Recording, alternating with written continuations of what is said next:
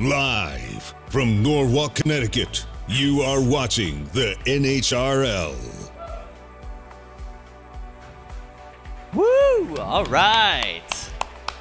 Good morning, and welcome to the July edition of Norwalk Havoc. My name is Luke Stengel. Joining me here today in the broadcasting booth is Kyle Kroos, and we are so excited to call robot fights for you today. We have more than 100 robots here. Yep. This is the world's largest beetle weight event. We have 12-pounders, we have 30-pounders. We have so much action ready to go. We've got a huge live audience here today in Norwalk, Connecticut. And we're expecting to call more than 300 fights both today and tomorrow. Whew, this is going to be the biggest Norwalk Havoc yet, and we say that literally every single one of these tournaments. It keeps growing. It keeps growing, it keeps getting better, the production keeps getting better, and I just can't tell you how proud I am of this team for everything they've been able to accomplish. It's amazing, and we're so excited. We've got awesome pit cam footage for you today. We're going to show you all of the kind of drama and action that's going on back there. We've got bots ready to go, loading into the box now, which is super exciting. Here's a nice footage of our... Oh, that's a test box. With, that's a fire. That's a fire, Kyle. There's a little bit of a fire going on in the test box. This is why we test our robots. But if we head over to Cage 1, we have two robots here, Fee-Fan versus Tiefschlag. And one of the new things you'll see, obviously, brand new floor. It's going to look so much worse in 10 hours from now. And we have 4 sponsors here today. Real sponsors, not the fun, jokey sponsors that you've always noticed on the side of the box. These are real life, actually sponsoring Norwalk Havoc Robot League sponsors. So excited to invite them to the team. So first and foremost, up there in the corner, we have Chimera. They build boards. Yep.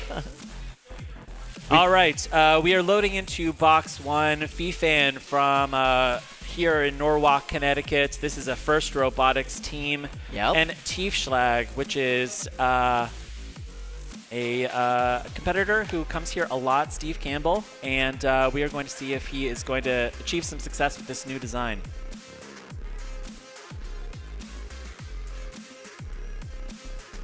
Cage 1 standing by. So you can see we've got Argyle Materials, Chimera, Polaris, ID Tech. Thank you so much for sponsoring this event. Look how gorgeous that Norwalk Havoc logo is. Oh, yeah. It's striking. It's striking. It's it looks very like nice. like a blood splatter, Kyle. Yeah, this floor is going to look like modern art by the end of this tournament. And we're here all weekend. Come join us. Watch some fights. Check out some carnage. Find out about the memes before they hit the internet. Here we go. Press your ready buttons. All right, hold on. Kyle, so as you can see, Fee-Fan. All right, now one of the cool things about Cybears is we're going to be seeing like 6 or 8 versions of this classic egg beater design. This is a design that's popularized by Shred It Bro. Evan Arias is here today, so they may get an opportunity to meet their inspiration, and an undercutter design in Tiefschlag. Yeah, absolutely. 8, 7, 6, 5, 4, 3, 2, 1. Fight, robots, fight. There we go. That nice rattle you hear is that beater bar clacking against the floor. Seems like we've got one piece of Fee-Fan working. The other bots. Oh, there we go. We got a little bit of action there. Whoa! Big hit, and Tiefschlag is now on its head. Oh, yeah, spinning all the way up against. There you go. First damage to the floor right there. And, ooh, you better not bounce off Brett like that. I believe that one's Brett. All right, it looks like Fee-Fan's weapon is down. Yeah, it's definitely down. Tiefschlag is a brand new design from Steve Campbell, and you can hear that hum. Wow, he's getting good mobility on this new design. Oh, and Fee-Fan's pushing him into the wall. That's what you have to do, Kyle, when you don't have a weapon. Yeah, but those foam wheels are not going to last long with this undercutter. Looks like about half of the drive on Tiefschlag is down. Still able to get some good hits, and they're crab walking better than you'd expect. Really good design as far as mobility goes. Grinding away those weapon contact hits. The judges are always looking to see that. I'm seeing so much foam in the box. Yeah, those are wheels. Yeah, those wheels off of Fee-Fan are just melting away as we speak. Tap out. And There's there a we tap go. That is a out. tap out. All right. Tiefschlag moves on in the tournament. V-Fan goes Kyle, down to the fantastic. losers bracket. First For our fight first of the fight day. of the day, yeah. Ah. First of like 300, Kyle. Okay, we're going to keep doing it all day. All I'm saying is I'm glad that the countdown is now another voice. We don't have to get all excited counting down every single time. We're going to save our voice just a little bit. Yeah, yeah. All right, I want to talk about a couple of storylines here. The Cybears. They came last Norwalk Havoc. Yep. And they are back with this like fully kitted out, look. They've got these really cool saber-tooth tiger, insignia on their jackets. Yes. And it's really very cool to see a FIRST Robotics team embrace combat robotics like the Cybears have. Yeah, absolutely. Their bots look great. Their branding Kyle, is on it's a point. 6-pound 3-pounder. 6-pound 3-pounder. Okay, I was worried because I didn't see it this morning, but we're looking at it now. All right, UFO Joe. All right, this is 6 pounds, and look, it's got this teeny tiny little mini bot with it. This is a lawyer's interpretation of the rules, Kyle. All right, explain to me how they're interpreting the rules. We've got walking bot. Yeah, so you get a 2-pound weight bonus. You get a 2-pound weight bonus, so it's 5 pounds right there.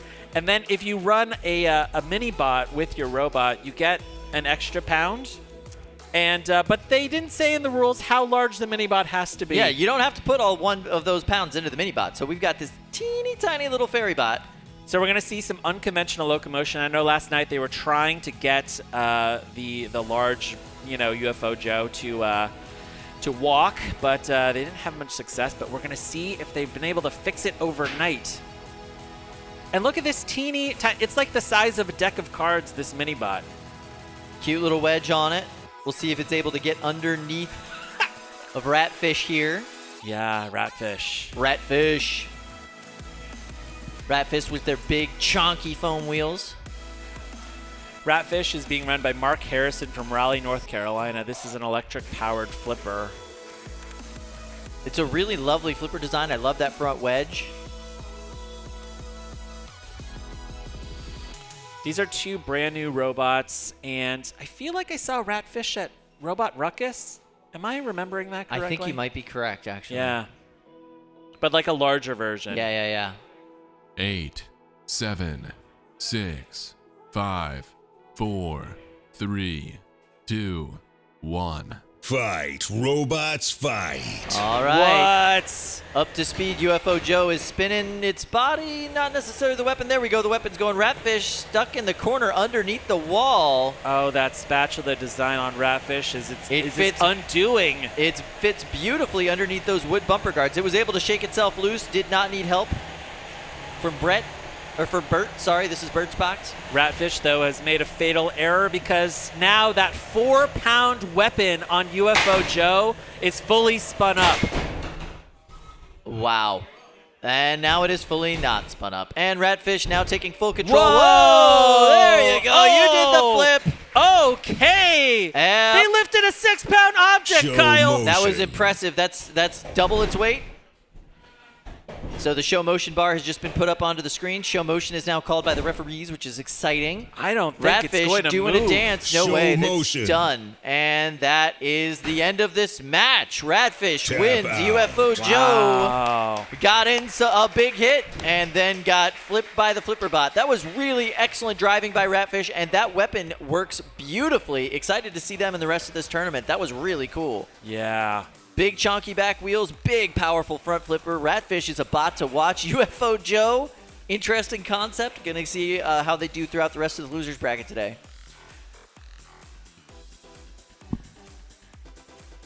Oh, okay. So UFO Joe is a Florida bot from the makerspace that Andrea Galately runs. Yeah, a graduate of the Witch Doctor Jr. program. Nice. And the really cool thing about the inside of UFO Joe is that it's got these huge gears that run the entire weapon. And they were hoping to get a walking foot put into that design, but clearly they weren't able to build that in So time. they're running on their gyro motion, and that's fine. That's cool. That's really interesting. All right. All right, back over to Cage 1. We've got Uchfunt and Picante.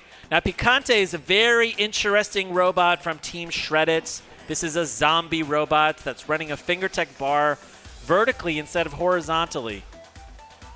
Uchfunk telling you that it's 3 pounds on the back of the bot, in case you didn't know. 8, 7, 6. Easy listening 5, countdown. 4. Nice and 3, relaxed. 2, 1. Fight, robots, fight. Oh, Uchfunk's weapon is fired up. This is a powerful sounding bot. Not a lot of weapon movement, or no weapon movement at all from Picante yet. This is Picante's first ever fight here at Norwalk from a very experienced team, but that weapon is having some trouble, and there goes pieces and chunks from their top plate.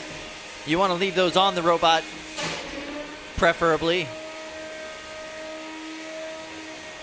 Uchfunt is another Shreddit Bro clone from the Psy Bears. So this is like Orange Shreddit Bro versus Zombie Shreddit Bro, but we have not seen any weapon movement from Picante. No, Picante is struggling. Looks like they're missing about half of their drive now. No weapon. Those nice big foamy wheels taking a lot of damage.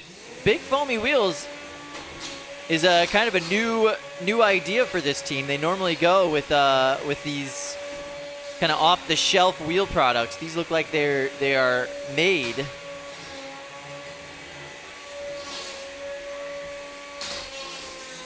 looks like we're not seeing great mobility from Uchfunt, but that weapon is absolutely bulletproof. I mean, there is a reason why this egg beater design is so successful and so popular here at Norwalk. It works.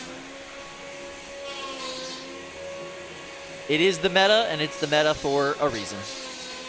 We're going to see if Picante can get out of this corner, but it looks like it's just slowly spinning. A little bit of an assist there from Brett the Brick. You get one unstick, one moment of assistance from Brett per fight. Or Brett's brother Bert. All right, so the judges are calling for these bots to separate now.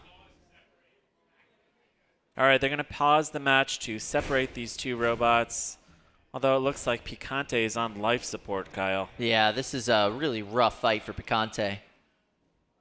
Looks like they had some repairs to do before the fight even started, and they're going to have a lot more to do when they go back to the pits after this.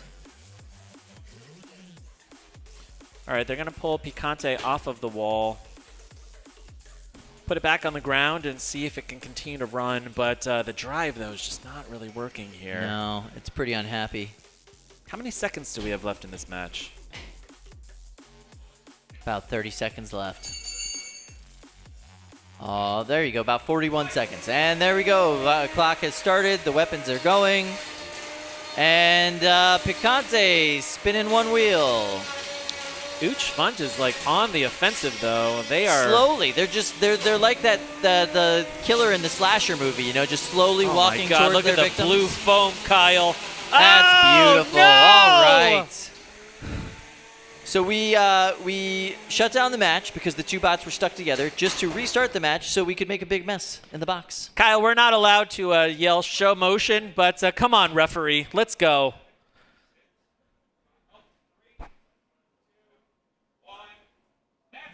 All right, so we did not have the count out on the screen, but the refs just called the count out. That was a knockout. Oh my God. Uchfunt. It looks like Cookie Monster threw up inside of the box, Kyle. Oh, that is a terrible image.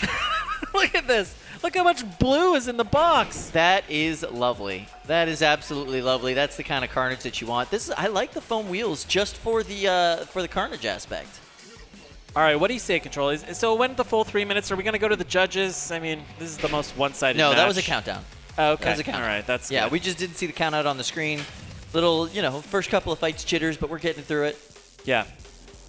So the winner of that fight, Uchfunt. Uchfunt moves on for their slow and steady destruction of the zombie Picante.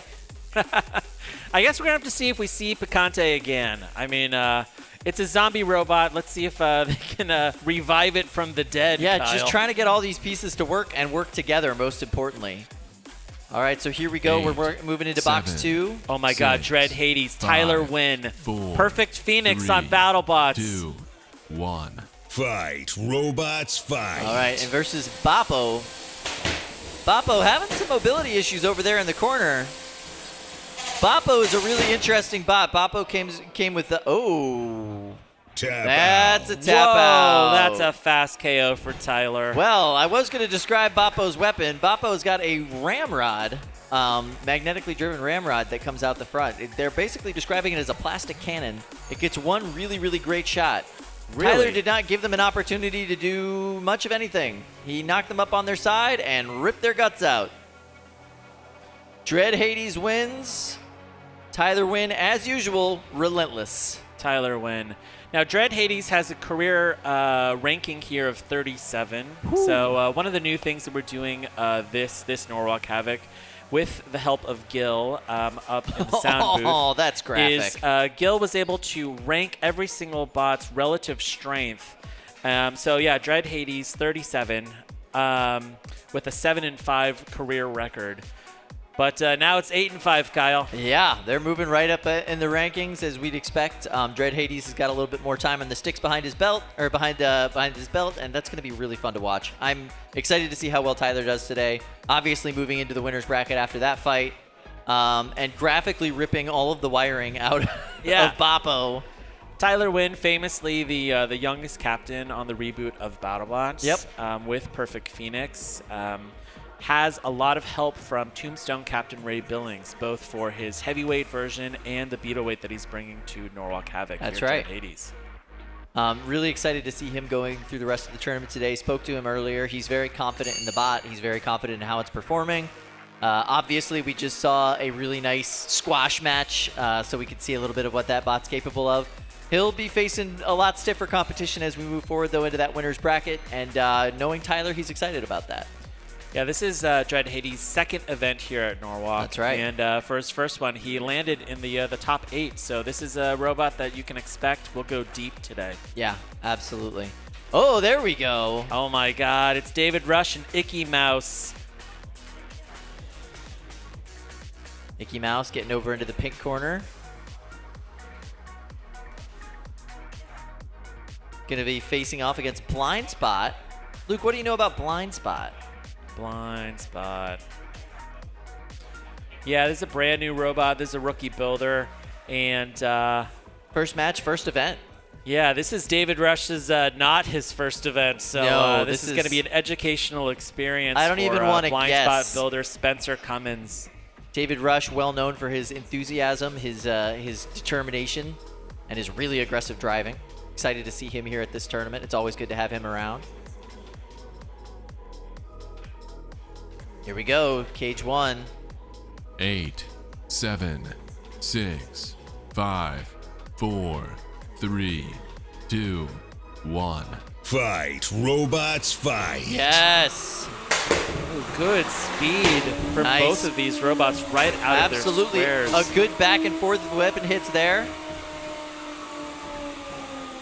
Both bots jockeying for position. Both of them know they can hurt the other, so this is definitely a good match to get started with.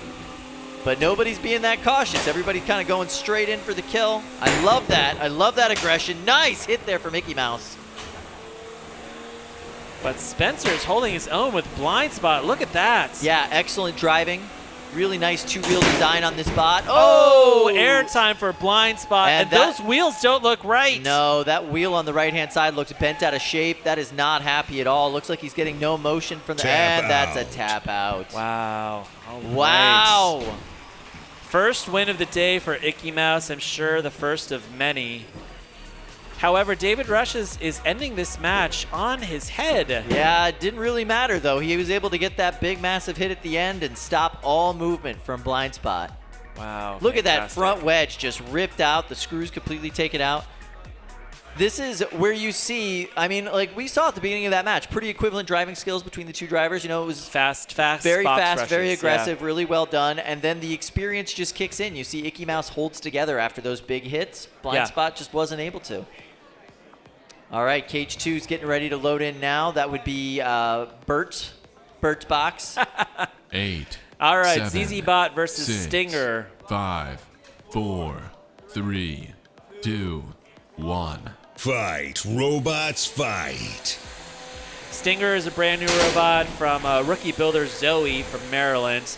Oh, and Stinger's managed to cut ZZ Bot's Entire weapon belt is that gone. weapon belt is gone. So that's going to make the rest of this fight really interesting. Now Zoe's task is just to stay alive in the box for another 2 minutes and 34 seconds. I mean, we hope that she doesn't just stay alive. We hope she gives us that robot carnage we all know and love. But yeah, that was a really rough first exchange for ZZ Bot. That belt just flew off. ZZ Bot struggling to get out of the corner. Fully mobile, just not a lot of direction to that motion. There we go. That's nice. Oh, Stinger takes the weapon off. Not sure if they've lost their weapon or if they are just trying to save on battery. But they're going to want that weapon working at the end of the fight if they can. They're going to definitely want to show that to the judges if this goes all 3 minutes. Yeah, Ideally, though, don't let it go to the silence here judges. inside of the box. Yeah, it's just a big old pushing match. It looks like the back of their mini bot is kind of starting to peel away, so it may have caught, an edge of Stinger. Yeah, I think that might be what's going on. Plus, I'm not sure if you can tell from this angle, but it looks like the weapon bracket on Stinger's a little cattywampus, a little bit off on that right-hand side of the bot. Might be preventing the spin, as they say. Which is unfortunate because you want the big spin to show the judges at the end that you're. Oh, there we go. Nice pin in the corner. Good pin, yeah, from ZZ Bot's mini bot. Really, it's going to come down to control here now with both weapons gone. Stinger's weapon ran a little bit longer than the other. Absolutely. But this match may very well go to the judges. And Stinger showing its superior drive, pushing both these bots around. ZZ Bot's mini bot was able to get under with that wedge. And now Stinger once again trapped in the corner. Yeah, that looks like it might be a pin. Definitely a pin. It looks like ZZ Bot's trying to pull itself out, but no, that's. Pretty it's hard to tough. get- It's tough when you're running like an ant weight kit as your mini bot and to try and pull a 3-pounder. All right, it's coming down to the last 20 seconds here, Yeah, Kyle. absolutely. So this will be one for the judges, it's looking like. There we go, some more Stinger pushing. A little annoyed that mini bot was able to get under it, so Stinger's just been going to the back. 6, 5, 4, 3, 2, 1. That's the match. Turn off Time your is bots. up. It's a nice It inaugural, goes to the judges. nice inaugural match for Stinger. Judge's decision. Ooh, nice graphic. Kyle, for our judges this time around, we have 3 BattleBots builders. Very exciting. Maybe Don, from left to right, we can go around. Don, can you introduce yourself and tell us what BattleBot you're best known for? It's a pretty big one. You might have heard of it. It's called Huge. Huge. All right, Don. Jack, how about you? I'm probably best known for both halves of Vanquish. Yes, both halves of Vanquish indeed. And Andrew, tell us what BattleBot you're best known for. Yeah, I'm on the team with a big spinning bar. You might say one of the biggest ones. That's Deep Six. Deep Six, yes.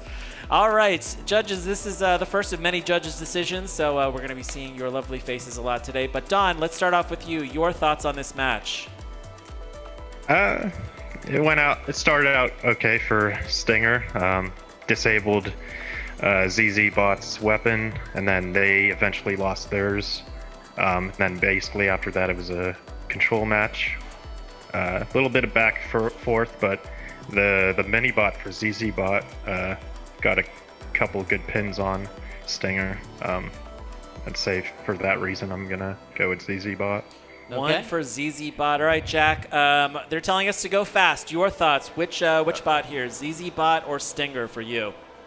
ZZ Bot largely because of the control Minibot got in the second half. But it drastically turned it when both robots lost weapon.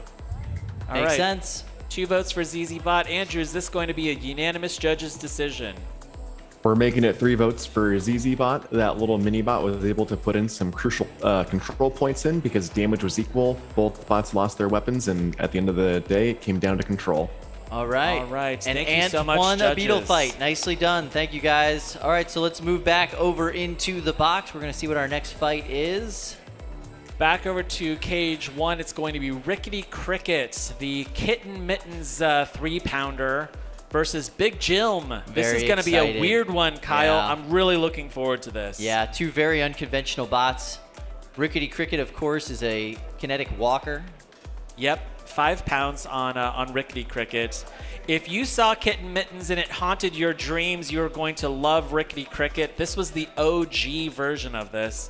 Luke Quinn from Copperhead built Rickety Cricket before scaling up to Kitten Mittens. Yeah, it's a really cool looking bot. I love the way that the head articulates. That weapon is just powerful and big. Nice hub mounted motor there. This is going to be a lot of fun. And Big Jilm spoke with that builder Chris back in the pits. Very strange locomotion on Jilm, something we really haven't seen here at Norwalk Havoc before. Yeah, see the nice side-to-side strafe motion in their twitch test. Very unconventional, very strange. Apparently really easy to control from the sticks. Are those like what, Omni wheels? No, there are no wheels on this bot. It is a walker. What? Yeah, wait. These are 2 5-pound robots. These that are we're 2 looking at? 5-pound robots. Yes, sir. Yo, Kyle. Okay. 5-pound robots. Yes. Let's go. Yes. This is that rotary walker that I was talking about before the tournament. So these are. So essentially, it's a bunch of pistons on a rotary actuator, and they are able to. 8, 7. Oh, here we go. We're gonna start this 6, match. 5, 4, 8, 7, 6, 5, 4, 3, 2, 1. All right, please pause. All right, we're gonna reset this match here. Sorry about that, guys. Doing a little reset. So I was saying, so the drive on this is like a rotary piston drive. So the pistons are on a big rotary base, and he's able to lower them in sequence to move the bot in different directions. It's very strange. We'll have to have him go over to the desk to show us. It's very hard to describe. So like if you flip it over, it's got pistons. Yeah, 2 circles, 2 discs with pistons surrounding the exterior of it. What? Yeah. Very Kyle. strange. Very strange. Color me intrigued, Kyle. It's so cool. The weapon's kind of an afterthought. He was telling me on this. He needs the weapon to qualify, right? But it's the drive that he's really testing. Plus, it's got that big, beautiful titanium wedge on the front, so it should be able to take some 8, hits. 7, 6, 5, 4, 3, 2, 1. Fight, robots, fight. All right, both these weapons getting up to speed. Now you see that weird strafing motion, and it's so low to the ground. It's really an interesting way to move. And it's taking those hits from Rickety Cricket just fine. Oh, Wow. And there we go. You can see the rotary Oh, axis I right wanted there to in the see bottom. the bottom of the bot, Kyle. Now I can see it. Yeah, this is so absolutely. so nice of the the builder. Unfortunately, it doesn't appear as though a self-righting mechanism was included into the weight category for this bot, so they are stuck. Show Here motion. comes Rickety Cricket, just ready to destroy. And that front wedge plate starting to come off of the frame there, you can see, Tap and that's out. a tap out. Wow. Big Jilm Ooh, gonna go back Kyle. into the back and try to figure out a self-righting mechanism before the next fight. I'm kidding, they probably won't, but Kyle, the bottom of Big Jilm looks like a VHS tape. it does look like a VHS tape. Yeah. That's a great theming idea for Yeah. them to move into in the next round. That's awesome. And for any young people out there on the stream, that's like YouTube before YouTube. All right. Is that how you would describe that? Yeah, you know, Yeah. VHS tape. Yeah, Yeah. it's something like that.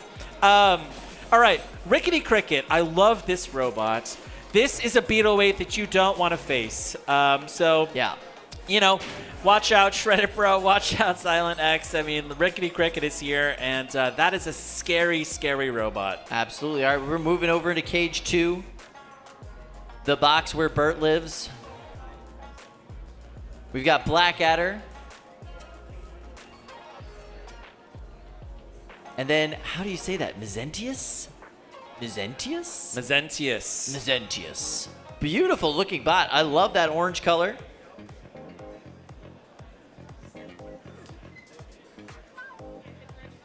Blackadder's been around for a long time. We've seen Blackadder in 27 fights here at Norwalk Havoc. 27 wins at Norwalk 27 Havoc. wins at 7, Norwalk Havoc. It's a powerful 6, little bot. It's 5, looking really crazy 4, this time. 3, but the googly 2, eyes, still 1. very much so there. That's a Fight, totally different body robots, shape fight. than we have ever seen from Blackadder. What is going on with those wheel guards? Oh! And Kyle, the that's weapon's gone to weapon. Mezentius. But Mezentius is still able to, Tap and that is a out. tap out. Wow. All right. Oh. Blackadder did not want to fight today. Blackadder said, I'm just going to wreck them and go home. I'm done. Thanks, everybody. Wow. Obviously, some big changes, big improvements on Blackadder. Excited to see what they're going to do throughout the day today. Look at those wheel guards. So strange. Yeah, this is, so we just heard from the booth, about a quarter of Blackadder's matches have been knockouts. So this was a really great first showing for them today. Look at that hit. Wow. One hit KO from Blackadder, just blam.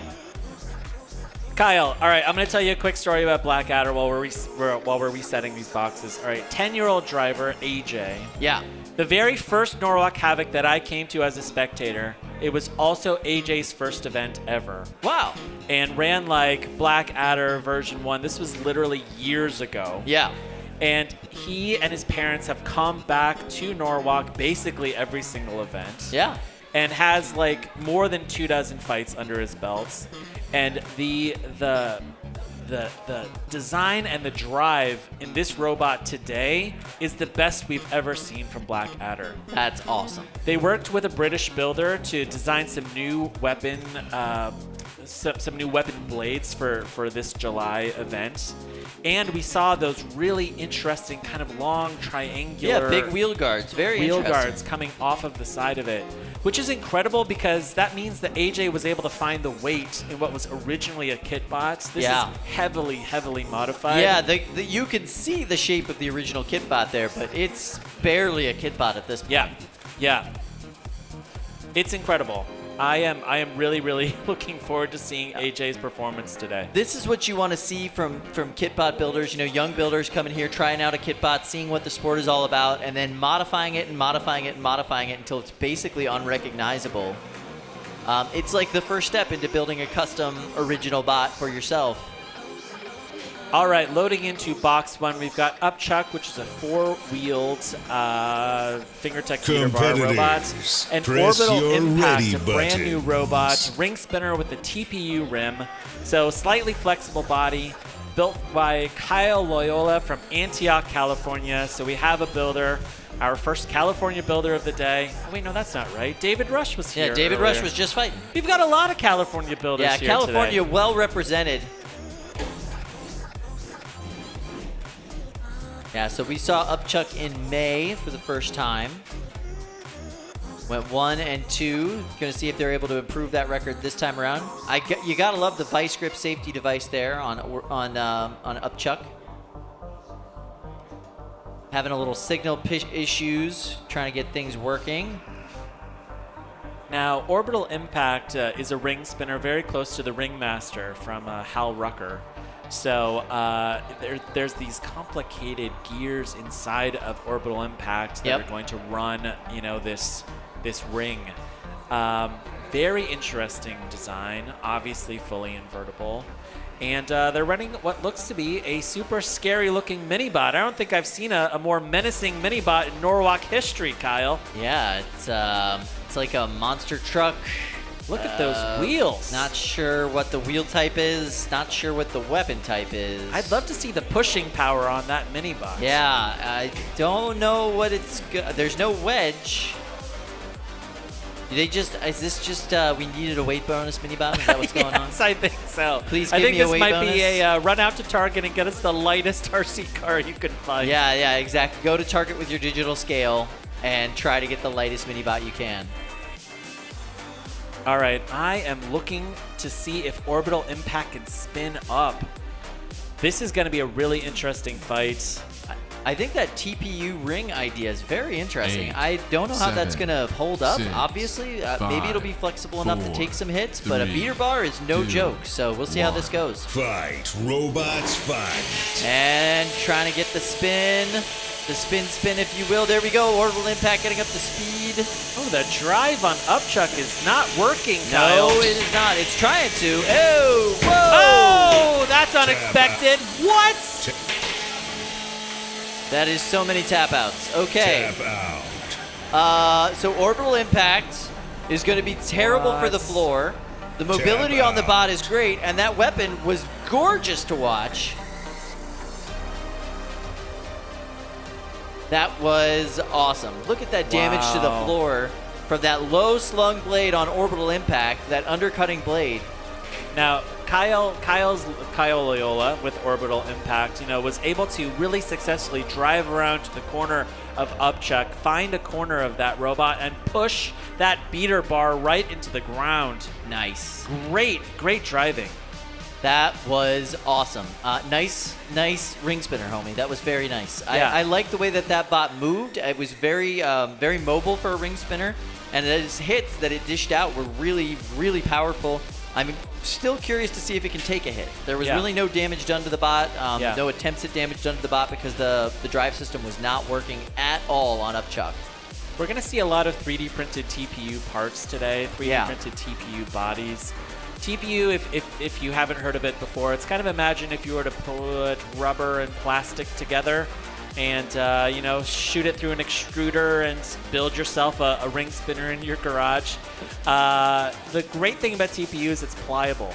Yeah. So, Takes hits well. It's able to flex and move. yeah. And, flexibility, especially flexibility in the body, is really, really important at beetle weights. Yep. Because, at 3 pounds, you're getting a lot of force exerted into your robot. If your frame can flex a little bit instead of snapping or breaking parts inside, you have a greater chance of surviving, the full 3 minutes. One of the downsides of TPU, obviously, it's a little easier to cut. A little easier to cut through than some of the more metal or harder materials. So if you're going against a sharper weapon type, it definitely can take a lot more damage than you would with a metal piece or even an aluminum piece on there.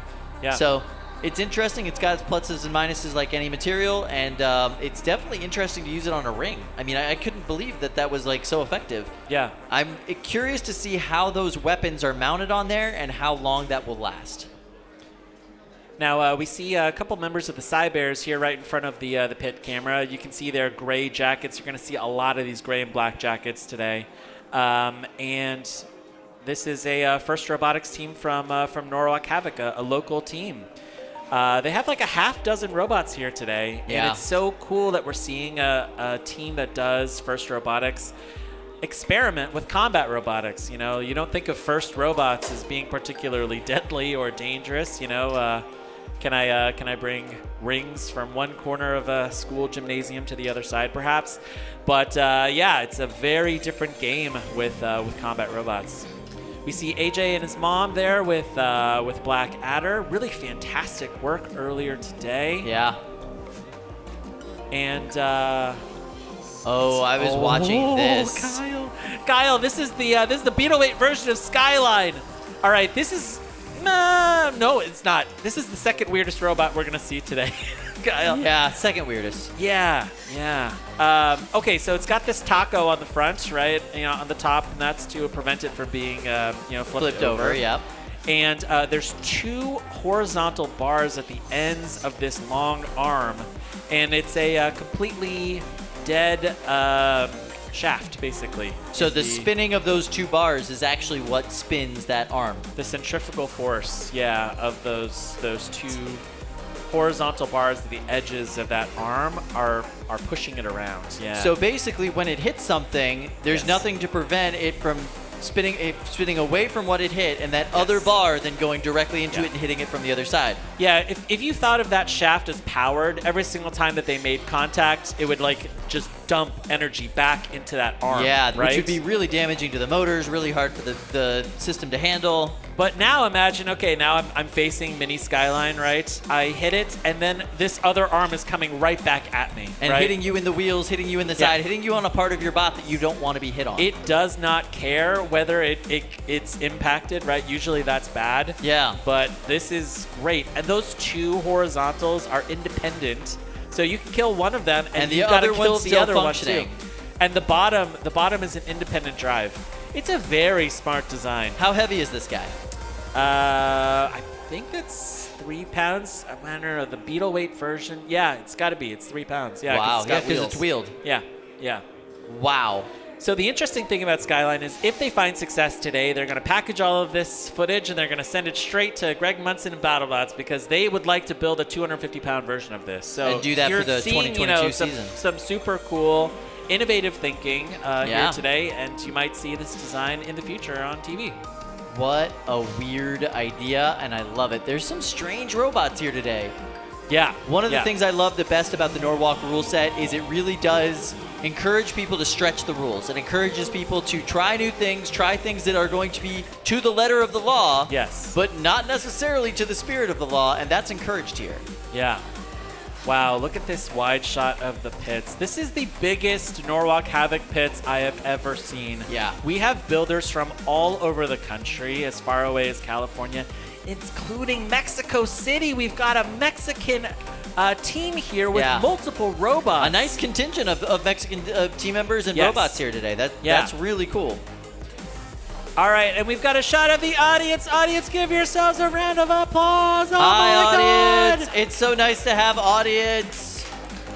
Yeah, I mean, if you're in the Northeast and you can drive here, fly here, if you can walk here, get to Norwalk Havoc. This is the biggest Beetleweight competition in the world, and we are going to grow it into the biggest 12-pounder and 30-pound competition in the world. Absolutely. And what's really nice about Norwalk as a city is like there is so much to do here in general, right? Yeah. They've got one of the best aquariums in the entire world here. Yeah. It is just a beautiful place, lots of great food, lots of great culture. So, come to Norwalk Havoc, watch some fights, go grab some lunch, go check out the aquarium, come back, watch more fights. We'll still be here. Yeah. I had a fantastic poke bowl last night here in downtown Norwalk. I think I'm going to get it again. You brought in some delicious donuts this morning. Yeah, those donuts were legit. Speedy Donuts. Speedy Donuts is what's They are up. not a sponsor yet, but shout we're out to hoping Speedy they Donuts. will. Speedy Donuts, if you're watching the stream, please sponsor us with all of the free donuts. All right, we've got 2 robots loading here into box 1. We've got Spin to Win. And this is a brand new robot from Mike Molinet from Northborough, Massachusetts, versus Quarantine, which is,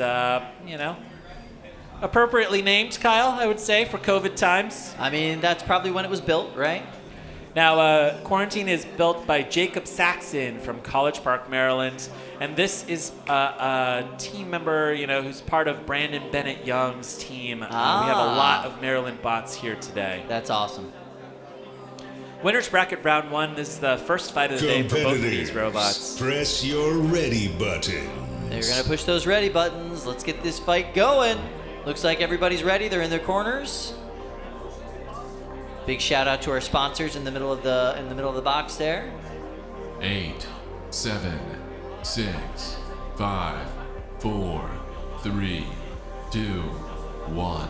Fight, robots, fight. Oh, slow motion from Quarantine. Not a lot of drive there. And there goes its back wheel. That's going to make it really hard to drive upside down. Oh, Quarantine is up on the rail. So they're going to get 1 assist from Brett the Brick. That's it. That's all you get, Quarantine. You get no more help from Brett. Looks like the cover of that wheel is off, but the wheel's still there. It's still able to move around. So Spin to Win's got to keep doing damage to that. Hopefully Spin to Win's able to just get behind it and take care of those wheels. You do not want to deal with that bar, even if the bar is spinning the wrong way. That is a nasty looking beater bar in Quarantine. And while the drive might not be all the way functional, that bar is 100% functional. Good drive quality from Spin to Win. It's clear that they have some RC car experience. They are getting around and they are trying to find those back wheels, Kyle. Yeah. Full UHMW looking body there on Spin to Win. Spin to Win, the team from Massachusetts. And there we go. They're getting to that back wheel, trying to rip pieces and chunks off. It looks like they might be having a little bit of drive issue on that right-hand side. Able to work around it, though. And there we go, grinding away at that back wheel on the right side of the bot. Spin to Win has not made a mistake yet. This is great driving. They've found the back of that robot. Oh, there we go. There is no movement at all from Quarantine there. Trying to get some, they're trying to get some motion with the wheels.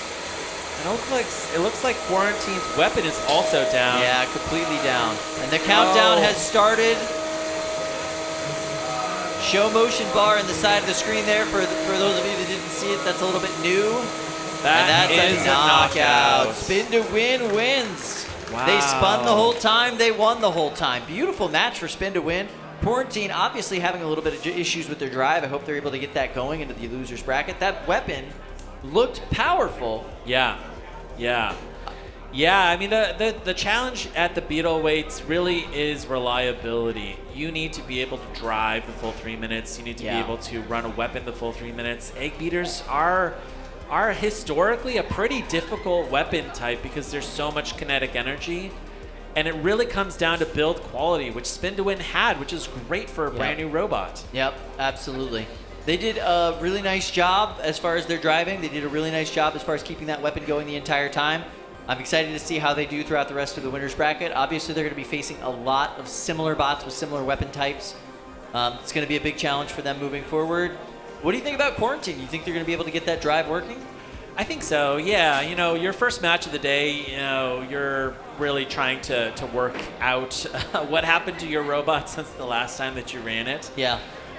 Quarantine ran here at Norwalk a couple of months ago. Yep. But yeah, I mean, as you change things, you sometimes need to get one match under your belt to really kind of work out those gremlins. Yeah, absolutely. Absolutely. And typically you're seeing those gremlins with brand new robots, but yeah, I mean, it's also tough too when you're running such small wheels. Like Quarantine's wheels are really quite tiny, and with those kind of bunny ears, those you need to basically crash yourself into the side of the wall to flip yourself back over. Yeah. And if your wheels aren't making great contact, if your weapon's not really running all that fast, that is incredibly difficult, and you kind of spend the entire match stuck in one spot. And when he lost that rubberized coating on the wheel on the right-hand side, you could see that he just didn't have the mobility necessary to get the force into the wall to flip his bot back over. That was pretty much the end of it for them. Yeah. Then it was just up to Spin to Win to capitalize on it and make sure that they stayed away from that really powerful weapon and just rip that bot to pieces. I'm a huge fan of Brandon Young and his robots. It's really cool to see his college team out here today. Yeah.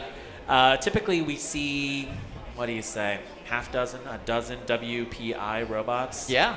But there are very few WPI t-shirts back there today. Yep. A lot of those college kids are busy building Ribot. And the anticipation, of course, we don't know for sure, but the anticipation is that they are going to be going to BattleBots next month in Las Vegas. Yeah, one thing to keep in mind, this competition is definitely a good one to be at. A lot of builders busy getting ready for that heavyweight competition. They're not necessarily here to be competition to fight against. We just saw David, Jen, and Lucy Dew running past the pit cam here. Yeah, they're doing safety checks today, doing safety checks and inspections in the box, making sure everybody's up to code and regulation. And also in the safety box, I saw the little Beetle 8 version of Skyline, which I'm very excited about. Yeah. We've got Stinger here in the foreground, I believe. And that is Hyper Bite Roll over there, the miniature version of Death Roll. Sadly, will not be competing at BattleBots this year. Neither. All right, and in the back we see the Mexican flag. Soul, can you hear us? Oh my God, give us a wave, Soul. He's too busy. His team is super busy. They are bringing 3 robots here today. Drunken Peasant and 2 Tombstone-esque robots. I believe they actually have 3 of those Tombstone-esque robots. One of them is a 12-pounder. They brought a whole bunch of robots today. We're seeing the Cybears. Look at that. Look at those jackets. Kyle, I want one of those jackets. Yeah, you gotta love a team with good branding and that really cool saber-tooth cat skull. Yeah. That is pretty neat. That's pretty sweet. These are all kids who build First Robotics, and they are working on multiple versions of this egg beater. And their teacher, Mr. K, has been helping them build these half dozen or so robots. And look, they've even got the Norwalk Havoc logo on their the their patch on the arms. arms. Yeah. Yeah. Those I love jackets it. all say the Bad Crew, by the way, in case you couldn't read that backwards. But yeah, it's pretty sweet. It's pretty sweet. Oh, here we go. Loading into the big box. Kyle, look. It's a huge version of Billy. It's all a right, huge get hyped, Internet. All right. Version of Billy. This is a brand new robot. Yeah. It's not Billy. It's Bobby. All right, and the entire audience is going over to the big box for good reason. Billy is amazing at the beetle weights. I cannot wait to see it inside of the big box. Billy, kind of an unconventional design, came out the first time we saw it in competition. People thought it was a bit of a joke. They thought it was a bit silly, and then it started winning. The weapon on Billy is just powerful, will not stop. Bobby is just a larger version of that. We're going to see if that translates to these higher weight classes. Obviously, this is going to be a first fight jitters, first time with this robot jitters. We'll see how it goes. I'm really excited to see this bot working in the box and see how well this design scales up. This is 12-pound full combat action here. And they'll be facing Hellfire, built by Ian Carter from Chelsea, Michigan. Now, here's the thing about Hellfire, okay? All of its fights have ended in knockouts with an average fight time of 59 seconds. Yep. So if I was Bobby and I was looking at my opponent in the pink square, I would be shaking in my little hat, Kyle. It is a cute little hat. The hat is, I guess, 3-pound scale. So on this 12-pound robot, it's just so cute. 8, 7, 6, 5. I'm worried about Bobby, Kyle. I'm a little worried about 2, Bobby. 1. Fight, robots, fight. Let's go. Oh, that. Oh! Kyle! Bobby got airtime! Look at that! Yeah, but I'm not seeing any motion from Hellfire after that initial impact. Bobby's still moving around. Upside down, but able to self right over in the corner, and that weapon is back up to Bobby speed. did it. Bobby survived, Kyle. Bobby not only survived, Bobby's weapon is 100% functioning. Bobby was able to self right in the corner. Wow. And Hellfire is Motion. not moving. Oh, the referee is Tap asking for out. motion, and it's a tap out. Well, all right. All I know is when I spoke to the builder of Bobby this morning, he was worried that Bobby would not be ready, that Bobby would not be working, and that the weapon itself would not be able to get up to speed. Clearly, that was not the case. Look at this hit. I mean, just the sparks. Kyle, this felt like a minute in the air. Look at this. Boom! Oh, it got height, Kyle. And this is what the glorious thing is about these big foamy wheels, right? They absorb so much force. So even though Bobby gets launched all the way up against the wall, lands like that, almost none of that force goes back into the motors, goes back into the speed controllers. All of that force just goes down into those wheels, gets absorbed. It's a brilliant design. It looks silly, but it is serious, and that's got a good chance of winning the 12-pound division here today. Here's my prediction for the day. Okay. 12-pound full combat today is going to be the weight class to watch. There are so many interesting 12-pounders here at this competition. Yeah. I don't think I've ever seen a larger 12-pound bracket. Yeah. And they are all super interesting, like Bobby, like Hellfire. Yep. You're going to see some cool designs today. It's such an ignored division in so many other competitions. It's really cool to see that in Norwalk, it's really getting a lot of play. It's getting a lot of publicity. People are really excited about these fights and about these bots, and people are bringing really cool designs into that weight class. Yeah. Yeah, it's a very accessible weight class. You know, your beetle weight might cost you $600, $800. Your 12-pounder might cost you $1,000 to $1,500. 30-pounders are like $3,000, $4,000, right? Yep. And up. But if you are dominating in the beetle weights and you want to try out some new design in the 12-pounders, I mean, like, we are going to see some really weird and cool stuff there today. I'm going to throw a hypothetical at you real quick. Bobby versus Caulk. What do you think would happen? the internet would create like 110 memes. Hey. Oh, right? yes, absolutely. Bobby's the first one of the 12-pounders that I look at and I go, well, that would definitely be Cobb. Yeah, You yeah. know, like, it's just such a cool design. All right, we're over to cage 1, Super Ferocious versus Nibblema? Nibblema. And the fight has already started, Super Ferocious. So Nibblema has got this very interesting drum design. I can see why it's called a Nibblema. It's basically got this weed eater drum design. All these little teeny tiny blades together on a drum. Tap out. And that's the end of that fight. Thanks for coming out, everybody. Super Ferocious got chewed on by Nibblema. No, That's- you've got it flipped. Yeah, Nibble, Super Ferocious. Oh no, you're right. Oh I my am. God, Kyle, I'm wrong. Yeah. All right, yeah. Super Ferocious is the lifter from Brandon Bennett Young. Nibblema is a brand new robot from Brian Shin from Boston. Drum spinner with many, many, many teeth. Yeah, it's a really interesting design. Just a bunch of tiny little blades. Looks like they're little 1-pound blades all together on a big drum. Looks a tiny bit like Daisy Cutter. Yeah, Wouldn't you say? From a similar couple seasons back? concept. Yeah. Yeah.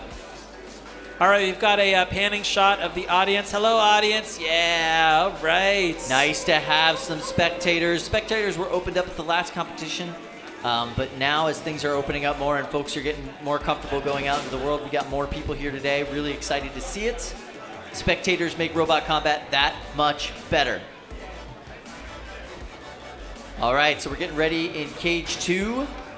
Oh, Pollywog versus Wild Strawberry. Okay. So Pollywog from the Ribot team, drum spinner bot. Wild Strawberry, big vertical bar spinner.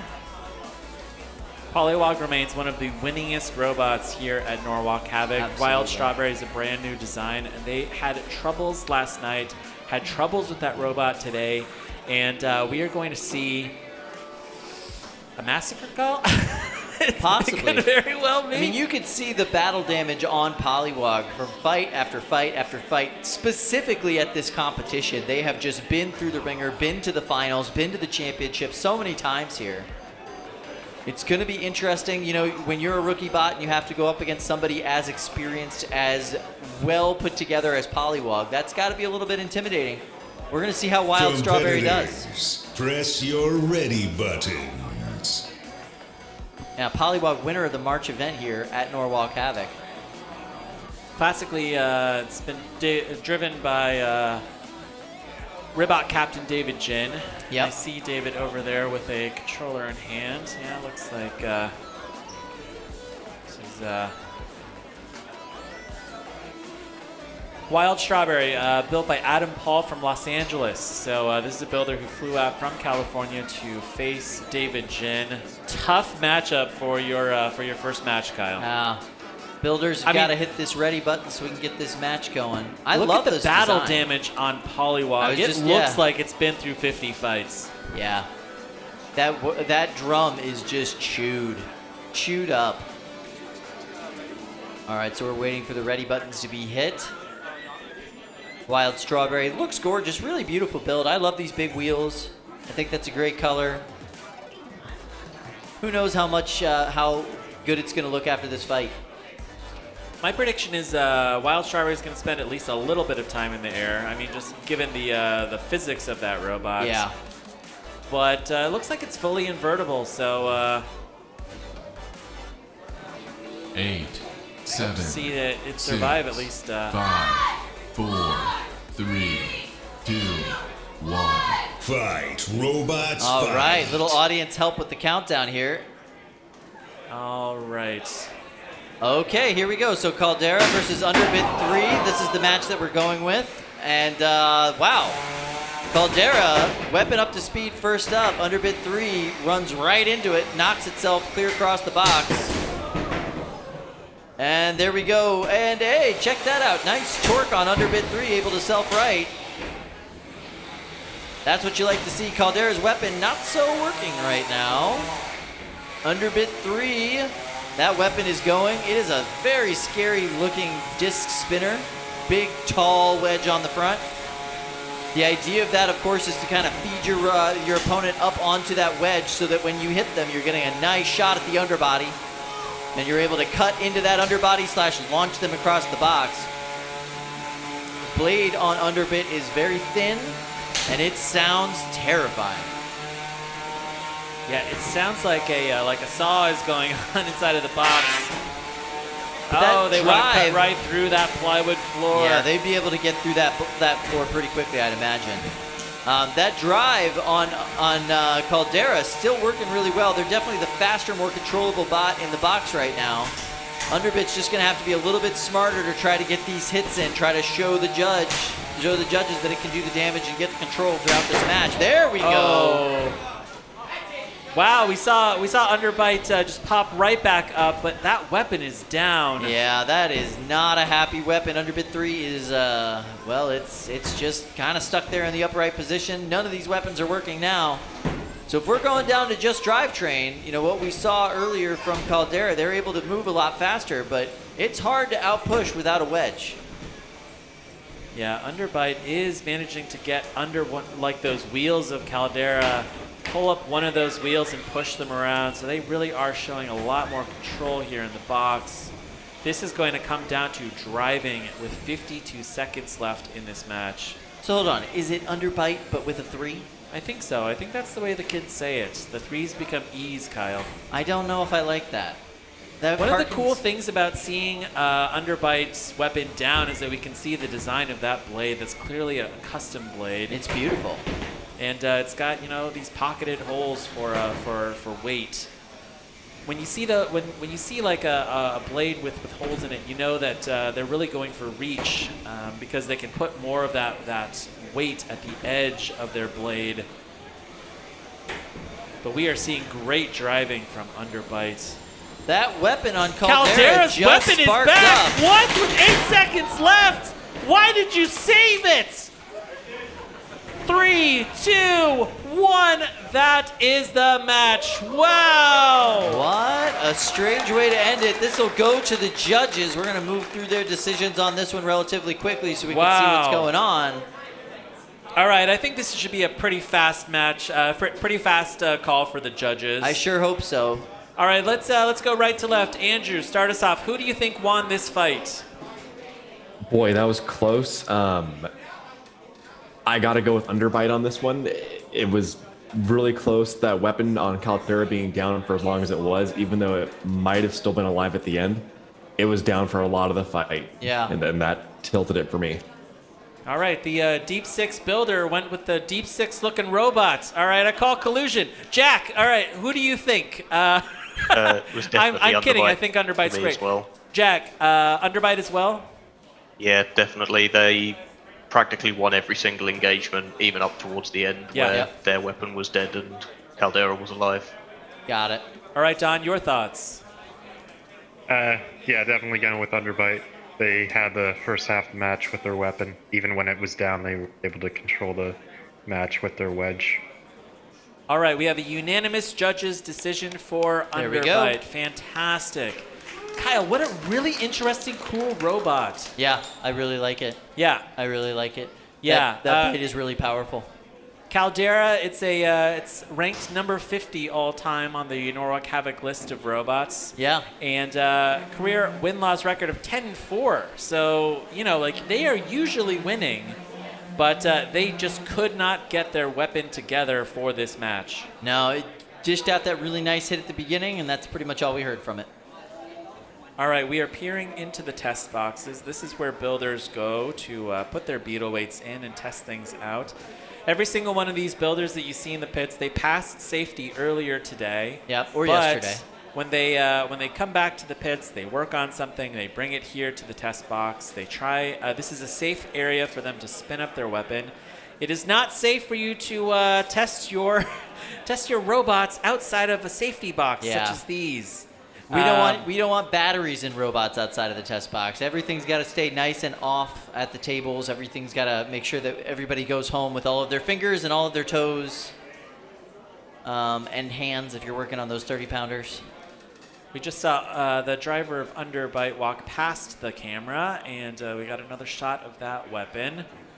And let's see, we've got AJ and his mom over there with Black Adder. Yes. And yeah, these builders really, like, in these first, this early part of the brackets, they are really trying to fix as many things as possible. Yeah.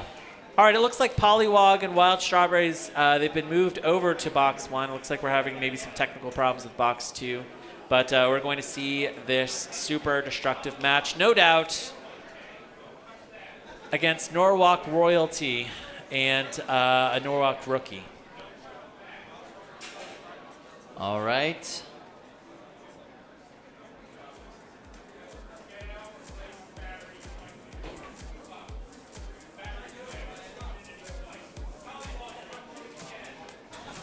All right, it looks like we are going Okay. to unload these two robots again. Somebody's batteries are dead. That would be Wild Strawberries. Batteries are dead. Oof. Hate to say it, rookie mistake. Yeah, yeah. That's what we saw. I mean, here's the thing, all right? Norwalk Havoc is very friendly for rookies. Very, yeah. So this is a really great opportunity for you to come out and learn a lot. And yeah, so like if this is your first event, as it is, for a lot of these builders, we're going to see some rookie mistakes. So forgot to take out the weapon lock when I started the match. Didn't put in batteries that were fully charged, right? Yep. My transmitter is not working. The most important thing for your first event ever is just nailing safety. Yeah. Absolutely. Absolutely. If your bot works, if you can be safe and in you're your safe, first event, then you're doing really well. that's huge. Yeah. If you can learn something from your first event, that's even better. Yep. If you can win like one match with your first event, that is absolutely huge. Yeah. And sometimes you get some of those really like awesome first tournament success stories, like Yes Chef. Yeah. Where yes, they actually Chef. show up, win a bunch of fights, learn a Yeah. bunch, do a really good job. you Yeah. know? Yeah. You get that too. I mean, success is measured differently for everybody here. All right, we've got a brand new robot here in the Student, and BX11B, which is battle-hardened, battle-tested. We've seen BX11B fight at multiple events here in Norwalk. Yeah. And let's see how educational the experience is for the students, Kyle. Yeah, will the student become the master in this fight? BX11B doing a little spinny spin for their test. Nice little dance session over there in the box. Haven't seen the student move yet. These At are least two not on egg beater camera. drum spinners. There we go. And we're going to see some egg beater on egg beater action here. Both gold beater bars from Fingertech Robotics. It's an interesting cut on the student's top plate there. Just kind of a jagged edge cut on that piece of acrylic or polycarb. I hope it's polycarb. Hard to tell. We're looking forward to seeing this fight. Looks like both these bots are functional. Just waiting for them to hit the ready button. Looks like we may see some drive issues in this match from BX11B and Steve Campbell. It is what it is at this point. You're in Yeah. the box. It's time to go.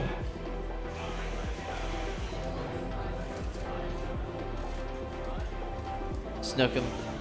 Gotta love the fake sponsor stickers that have been here for ever at Norwalk Havoc. Okay, so we're hearing from Control Booth that his bot is not working, but he's gonna send it because that's how it goes here. You could win with a not working bot. It's a thing that can happen. Yeah, especially against a rookie like the Student. Really, I mean, reliability is absolutely crucial for robots like these. Egg beaters, finicky designs, and typically you see pretty good drive, from Steve Campbell and his line of robots. Yeah. But looks like they are opening up the cage again.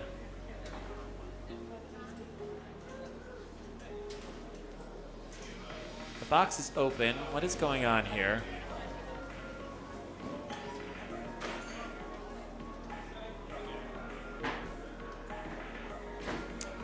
Okay. I see. So we have to switch out. There we go. Okay. That happened, Kyle. Yep. All right. That ref is a lot braver than I am with those live weapons in the box. Okay. All right. He used the safety grabber stick. That's what you need. There we go. And looks like Brett is asleep. Brett's slowly but surely moving out of the way. Brett might have a little bit of battery issue. Brett needs a nap. But BX11B fully functional now.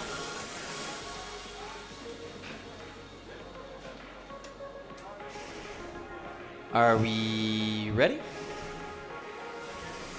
It looks like BX11B is trying to Figure out where it's going. try and get over there without fully operational drive.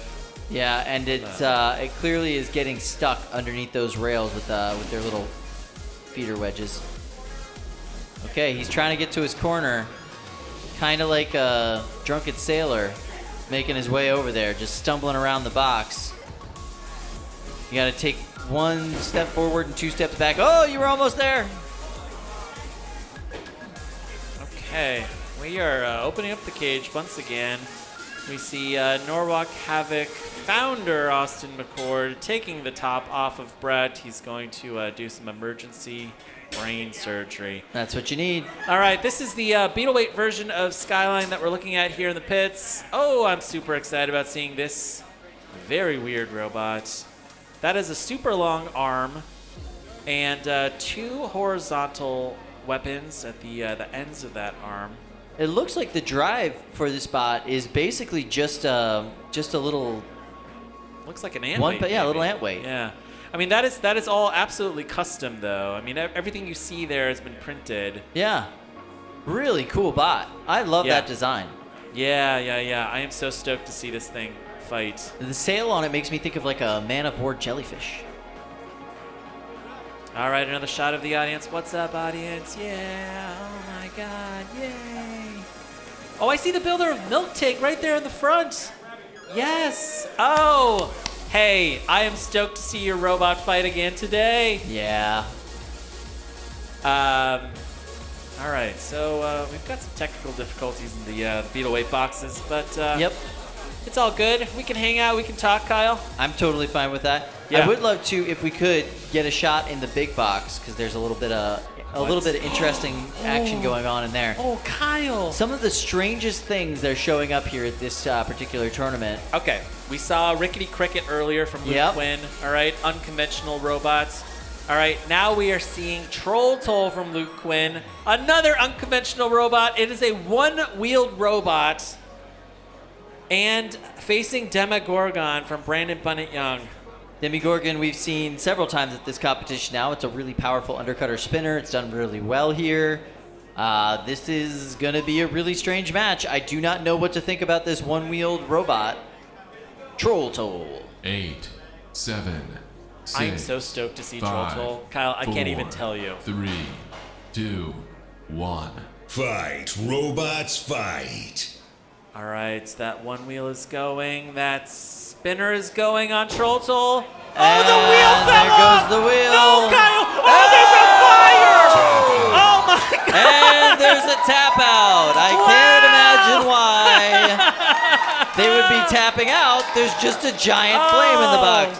So as you see, the negative pressure system is actually sucking the smoke out of the box as this happens. One of the most beautiful features about Norwalk Havoc Robot League is we have a negative pressure system in each one of these boxes, so if there is a fire or terrible chemicals that get released, it does not affect our audience members or any of our crew or announcers, most importantly. All right, I want to see this instant replay. Yeah, this is one and done. Troll Toll lost that one wheel. All right, let's go. Let's see it. Super slow. Here we go. So that weapon on Troll Toll looks very, very fast. It's going really, really high speeds. Oh, then it they killed hit the itself. wall. Yeah, hit the wall. That was. And then Demogorgon hit it, and then it just caught fire. Exactly. Yes. Hit the wall. Got the weapon stuck underneath the guardrail, and then lost the wheel. Oh, and boom, good there it shot goes. That's for the hit. Brandon. That's the hit, and there's the flames. Yeah. This is Demogorgon's fastest knockout in Norwalk history. This is one of the fastest knockouts, period, at Norwalk history. That was impressive. It looks like he may have pierced the LiPo battery on Yeah, Troll that's Toll. exact, because that little delay is kind of what you see usually with the LiPo battery fires. Now, And there's that lovely smell in the air of LiPo. Kyle, I'm losing brain cells. All right, I know I am. All right, all right. Here's my favorite fact. I learned this over the kind of like off season between 2 months ago Yep. and now. The fans on the ceiling are so powerful that you can stick your wallet, your keys, and your cell phone right up against it because it is sucking out so much air. Wow. Yeah. So that's pretty cool. That is very cool. Yeah. So Yeah. they're able to clear a fire in seconds instead of minutes. you Yeah, know? really helps things move along a little faster, makes things a little bit safer. That was a great fight for Demogorgon. I really hope that we get to see Troll Toll in its full operational powers at some point today. It is a very, very interesting It's a design. super interesting design. It's a really interesting robot. I'm excited to see if it's able to get functioning again. They are now just spraying that box with a fire extinguisher. Because Troll Toll is still kind of going. All right, going over to cage 1. All right, let's try this again. So we're kind of exactly where we were before, except Brett is working. Brett just backed itself up against the wall. So we've got BX11B having some drive issues. The student, for all we know, is 100% functional. We're really not sure. 8, 7, 6. Match 27. 5. Winners 4, bracket, round 1. 3. BX11B 2, versus the 1. student. Fight, robots, fight. Ooh, fast out of the box for the student. And BX11B's drive is down, Kyle. The drive seems to be working, but they just don't seem to have control. Wow. The student's got under BX11B and it's taking that wheel apart. Look at that. Yeah, that grinded pretty much the whole wheel on the right side of BX11B off. There is barely any contact with the floor there. There is no need for wheel guards when you get under your opponent, Kyle. Yeah, that was very effective work from the student. The student just taking its time, taking its hits where it wants them. Just being careful to kind of avoid the weapon. Oh, never mind. That was weapon-to-weapon contact, and now as we see, the beater bar on the student is not working anymore. Oh, never mind. Got it back up to speed. Excellent. But the student is down one wheel. Yeah, And, these are 2 one-wheeled robots at this point. absolutely. Full weapons, half of the wheels that you need.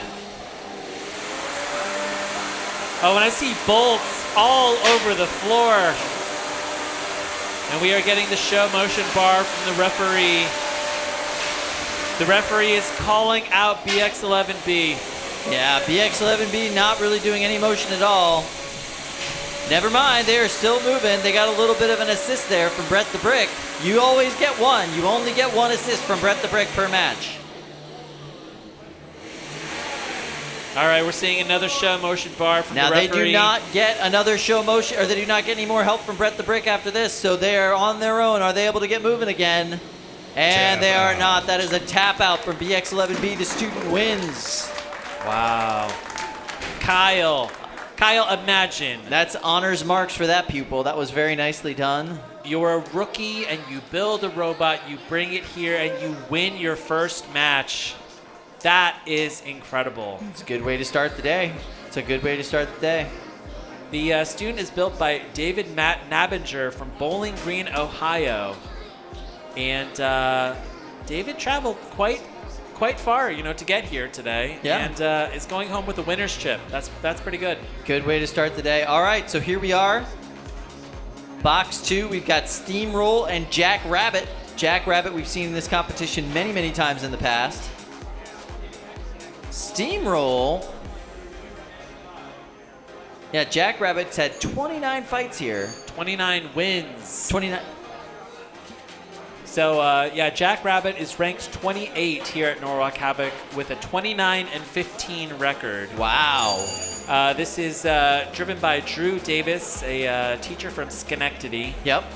And his robot's average fight time, Jackrabbit's average fight time is 141 seconds, which is the 7, highest average, 6, among the 5, highest average among all 4, robots here at this 3, competition.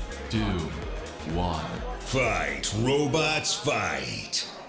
All right, weapons getting up to speed. These two bots kind of figuring each other out. Looks like we're not seeing any weapon firing up there from Steamroll.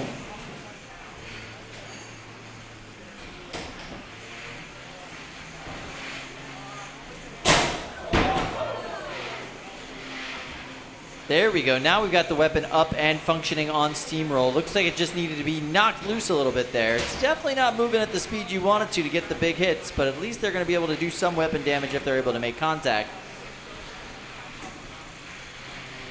Jackrabbit, different body, new body on it. It's looking really good. Definitely dominating this match thus far. Jackrabbit just basically Show motion. took that one hit, noticed that they weren't moving, and then sat back. That's a great thing to do early on in these tournaments.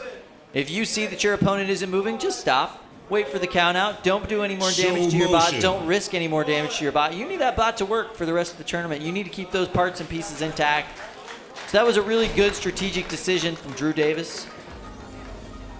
Drew, been around the block here at Norwalk Havoc, been in the finals here at Norwalk Havoc probably more times than almost anybody. He knows what he's doing, and that experience factor goes a long way in these competitions. Huge fan of Drew Davis. Me too. Drew is here with multiple robots. He's also known for Bison. I was going to say, what's your favorite Drew Davis bot? Mine's Bison. I think it's Jackrabbit. Yeah, Jackrabbit's great. Mine's Bison. I just love the personality of that bot, and I love how well driven it is. Like when Drew gets behind those sticks, he's really good with that bot. Yeah. Drew's son is going to be driving Bison today. Oh, that's that's what I saw in the awesome. notes. Yeah. That's great. So he has 2 young boys. Yeah, they occasionally drive the robots. Sometimes we've even had fights where the two of them are fighting each other. Yeah. Which is really fun. Now, traditionally, we've seen Bison in this kind of lifter kind of configuration. Yep. Pretty safe to drive at home. Yep. You know, there's no crazy weapons or anything on it. Yep. And that's one of the reasons why you see such good driving from the Davis family, because they come to this competition. They've been to basically every single Norwalk that we've ever run. And they get a lot of practice time, both at home and here inside of the boxes. I just like to imagine families like that, you know, settling disputes between the kids with robot fights. Like, Yeah. Get out the wedges, kids. get out the. All right, you guys want to watch 2 different movies? Get Let's those see who D2 wins. kits, kids. Let's see who wins the fight. All right, we've got this wide shot of our pits. This is the far corner of the pits. And It's looking less hectic in the pits than it was earlier. Competitors, press your ready buttons. You know, at the beginning of the day, you look at the pits and it's always just stress, stress, stress, stress, stress. It looks like everybody's in their groove now. All right, so here we go. We've got DBSC3. That's a real great one to say when you're announcing. Versus Air Raid. 8, 7, 6, 5. This is Air Raid's very first ever 2, event. 1. Fight, robots, fight. Beautiful looking bot. I love the weapon on that. oh, wow. And Air Raid has successfully flipped DBSC3 on its head. Oh, and DBSC responded with a big hit. Air Raid, are you able to get out from underneath the rail? Gonna get a little assist. That corner of their wedge you saw got they stuck did. under the rail. Oh, another lift, Kyle. That's a very nice lift.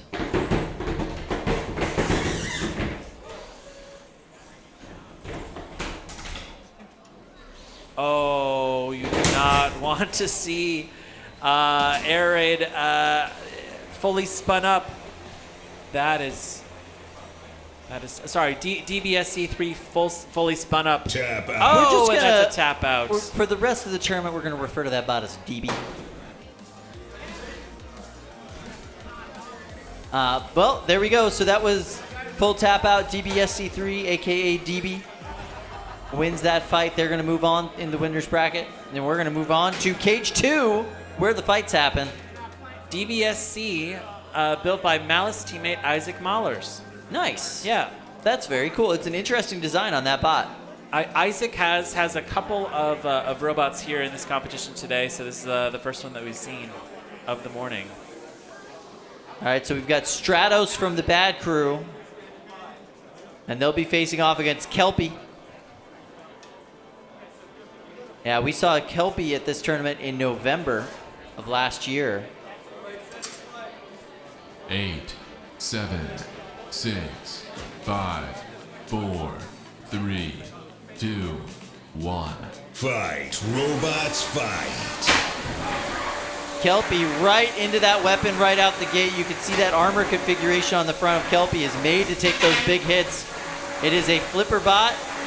Really hard to build an effective flipper bot at this weight class, but you can see Kelpie already getting 2 nice pops. Doing Stratos is one of these Cybear's egg beaters here. And Kelpie, I saw in the notes, the most powerful beetle weight CO2 flipper in the world. I am not surprised. It's got a CO2 canister in there.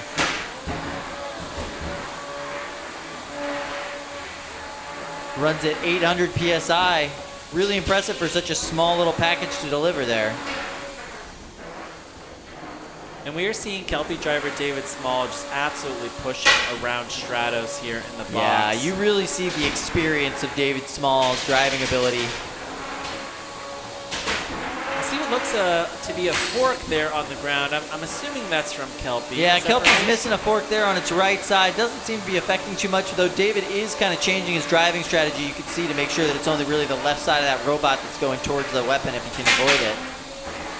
He's just trying to get himself into a good position for another flip. He's already got about 3 good flips under his belt. There we go. That's a nice flip into the corner from Kelpie. And this is really what the judges are looking for. Are you using your active weapon effectively? Are you using it to disable or otherwise impede the other bot's motion and offense? And we've definitely seen that from Kelpie. It's very quiet inside of the box. It looks like Stratos' weapon may be down. I think it might be. Can David pull off yet another lift here? One of the things when you're choosing your kind of weapon type that you're going to go for, you know, a spinner, you do have so many opportunities to get a hit. Even when you're not intentionally trying to, a situation might occur where you just get a hit on the other bot. With a flipper bot, you really have to be very intentional about where you're getting your hits, how you're going to use the CO2, how you're going to use the air canister rather, how you're going to use your hits. And we've seen throughout this match David being very strategic about when he's going to use that flipper. Looks like it might be down now, so it's down to David to show off his driving ability, show off his control abilities, push Stratos around the box, and show that he's really dominating this fight, and has been pretty much since the beginning. That aggression and that control is absolutely on display from Kelpie, and this is a driving clinic from this lifter. Yeah. 18 seconds left in this match. David Small, of course, Malice team member, one of the many Davids on that team. 10, 9, so many Davids, 8, 7, no Goliaths. 6, 5, 4, 3, 2, 1. That's the match. Drive to the door. If you can. All right, so this is going to go to the judges, but I think this one's going to be quick. We might even be able to do this one with a show of hands. Ooh, a show of hands. I like this. Kyle, do we get to have hands? You can do whatever you want. Just know it doesn't count towards the actual outcome of the match. Judges, we're going to do this one with a show of hands. I think this might have been simple. So who here thought Kelpie won that fight? Kyle, 7 hands. Look at that. 7 hands for Kelpie. Kelpie wins. They move on in this tournament. Congratulations, David Small. That was excellent driving. See some of his teammates actually out there in the audience watching that fight, cheering him on. Yeah, there we go. Audience getting more and more full as we go through the day. Folks from Norwalk, folks from around the area, come on by. Check it out. Got David Rush there with the Gotta take the selfie. Yeah, David Rush on the Instagram. Yeah. All right, so here's the thing. All right, when you have a lifter, that is typically, I don't know, if you were a brand new builder, you'd probably want to get something that's really destructive, like an egg beater, right? Correct. Yes. You want things on a little bit more of an easy mode, right? You want to be able to get those hits when you. Yeah. But with a lifter, I mean, when you look at the matchup of a lifter and an egg beater, I mean, you have to have incredible driving if you have the lifter. Very good You've control. got to get around to the side of an egg beater. You've got to try and lift it. And it's not easy to break an egg beater. No. You've got to push it into the wall. You've got to flip it in the air, have it land on its head, right? But David was able to pull it out, which is pretty he did impressive. a great job. He did a really great job. That's what you want to see when you're driving a flipper bot, especially at that 3-pound division. You want to see just absolute control and domination.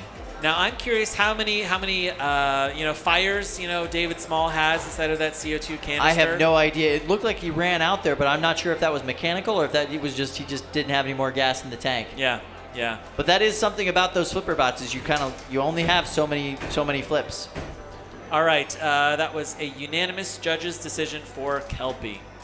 All right, on over to box I love this one. name. Red Hawk versus Captain Generic. So these are Red Hawk. We've seen in this competition now. This is their third competition, I believe. Fourth competition. We've seen improvement from them every single time they've been here, and I love the paint job on the blade, guys. That looks fantastic. 8, 7. Red Hawk is 6, ranked 23 5, here at Norwalk Havoc, 4, so they've been quite 3, successful. Yeah, they in really have. These last 1. 4 Fight, competitions. robots, fight. Ooh, an early, out of the box a little early there, Captain Generic. Okay, it doesn't look like anybody's weapons are currently very happy. Captain Generic, I suppose named after its rather generic appearance. There we go, Red Hawk's weapon back up to speed. There we go, Red and Hawk. now we're seeing Red Hawk do what Red Hawk does best, which That is slowly grinding. but surely grind away at its opponents. Red Big Hawk is hits. there. We go. That's the tap out. All That right. is a fast match. Little first match jitters from both of these bots, but Red Hawk able to get the weapon up and moving, and we just saw what we see from Red Hawk so many times, those grinding hits at the bottom of the plate, those grinding hits at the wheels. One of the things I really love about Red Hawk is I've seen it now in 4 competitions, and every single time I see a new version of Red Hawk. Yeah. But changes, different stick changes, and different, you could tell weapon changes as well. That weapon gets more and more. Very similar to a Black Adder in that these both started out as kit bots, but they are becoming heavily, heavily modified to fit the style of the driver and to fit their unique perspective on this sport. One of the interesting things that we're seeing a lot of is these new wheel guards from both Red Hawk and Black Adder. Very interesting. Yeah, obviously something that you're missing on that Vector kit that you want to have is a really, really robust wheel guard. How many times have we seen that happen where the wheels just get ripped off of those kits? So it's good to see those improvements. So here we have Harlequin and Professor Hex. This is Harlequin's first ever fight at any tournament, much less this tournament. Professor Hex we've seen many, many times in the past. Beautiful waffle design on that top plate. And here we go. We're going to hit those ready buttons 8, and get this match 7, going. 6, 5, 4, 3, 2, 1. Fight, Undercutter, top robots, cutter. fight. Action, getting those weapons up to speed, feeling each other out. I'm not sure Harlequin's blade can even make contact with Professor Hex. We're going to have to see. Might be able to get those top of the wheels. Ooh, a slow start for Professor Hex, which Yeah. has yet to escape the big square yet. Oh! Whoa, big weapon-on-weapon hits. Oh, that was not good. Okay, so Wow, fast tap Harlequin out. got hit. Kylan, it looks like there's a bar over there just sitting on the other end of the box. Yeah, that's not supposed to be there. What is that? No, that's a plate. That's a back plate. Yeah, the back Oh my plate God, and the there's wheel. a wheel? What is Yeah. going on? The Harlequin just fell apart. They ran into the weapon on Professor Hex and just completely fell apart. It was a one-hit KO. All right. right, we are going to watch this replay here. So Professor Hex, huge drive issues. Looks like only one side of their drive's working and not very well. All right, let's see this weapon-on-weapon hit. Professor Hex slowly spins around. And then the wedge comes in, Oh! and there. Oh, so that's what it was. They got launched across the box. That was the wedge. The wedge is gone. One of the wheels is gone. Yeah, that wedge was held on by, it looks like, just 2 screws into the UHMW there. And you can see where those screws are completely ripped out. Fast tap out. Yeah. Wow, incredible. All right, Kyle, why would a builder make the kind of honeycomb top on Professor Hex? Any ideas? Aesthetic, of Aesthetics, course, yeah, it looks very and weight cool. would be another reason. But yeah, it's pretty iconic to that bot. You know when that bot gets in, you know, of the undercutters, that's Professor Hex. Yeah. It's good branding. Whenever you see like some weird holes in a robot, it's typically to make weight. Yeah. I want to have a larger robot. I want to have a larger blade. I want to have larger, X, Yep. Y, Z. And let's cut out, parts of the metal that are not absolutely crucial. Yeah. That's when you know you have a competitor who has a couple of fights under their belts. Yeah. And they know what's necessary. They know that the top plate is not absolutely critical. And let's put a couple more ounces into our blade. Yeah. Now, I will say, it looks like next we're going to be moving over into the big arena. We're going to see another 12-pound fight, and I am quite frankly extremely excited to see this one. Friend of the pod, if you will, Luke, is going to be using Cannibal for the first time, and we're also going to be seeing War Machine, 2 bots that we talked about earlier in the day. Cannibal, 12-pound version of a, shall we say? Weight. Yeah, 12-pound version of an ant weight, with a kind of diagonal blade. And then War Machine, just chonky wedge with flamethrower and the most, shall we say, economic top plate armor that you could possibly put into the competition. Yeah. I love the differences in aesthetic between these 2 designs. You just have really high aesthetic, really high production value design on Cannibal. All right. And then War Machine is just built to be a tank, built with the pieces that they had to make this robot work. I love fire. We're going to see some fire, Kyle. All right, War Machine is attached with zip ties and duct tape that top Listen, plate. this comes from the same team that brought us Drunken Peasant. Drunken Peasant does not always look the best in the box, but it holds together and it wins fights. Yeah. I can only imagine War Machine is going to be that same thing. It's a little bit of a trick, right? You're showing your opponents that you might be a little bit weak, you might not be so well built, and then you get in there and actually start taking those hits, and it's like, oh, that's a real machine. I'm thinking that's what we might see from War Machine. Obviously, this is the first fight we're seeing from either of these robots today, so we don't know what we're going to see. When I was talking to Soul earlier, what he was saying was he wants to see this huge flame come out of the front of War Machine. And he had just gotten done testing it when I talked to him, and he was ecstatic with what was coming out of it. So yeah. I would say stretching the definition of what an active weapon is, but you know what? Flamethrowers are active weapons here at Norwalk Havoc Robot League. That is absolutely and totally allowed. Look at how beautiful Cannibal is. I mean, just a gorgeous bot. Kyle, the fire's already started. Oh, I love it. Competitors, press your ready button. All right, so here we go. 12-pound robot action Cannibal Mini versus War Machine. Red needs to push their ready button when they are ready to go. Kyle, we've everybody check where the fire exits are, before we start this match. We'll be fine. These boxes thing. are fully rated for flamethrowers.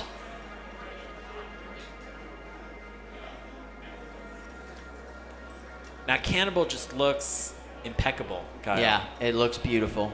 War Machine, that I believe is duct tape on the hinge. Duct tape, yeah, and some zip ties. All right, so there seems to be a problem with War Machine's flamethrower. Since that is the active weapon, Cannibal has said that it's fine if they go ahead and start that up. Looks like they just needed to open the valve. There we go. Quick fix, opening the valve. Okay, all right. I'm a tiny bit nervous right now, Kyle. You're going to be fine. You're going to be fine. I'm sitting closest to War Machine, all right? Yep, there we go. Flamethrower working just fine on War Machine. You can see that heat. Oh. So that is like a tungsten element like what you would see in a light bulb that's out there in front of it, and then the gas nozzle. All right, so here we go. So that's how they actually activate the flame. Interesting methodology there.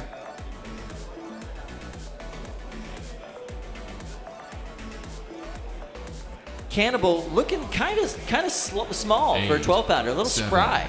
Yeah, I think a lot of that weight is in the weapon. For sure. 2, 1. Fight, robots, fight. Both these bots moving fast at each other, jockeying for position and advantage. Oh! Oh my God, Kyle! He's dragging the fuel tank behind him. That's all right. Wow. Can he move though? In that he's dragging it. Yep, he's just dragging that fuel tank behind him. Oh, that was a big hit. Cannibals turned their weapon off. I'm not sure if that's intentional or not, but I gotta say, War Machine's got no quit in them. They're like, well, we lost the tank. Let's just swing the tank around and hit him with it. That will end out well. You know, you definitely want your butane tank just flying into your other bot. I think Luke Falkingham has made a smart choice in turning off his... Oh, no! And oh, no. there he goes. Kyle. Oh, no! Oh, it is just dumping gas into the box right now. Yeah, that's not what you want. You can see the vapors coming off of the top of that canister.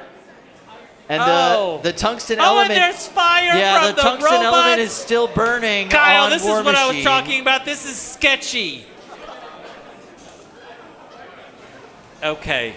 Cannibal not turning its weapon on. Not sure if that's intentional or not, but they're definitely going to want to show that weapon's working if they can.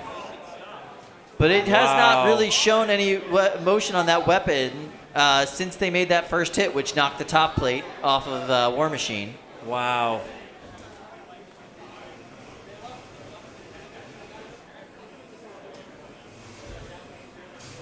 War Machine just dragging the igniter around behind them now. The gas still pouring out of that tank. Wow. That tank is so full of flame. I'm saddened that we did not get to see the full flame force coming out of this thing, but at the same time, this is ridiculous and I like it. Yeah, it's unclear if Cannibal's weapon was disabled in this fight, or if Luke has decided to, very safely turn off his weapon.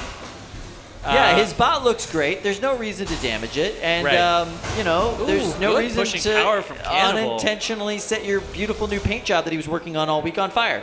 Yeah, Cannibal has managed to push its opponent here into the pink square. We're not seeing a lot of movement. Let's see what the referee says. There's no movement at all. Let's see if they're going to get a little assist from Fluffy.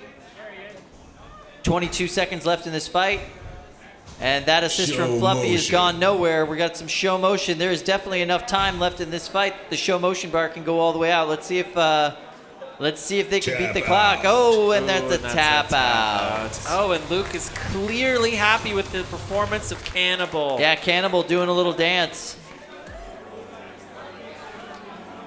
Now, Kyle, as we know, Cannibal was originally a BattleBots applicant. Yeah. And, based on the success of Luke Falkingham's Antweight performance in South Korea, this is the 12-pound version of Cannibal. I'd love to see a 30-pound version of Cannibal, and even a heavyweight version I think would be really, really neat. Agreed. I love the branding on the bot. I like that you know exactly what you're looking at when you see it. I think it's really cool. And, these really unique, well-branded bots at the 12-pound division is something that you don't normally see at these competitions. So it's cool to see that here. Now, I said at the start of the day, 12-pound was going to be super interesting, super weird. We've seen super interesting. We've seen super weird. Yeah. And it's only going to get weirder from here, Kyle. I'm just hoping we get to see a more robust weapon from Cannibal going forward in this event. That weapon looked great for those few seconds that it was spinning. So here we have Mini Ironclad versus Bison. These are two active wedges, if you will. They're flipper wedges or hinged wedge bots. Little different action on the wedges. Bison is kind of a forward wedge. Its goal is to get underneath the opponent and flip them up against the wall. And Mini Ironclad is a lifter wedge. It gets underneath your opponent and picks the whole thing up from the front of the wedge and kind of throws you backwards behind it. So this is Mini Ironclad's first match. And Bison's had 14 fights all time in this tournament. 5, 4, 3, 2, 1. Fight, robots, fight. All right, so both of them a little slow out the box, trying to feel each other out, trying to see how their robots are working in this first match of the day. And it appears as though Bison has the wedge game. Yeah, Bison has achieved the low ground here. So that is something that you really look for when it's two wedgy bots fighting each other. Whoever can get under the other one typically has a really big advantage. It looks like Mini Ironclad is a modified D2 kit. Yes. Yeah. And with Mini Ironclad now on its head, Drew Davis has the opportunity to try and attack the articulated lifter on the front of Mini Ironclad. It's back over on its on its wheels, of course, now, and we are seeing really good mobility from Mini Ironclad. We are, yeah. Well, I mean, it's a D2 kit. That's what you get. D2 kits are used a lot in other competitions. They're very fast, very powerful wedge bots. They typically do not have an active weapon, so this one's obviously been heavily modified, so they're able to have that lifting wedge on it. But it is still driving fast. It is still driving well, exactly what you would expect from a D2 kit. Bison, though, able to get that low ground, and the driving of Drew Davis is not to be underappreciated here. He knows exactly what he's doing. He knows how to get underneath that opponent and use that wedge to his advantage, and he loves this bot. He loves driving with this bot. We're seeing a lot of speed from Mini Ironclad. But really, I mean, that this low game is absolutely crucial on Bison. Yeah, that's really getting them the most points. This is one of those matches that's just inevitably going to go to the judges. And so you really want to show them that you're going to be in every single one of these engagements every single time. You do not want to leave things up to people's interpretation of the math.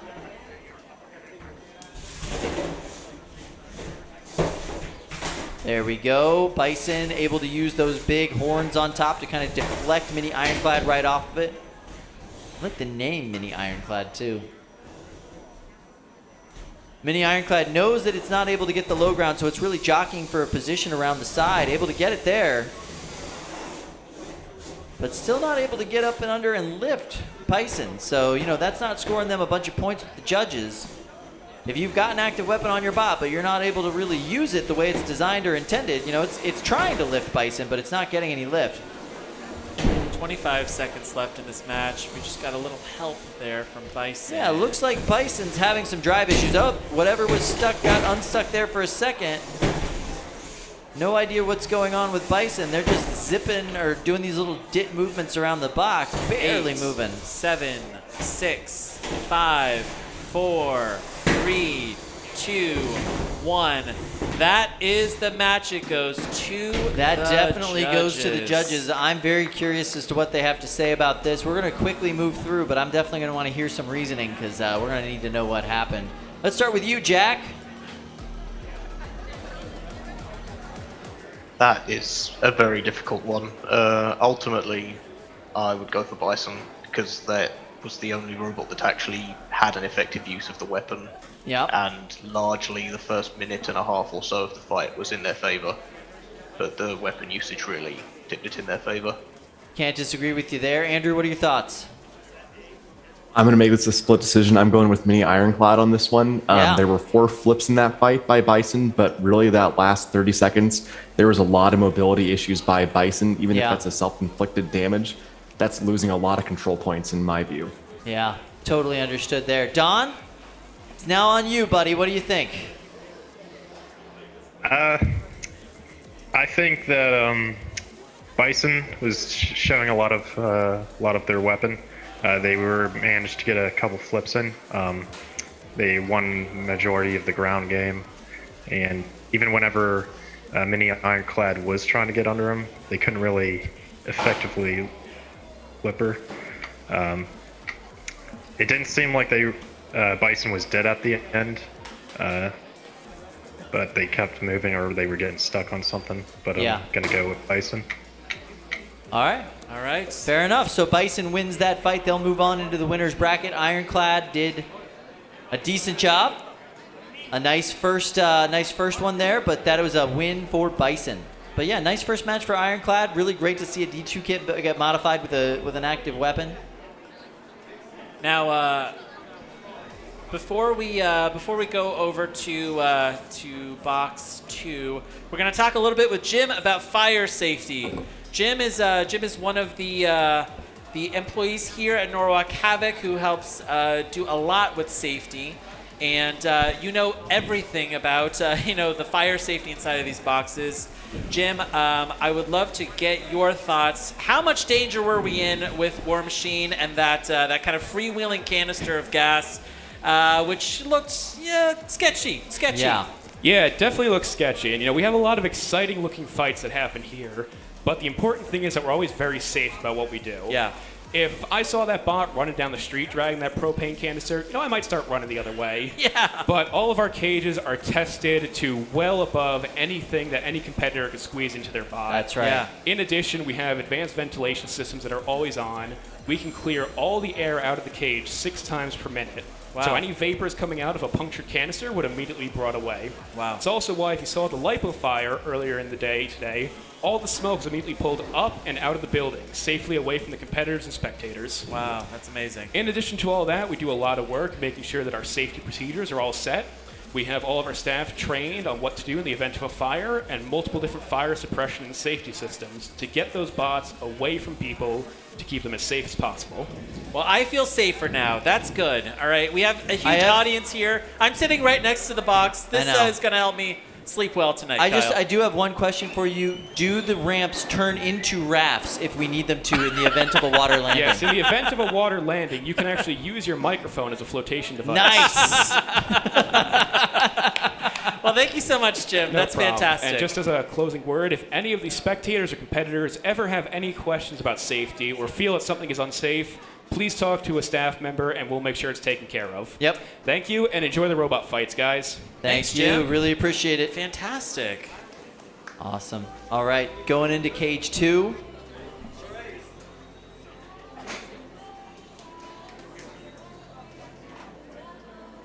It's pretty incredible. These robot boxes are 8, marvels of engineering. 7, 6, Yeah.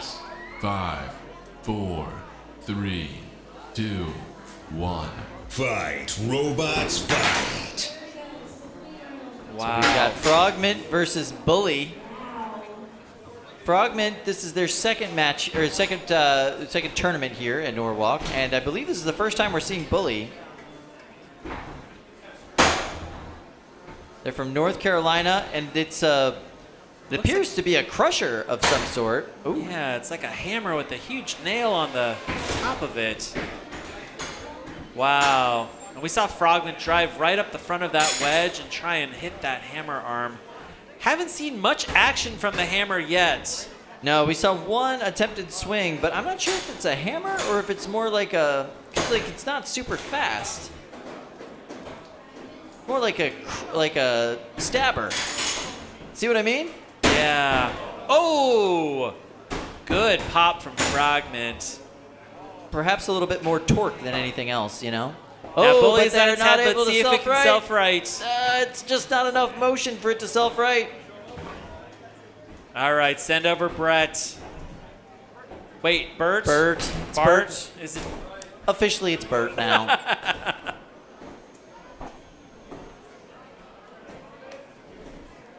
Oh, that's as nice. But, yeah, I was going to say, that needs to be a show motion or a tap out because that was a lot of attempted self-rights and then we're done. Okay, so, Bully. Not much bullying going on in that fight. Unfortunately, they were not able to get self-righted. Frogment wins. They got some nice hits, some nice pops. They'll move on in the tournament.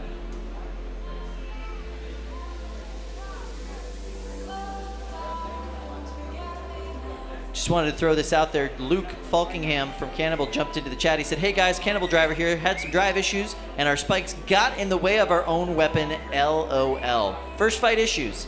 You learn things like your spikes kind of get in the way of your weapon sometimes. That's something that he'll be able to fix for the next fight. Really excited to see that.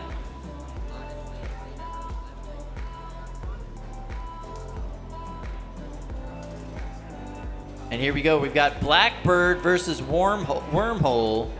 8, 7, 6. Blackbird 5, from Team 4, Shreddit's Anthony 3, D'Ambrosio, 2, ranked 1. number 15 Fight. here at Norwalk Robots Havoc. fight.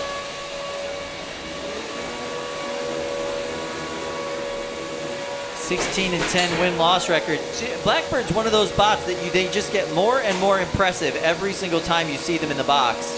They go deeper into the tournament, and that weapon is no joke. As you can see, the entire front armor package of Wormhole is gone. And now the entire back armor package is gone, and that is enough for Wormhole. They are done. They don't want any more of what Blackbird can dish out. Kyle, I am convinced if that match Tap continued on, Anthony would have driven straight through Wormhole. That was just, that first hit was like Blackbird was just testing, seeing how well Wormhole was built, how well that bot would hold together. And once he saw that he could get all the way through that armor package, he just full send. I mean, that was great. Anthony, very strategic driver, very thoughtful driver. So it's cool to see him get really destructive in a match and just take pieces off of his opponent. Team Shreddit is known for its aggressive driving, both from Anthony D'Ambrosio and from Evan Arias. Yeah. And they are really, like, they've tuned up the driving. Now they're tuning up their robots. Really, like, reliability is the big factor that That's what they're focusing on in that team. You could tell right now. Shreddit. They know that they know how to drive. They know how to get that weapon in your face. And we've seen when their weapons go down, nothing changes about their driving strategy. Yeah. But the goal now is to keep those weapons up the entire tournament, the entire fight, all 3 minutes of every fight, so they can just keep dishing out those ridiculous hits that they're able to do. That was a fantastic first showing for Blackbird. I can't wait to see what they're able to do the rest of the day. Team Shreddit is very much a Norwalk homegrown team. Very much, yes. They were born and bred right here at Norwalk Havoc, and they are just a force to be reckoned with. I mean, second highest ranking overall as far as Shreddit Bro goes. Yeah. Wonderful group of builders, wonderful bots. Yeah. And we're going to see a lot of destruction and damage from them today for sure. I mean, everybody's afraid when they see a member of Team Shreddit Bro on the other side of the bracket from them. Yep. I'm stoked to see Blackbird, and I'm stoked to see Shreddit Bro later today. Yeah. Oh, they're very happy. You could tell they just walked out of the box all smiles. So, well, yeah, they've got to pick pieces of Wormhole out with a broom, Kyle. yeah, their zombie bot in their first fight today didn't do so well. So it's nice to get a good win under their belt into the tournament. Yeah. All right, so Wormhole reminds me of Season 9 Frostbite. Big body, small weapon, torn apart in style. British fans jumping into the chat, telling us what they think. I agree with that. Yeah. I agree with that. Well, Wormhole's gonna have more chances in the losers bracket. We'll see how that goes for them.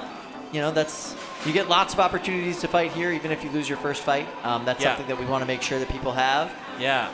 Wormhole, brand new robot, brand new builder, rookie builder, and it is tough to draw Blackbird as your first match ever. Yeah, not what you want to do. But great way to test your armor, and we found out it doesn't work.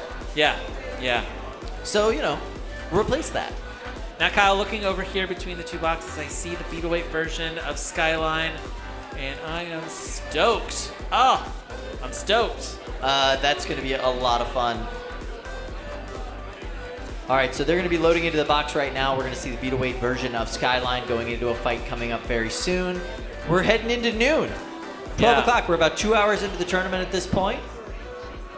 I'm going to stop calling it the beetleweight version of Skyline because that's confusing. This robot's name is Dusk, and it's built by Joshua Kong from Los Angeles. And we are going to see basically, I mean, like if Dusk can do well in this match, it bodes well for the 12-pound version, which we'll see later today. Yeah. This is absolutely one of the weirdest beetleweights here at the competition today. Yeah. And I am intrigued. Color me intrigued, Kyle. Yeah, I'm excited to see how this thing performs. I always love unconventional designs, really like intelligent thinking into those unconventional designs. Yeah. This is such a strange concept. We're going to see how it goes. Yeah, yeah. Normally, like in conventional thinking, you want to get as much power behind your weapon as you can, right? Like if you have powerful drive to send your weapon into your opponent, In this case, they've foregone that. There's no actual force behind the weapon. In fact, the weapon is designed to fly away after it hits you. Yeah. So then you get hit by the second weapon. Yeah, with 3 independent motors as well. 2 independent motors for the weapons and 1 independent motor for the drive.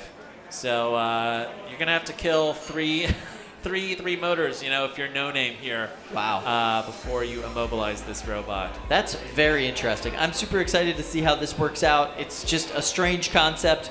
We're no strangers to strange concepts here at Norwalk Havoc for sure. I love a strange concept for sure. All right, so facing off against Elise with no name. we're in cage 2.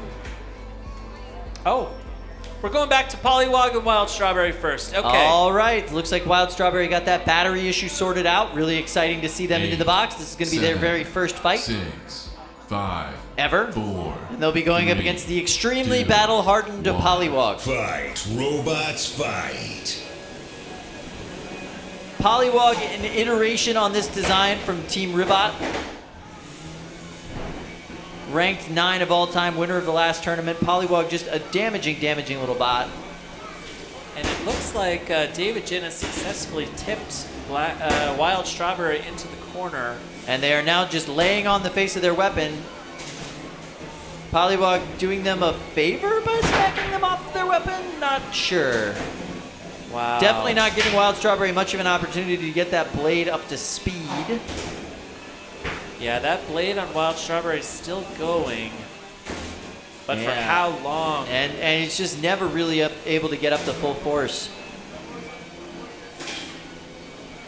And now they're just stuck in the corner. They're going to get a little bit of help from Bert. Wild Strawberry coming out here from California. Wow, and it really is Show tipped on the head. It's motion. done the thing, Kyle. Look at this. And it's gotten plenty of assistance. Now we've got the show motion bar going on, but no movement happening, and that's the fight. That is a knockout. Pollywog wins the fight. Wild Strawberry unable to move at the end of that fight despite a lot of help from Bert. Yeah, a lot of help. Yeah, one of the challenges with Wild Strawberry's design is you need to have enough torque inside of that vertical spinner to hit yourself, when you're face first on the ground. It's a hard balance to get. You want to be able to have high speed and enough torque to flip yourself over. It's really hard to find that balance.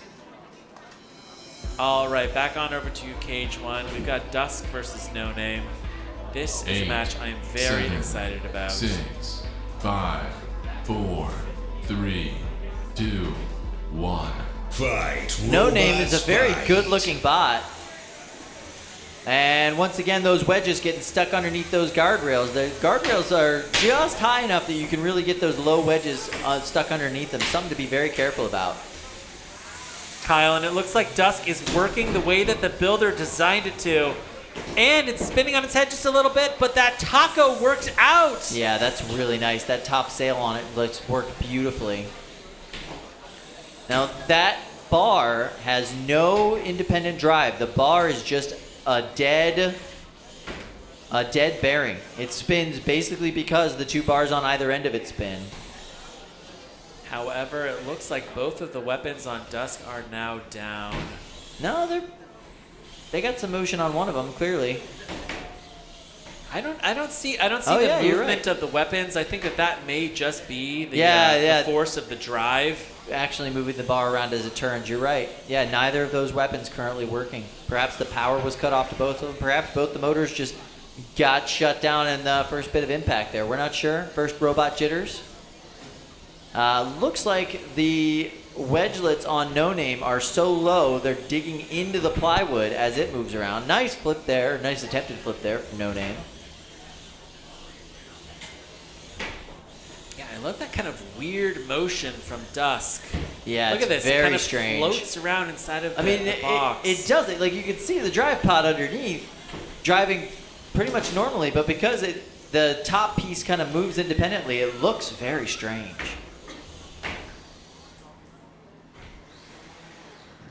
Oh, good lift from No Name on Dusk.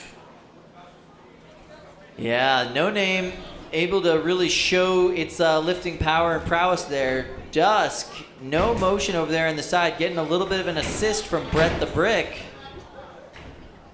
And the referee is telling Dusk that it's going to need to see motion. Oh, no, bad luck, Kyle. That low slung wedge got stuck underneath of Brett the Brick. What?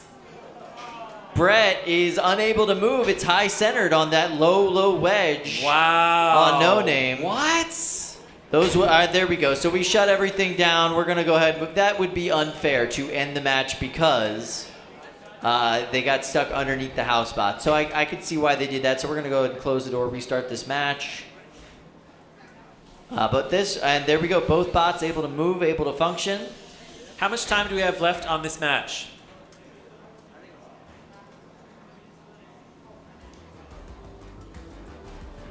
And I'm not sure, but it seems like No Name. Nope, No Name is still able to drive. Okay.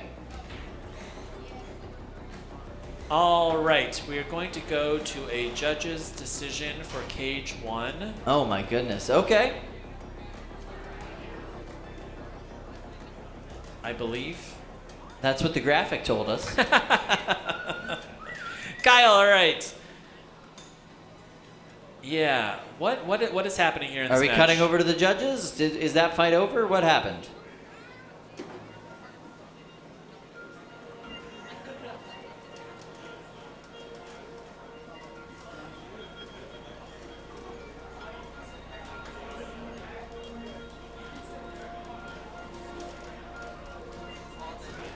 All right.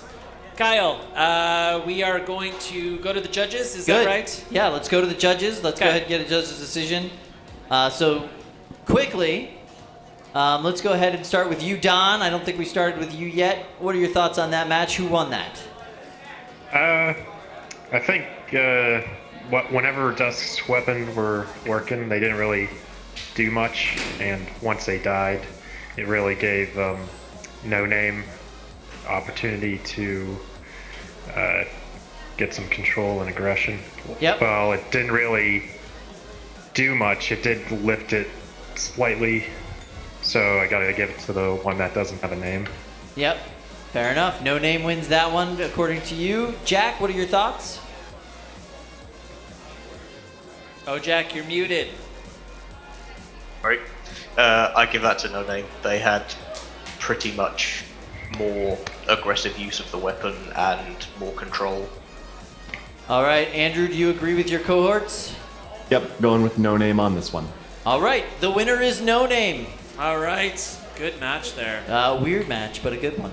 All right, so No Name wins that one. They're going to be moving on in the tournament. So Dusk is going to move into the losers bracket. Now we are going to go back over to Cage 2, where the fights happen.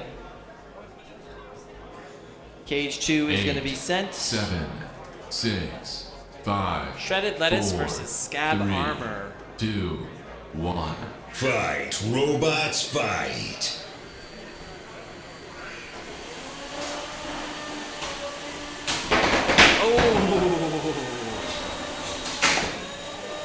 Shredded Lettuce with some good engagements early. This is a brand new robot from Michigan. And Scab Armor looks like this may be another Cybears team project here. Wow. Oh, wow. Shredded Lettuce is bouncing around the box. Oof.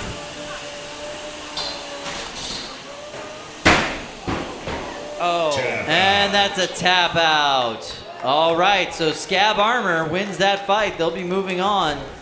Shredded Lettuce. Hey, we're not able to take those hits. Shredded Lettuce, brand new design and a lot of 3D printed parts. And from the same team that Shredded Lettuce was here at the competition last time. That's correct, yeah. They're bringing a second robot to this competition, brand new robot called Head of Lettuce. Oh, cool. Yeah. All right. So going with the lettuce theme, love that. Yeah. And Cybears racks up yet another win for the team. They are doing very, very well with a design that obviously works. It's meta for a reason. So excited to see how they do out throughout the rest of the tournament here. And that was a pretty dominant performance. Yeah. So what are we heading into next? Loading into cage 1, it looks like we have Vertigo and Jack Ketch. Nice. And I see more Cybears team members over there. We are just running through round 1 winner's bracket very quickly. Gotcha. All right. That's good. I want to be moving through round 1 very quickly. All right, so let's see.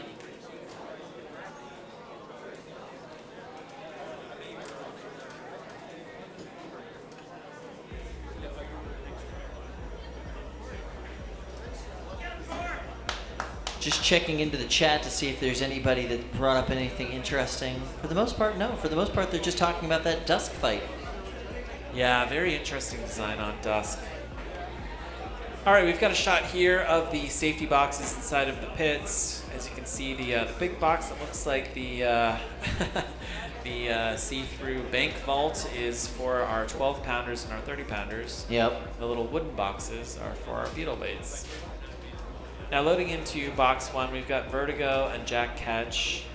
Jack Ketch is another Cybears team here, a local team from Norwalk, versus Vertigo. Vertigo built by Eric Shao, and interestingly, Vertigo has a unibody 3D chassis made out of onyx and a 400-gram weapon. But Vertigo is leaving the box. Yeah, it seems like Jack is not happy with what's going on with his bot right now. He's taking it out of the box. Hopefully to do some repairs. I'm not sure exactly what's happening. Will not power on. So there you go. Kind of hard to fight your robot if it will not power on. Yeah. All right, so that's what's going on over there in box 1. Looks like they're trying to get that repaired. We've seen good good reliability so far from the Cybears team. Yeah, all day long. They really do have it together. All right, we're going to give Vertigo a little bit of time to figure out their drive issues. We're going to head over to Cage 2 for Samurai versus Kyanite. Samurai has been in this tournament so many times now. It is one of the most effective non-vertical spinner bots that we have. Samurai, that top attack sawing style with the big pan wedge out in front, or big pan forks out in front. Samurai built by Ryan Beaver from Fairfax, Virginia. Yep. This robot is ranked 34 here at Norwalk Havoc, and it's an articulated chop saw. Now, he's going to be facing a brand new robot in Kyanite. Kyanite is built by Kumpu Idie from Lake Grove, New York, and this is a brand new lifter robot. Kumpu had initially planned to build a pretty high kinetic weapon, but decided to go with the lifter because it was more reliable here on fight day. Samurai, in many cases, has been in the finals of this tournament as the only non-vertical spinner bot in that finals. They're very proud of that as a team. It's a really well-designed and well-driven bot. The strategy, if you're using a bot like that, is all about control. You're trying to get up underneath your opponent. You're trying to get them pinned up against the wall, or in this particular case, pinned up against Bert, and you're going to go down with those top attack weapons. So you get control points as well as damage points with this type of a bot. A lifter bot like Kyanite is not ideal when you're going up against a bot like this. One of the big things I'm going to be looking for in this match are these long forks in the front of both of these beetle weights. Are they, is one of them going to achieve the low ground consistently, or are they going to be used as keepaway sticks? That's definitely what we need to know going into this match to see who's going to win. Good mobility for both of these robots right out of the box. Let's see, yep, Samurai is able to get under Kyanite. So there you see the mini-bot holding Kyanite up against the wall, giving Kyanite an opportunity to get underneath it. And there we go, that's that pin, and there's the weapon right down on top of Kyanite. That's exactly what you want to see, the weapons. There goes that Getting up saw. to speed and gets right into the wheels of Kyanite. Up to speed, cutting right into the top plate of Kyanite, cutting right into the front wedge of Kyanite. Wow. Those were 3 really good hits in a row in that sequence. That was very well done. Just a very practiced move that you see there from Samurai. Samurai's Kyle. got that weapon fully up to speed and dialed in. Now they're just ripping into that plate, that front plate wedge on Kyanite. Look at that damage right there to the front. That's beautiful. That shower of sparks. I mean, look how wide Samurai is. And there we Oh! go. We got some smoke. Kyle, that's the magic smoke. I'm actually not sure because it looked like they were just cutting into the armor package. They haven't gotten down. That could have been just like melting plastic. What? All right, we saw one lift from Kyanites, but unable to capitalize here. And this really is Samurai's fight to lose at this point. And that lift was, kind of in passing. You want those nice decisive lifts. You want to show the judges that, look at me, I am actually controlling my opponent. I'm getting them up off the ground. They're at my mercy at this moment. Passing lifts are good, but if you're not able to show a whole big degree of control, it's not going to count in your favor as much as you want. I love this huge shower of sparks, and it looks like Kyanite was not able to push the mini-bot. No, the mini-bot's got the low ground here, for sure. They're able to get underneath that front wedge on Kyanite. Wow. And give Samurai the opportunity. I mean, this is all Samurai's fight, and that mini-bot has done a lot to help them get points and get hits in this fight. Samurai, just an impressive machine, well-driven. And now they're stuck, though. This is a good opportunity for Kyanite. They got those wedges stuck underneath the side rail there. 40 seconds left in this match. And there we go. We get to see more Samurai, more offense. That blade just... Oh, there we go. Are you able to get that? There we go. Back up and functioning. This has been absolutely clinical driving today from Samurai. Really was. It's a master class showing the new guy how it is done. 10, 9, 8, 7, 6, 5, 4, 3, 2, 1. That's the match. Turn off your robots and drive to the door. This goes to the judges. I did like that at the end there, Samurai wanted to show the judges they were still in control. They took the opportunity to get their wedges underneath Kyanite just one more time. Leave that last impression on the judges. All right, this seems to be a pretty fast match. Should be pretty fast for the judges. Maybe we can do a show of hands when we see the judges. Are we going to do a judge's 8, decision here? 7. We'll just have to 6, get the judge's decision 5, later.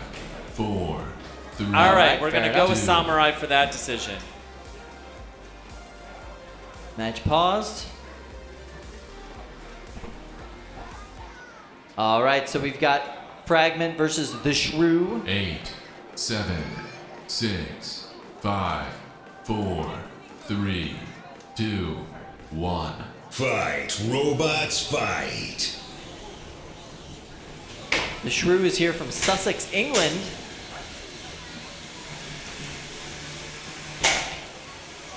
Oh, and that was What is the that? that was the it looked like a drill bit. That was the drill bit from the back of the Shrew. Wow, that is that's not what you want to see.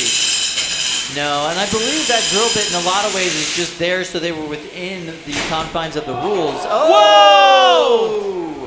Okay, the top spinner on Fragment is now The gone. spinner is still there. It was just the disc that was on top of the spinner. Look, that's a bar. Oh, I see, Kyle. I see. All right, so the spinner is still there. Yeah, right. The black weapon guard is now gone. And Fragment is now going to see if they can go in for the kill here against the Shrew. We're seeing some sluggish driving from the Shrew. Are they able to get off of that rail? Hard to say, yeah. And here comes Brett to try and help out the Shrew. Oh, and it looks like maybe the Shrew was high centered on a piece, and now there's much better mobility here. Yeah, it's moving just fine. I gotta say, I like Fragment. It's a cool bot. What was the purpose of the black thing on the top of... I believe it was meant to fragment. Oh, I see. Yeah, when it takes hits. Huh. Well, it looks like Fragment's weapon is down. Yes. And the Shrew's screw is gone. And as we come down to the last 70 seconds here in this match, there's a lot of debris in the box, and we're seeing these robots getting hung up on some of this debris. But good pushing power from Fragment. Look at that, just pushing the Shrew right into the side of the box.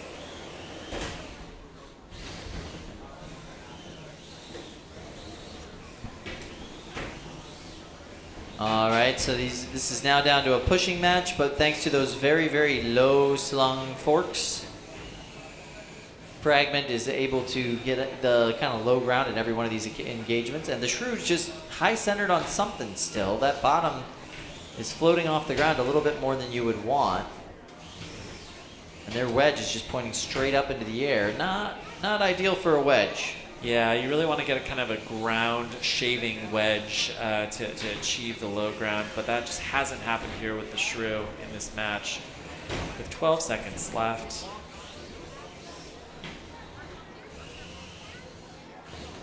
Uh, 10 seconds left, and this is going to come down to the full 3 minutes.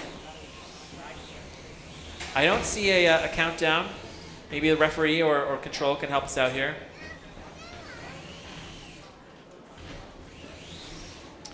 There was 10 seconds left, but I guess we're going to continue to run this match. Referee, can we call it here? All right, that went the full 3 minutes, and we are going to go to the judges. Yes, indeed. All right, let's just do a quick show of hands, please. Who here thought Fragment won that fight? Oh, 3 hands for Fragment. 3 hands for Fragment. Fragment wins the fight. Thank you guys so much. All right, so we'll be moving on to cage 3. Thank you so much, judges. All right, on over to cage 3. We've got Son of Cram versus Busy Bee. Busy Bee is a brand new robot. Winner's bracket, round 2, 12-pound action here. Son of Cram is named after Cram, which was originally run almost 20 years ago. Wow. And this is the this is the descendant of that bot. descendant. This is the son of Cram. And then Busy Bee is on the same team as Stinger in the 3-pound division. 2 vertical spinning bots. 8, 7, Busy Bees. 6. This is their very 5, first fight. 4, 3, 2, 1. Fight, robots, fight. Ooh, we've got good spin up from both of these weapons. Oh! Nice hit there from Son of Cram. Son of Cram's drum now kind of dragging on the floor. Busy Bee stuck up against the side of the wall. And Son of Cram knocked them off of the wall, and that's a tap out. Tap out from Busy Bee. Son of Cram wins that fight. That was a quick one. Son of Cram clearly happy with its performance, spinning there in the middle of the arena. Yeah, beautiful dancing there. And will Busy Bee be able to get out of the pink square on its own? No, definitely not. They're going to need to go over there and grab it. Looks like Fluffy's helping. Now, the interesting thing, did you see that, Kyle? Busy Bee's weapon was just like a section of rectangular metal that was just cut. Yeah, it's a very interesting design for a bar. Interesting. Yeah. It's kind of like a proto egg beater, you know, like an egg beater without any holes in it. Yeah, you know? you didn't need the holes in it, I guess. No, it would have been nice to see how hard that thing hit at full speed. Unfortunately, that was just never something we got to see. Son of Cram jammed everything out. Yeah.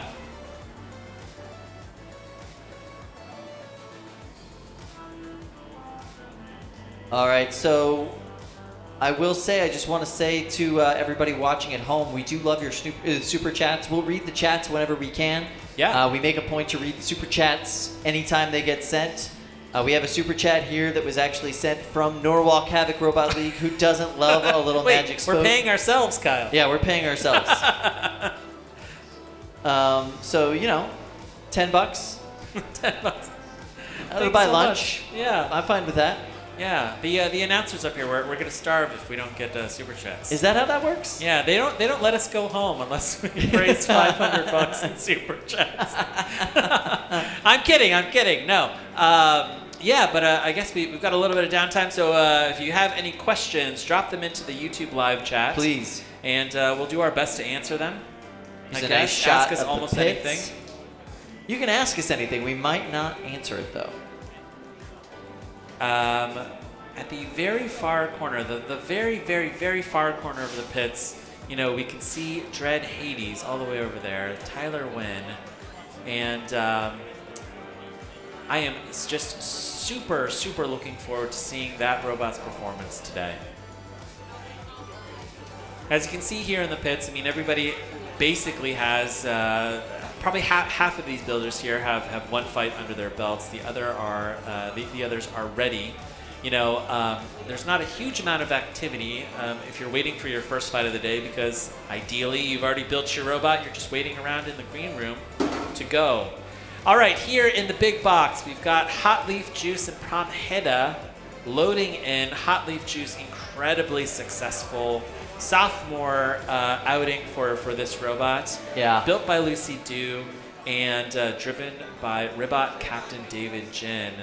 So Lucy Dew, of course, is on Team Sablaze. Sablaze and Ribot are they're geographically close, and they're also friends. These captains and builders of both of these robots. Yeah, very close in the community.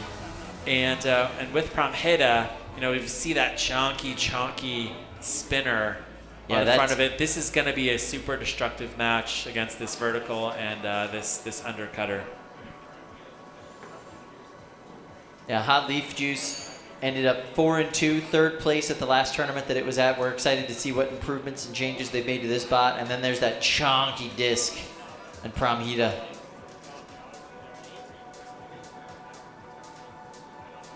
Promheda, one of the bots to fall victim to Caulk.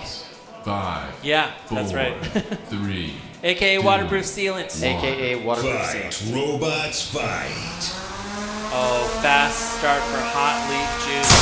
Oh! What? Hot Leaf Juice, we'll get a shot of that later. Hot Leaf Juice just flew all the way across the box, and that's a tap out. Tap out. Wow. I believe that is a tap out from Promheda, but I'm not sure. Wow. All right, the whole back piece on Promheda is just peeled away. I'm hoping we can get an instant replay of this huge hit. All right, here we go. So wait, was it Promheda or Hot Leaf Juice that tapped out in that fight?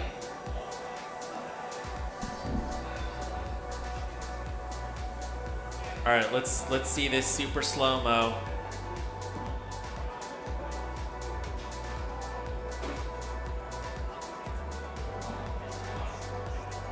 We're hearing over the radio that, can you get us a shot of the ceiling? I think one of these robots may have hit the ceiling.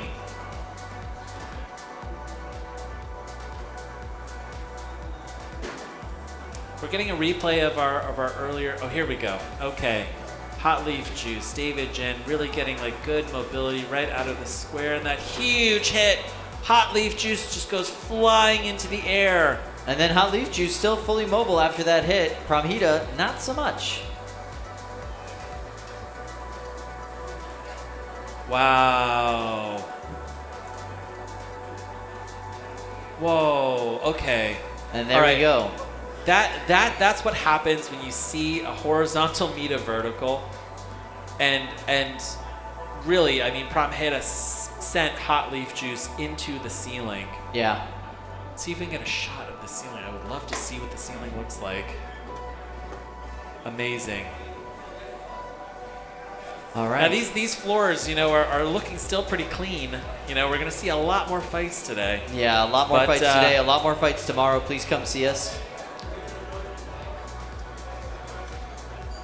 All right, so loading over into the box now, we've got Mini Ironclad. They'll be facing Captain Generic in a classic wedge versus beater bar matchup. Oh, that's not what's going on in that one.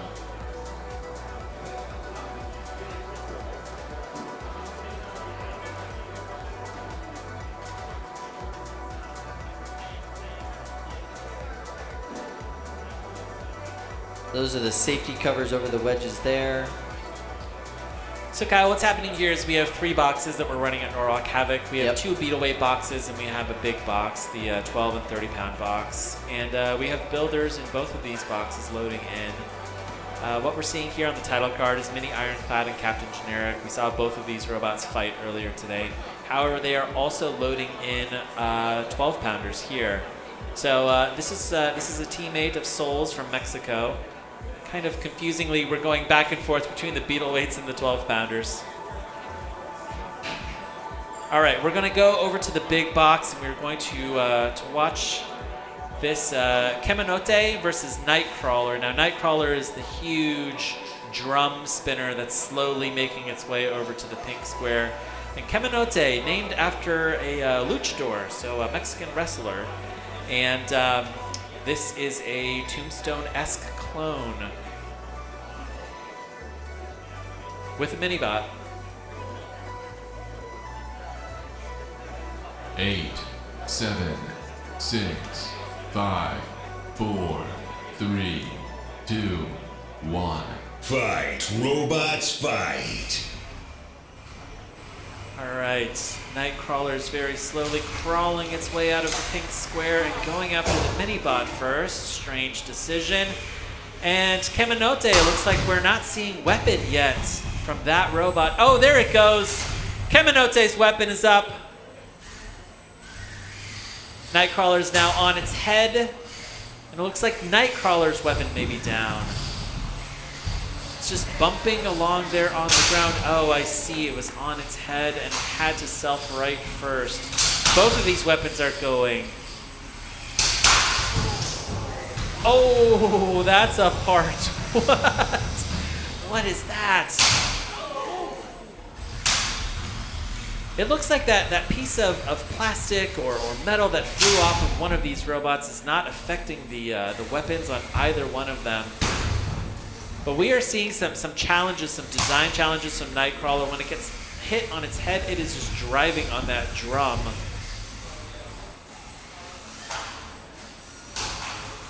Wow. Kyle, you would imagine that the Nightcrawler would maybe put some bunny ears or something on the top of its robot. Must have run out of weight for that they were definitely needing it at that point. All right, a first win for Keminote here at Norwalk Havoc. And Keminote. Nightcrawler stuck in its square. Just did an image search for the wrestler Keminote, and this is what I'm getting. Wow, that's wild. Yeah, blue gorilla costume. It's a blue gorilla. Yeah, okay. I'm into it. Very strange. All right, I'm into it. I like Lucha Libre style. It's fun. Now, exciting news, we're going to go over to Cage 1. This is Losers Bracket Round 1. Mini Ironclad versus Captain Generic. These are 2 robots that lost their first matches. And for one of these brand new rookies, this will be their last match of the day.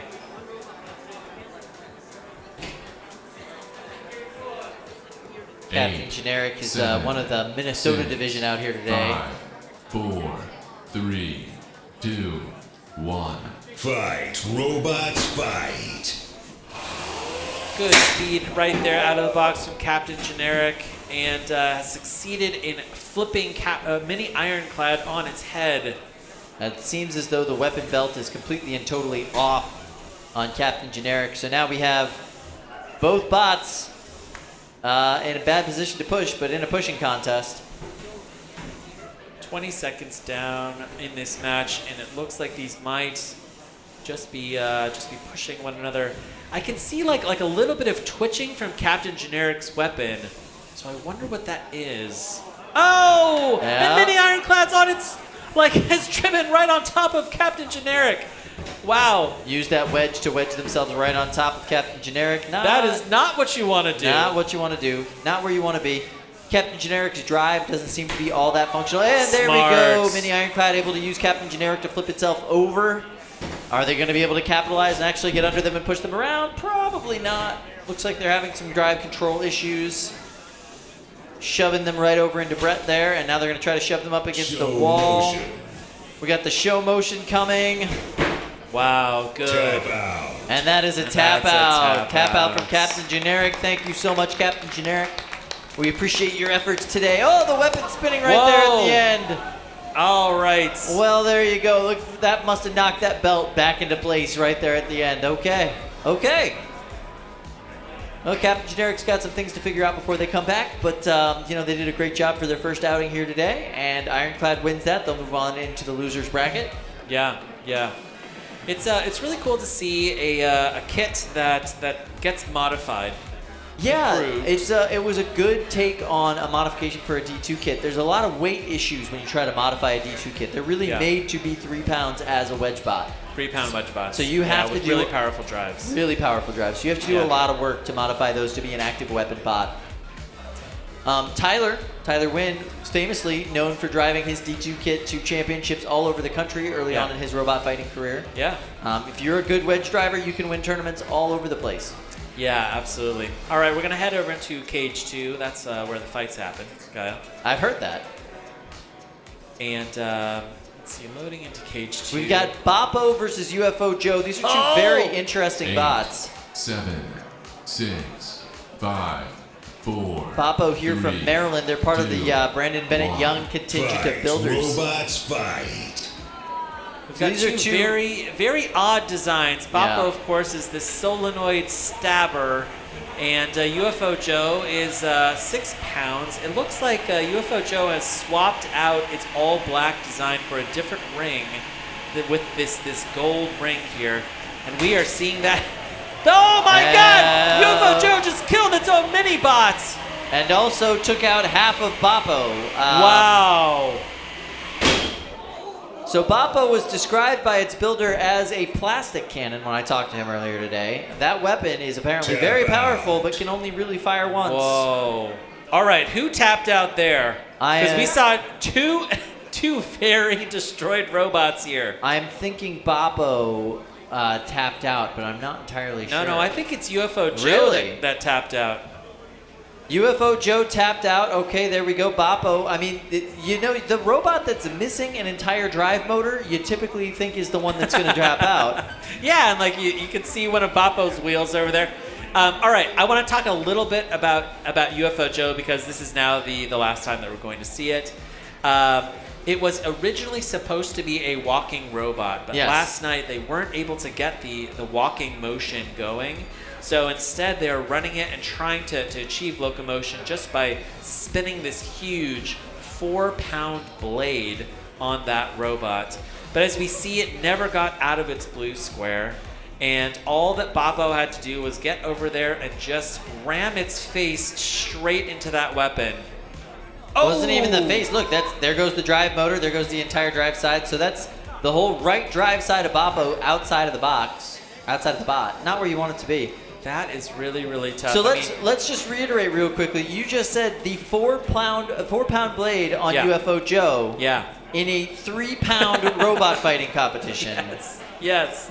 Yeah, they lawyered weapon. the rules and they put all of that extra weight into their weapon. So impressive. 4 pounds of pure weapon in a 3-pound robot competition. Yeah. If they can get that design functional, that's going to be a really interesting thing to watch in this tournament. Last night, when they were testing out UFO Joe, I heard talk from the staff back in the pits that they may want to run UFO Joe in the big box if it proved to be incredibly destructive. I think there were really high hopes for this robot with the idea that maybe it was going to go careening around inside of the Beetleweight box, and that for everybody's safety, they put it into the larger box. Interesting. But we didn't see that from this team, unfortunately, but very innovative thinking. I love like a close interpretation of the rules. Yeah. Like, continue to bring unusual designs to this competition, please, because I love them. The rules are written very specifically, and you can manipulate them very specifically. Okay, so this is a robot that we've been looking forward to seeing all day. This is Milk Tank, the cow-themed robot. And that's... So if they last longer than 20 seconds in this fight, this will be their longest fight in their robot fighting career. Now this is a dramatically redesigned Milk Tank. We saw them for their very first time at the last Norwalk Havoc, and it was this very long body that was filled with pink Bondo. But this is now like a slimmer version of Milk Tank. Yeah, with that same- tri-bar blade spinner still, and for some reason balloon armor.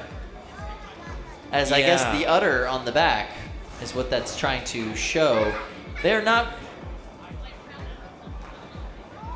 yeah, that is an we just heard from Control. Is it like Mario Kart when they lose the balloons, they lose the match? That would be a fun kind of side game to play here at this tournament. Red Die 12. Now this is an absolute killer from Malice teammate Isaac Maylers. Vertical bar spinner, and I don't know why they keep putting these incredibly crazy, powerful robots up against poor Milk Tank. Isaac 8, is the main 7, designer for that 6, team. 5, 4, 3, 2, Does all the 1. technical design and Fight, engineering. robots, fight. Here it comes. And whoa, that is a scary sounding blade on Red Die 12. Oh! Kyle was filled with glitter. That's very unfortunate for the cleanup crew. What? Are you serious? Has Milk Tank done it? Yeah, this is the Milk longest. Tank's done Milk it! Tank has done I it. can't believe it! This is the longest Slow match Milk motion. Tank has ever had. Then we got a show motion over there from Red Die 12. Red Die 12 doesn't seem to be able to self-right. Fluffy trying to give him some help. And there we go. Fluffy able to assist. So can Milk Tank last any longer? This is their longest fight ever. You see that wheel still trying to spin. They've got some motion. They've got no weapon anymore. They've got no balloon anymore. They've got no motion. glitter. But we are not seeing that huge weapon from Red Die 12. No, now Red Die 12 is stuck back on its weapon again. Slow motion. And everybody's got a show motion. Is this going to be the... Are you actually serious? Yes! Yes! Yes! Yes! Milk Tank showing motion at the end of that. Wow! Knockout. Milk That Tank is incredible. wins the fights. The underdog has it, or the undercow in this particular situation. Wow. Well done to the Milk Tank team. I'm looking over and these two teammates are utterly shocked at what just happened. Okay. That was the first upset of the day. That was a Probably nice the big upset. best upset of the day. I mean, this is just the scariest blade on a 12-pounder. Look at this thing. Red Die number 12 coming in for this hit, and glitter goes everywhere in the box. Beautiful. Oh! The weapon on Milk Tank goes flying there. And then there we go, Red Die 12 coming in and takes out the drive on There's Milk a Tank hit right on there. the wheel. Now Milk Tank was down to one wheel, and Red Die number 12 was on its head for the first time. Incredible. Wow. Kyle, this match brings me joy. This is a very joy-filled match. Two show motion countouts in the match, and the winner ends up being Milk Tank just because they were able to get that drive working in literally the last second.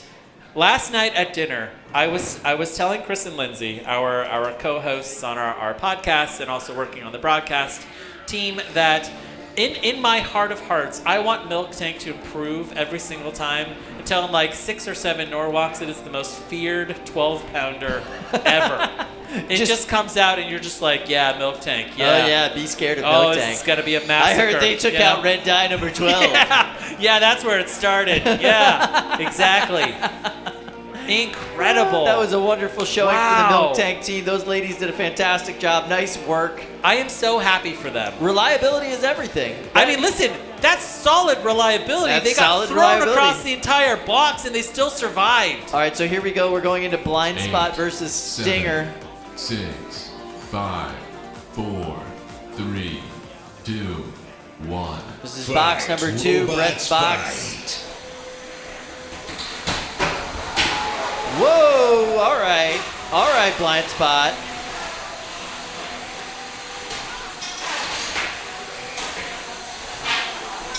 Now, these are 2 rookie drivers, and we're seeing some pretty good drive and reliability in their second matches of the day.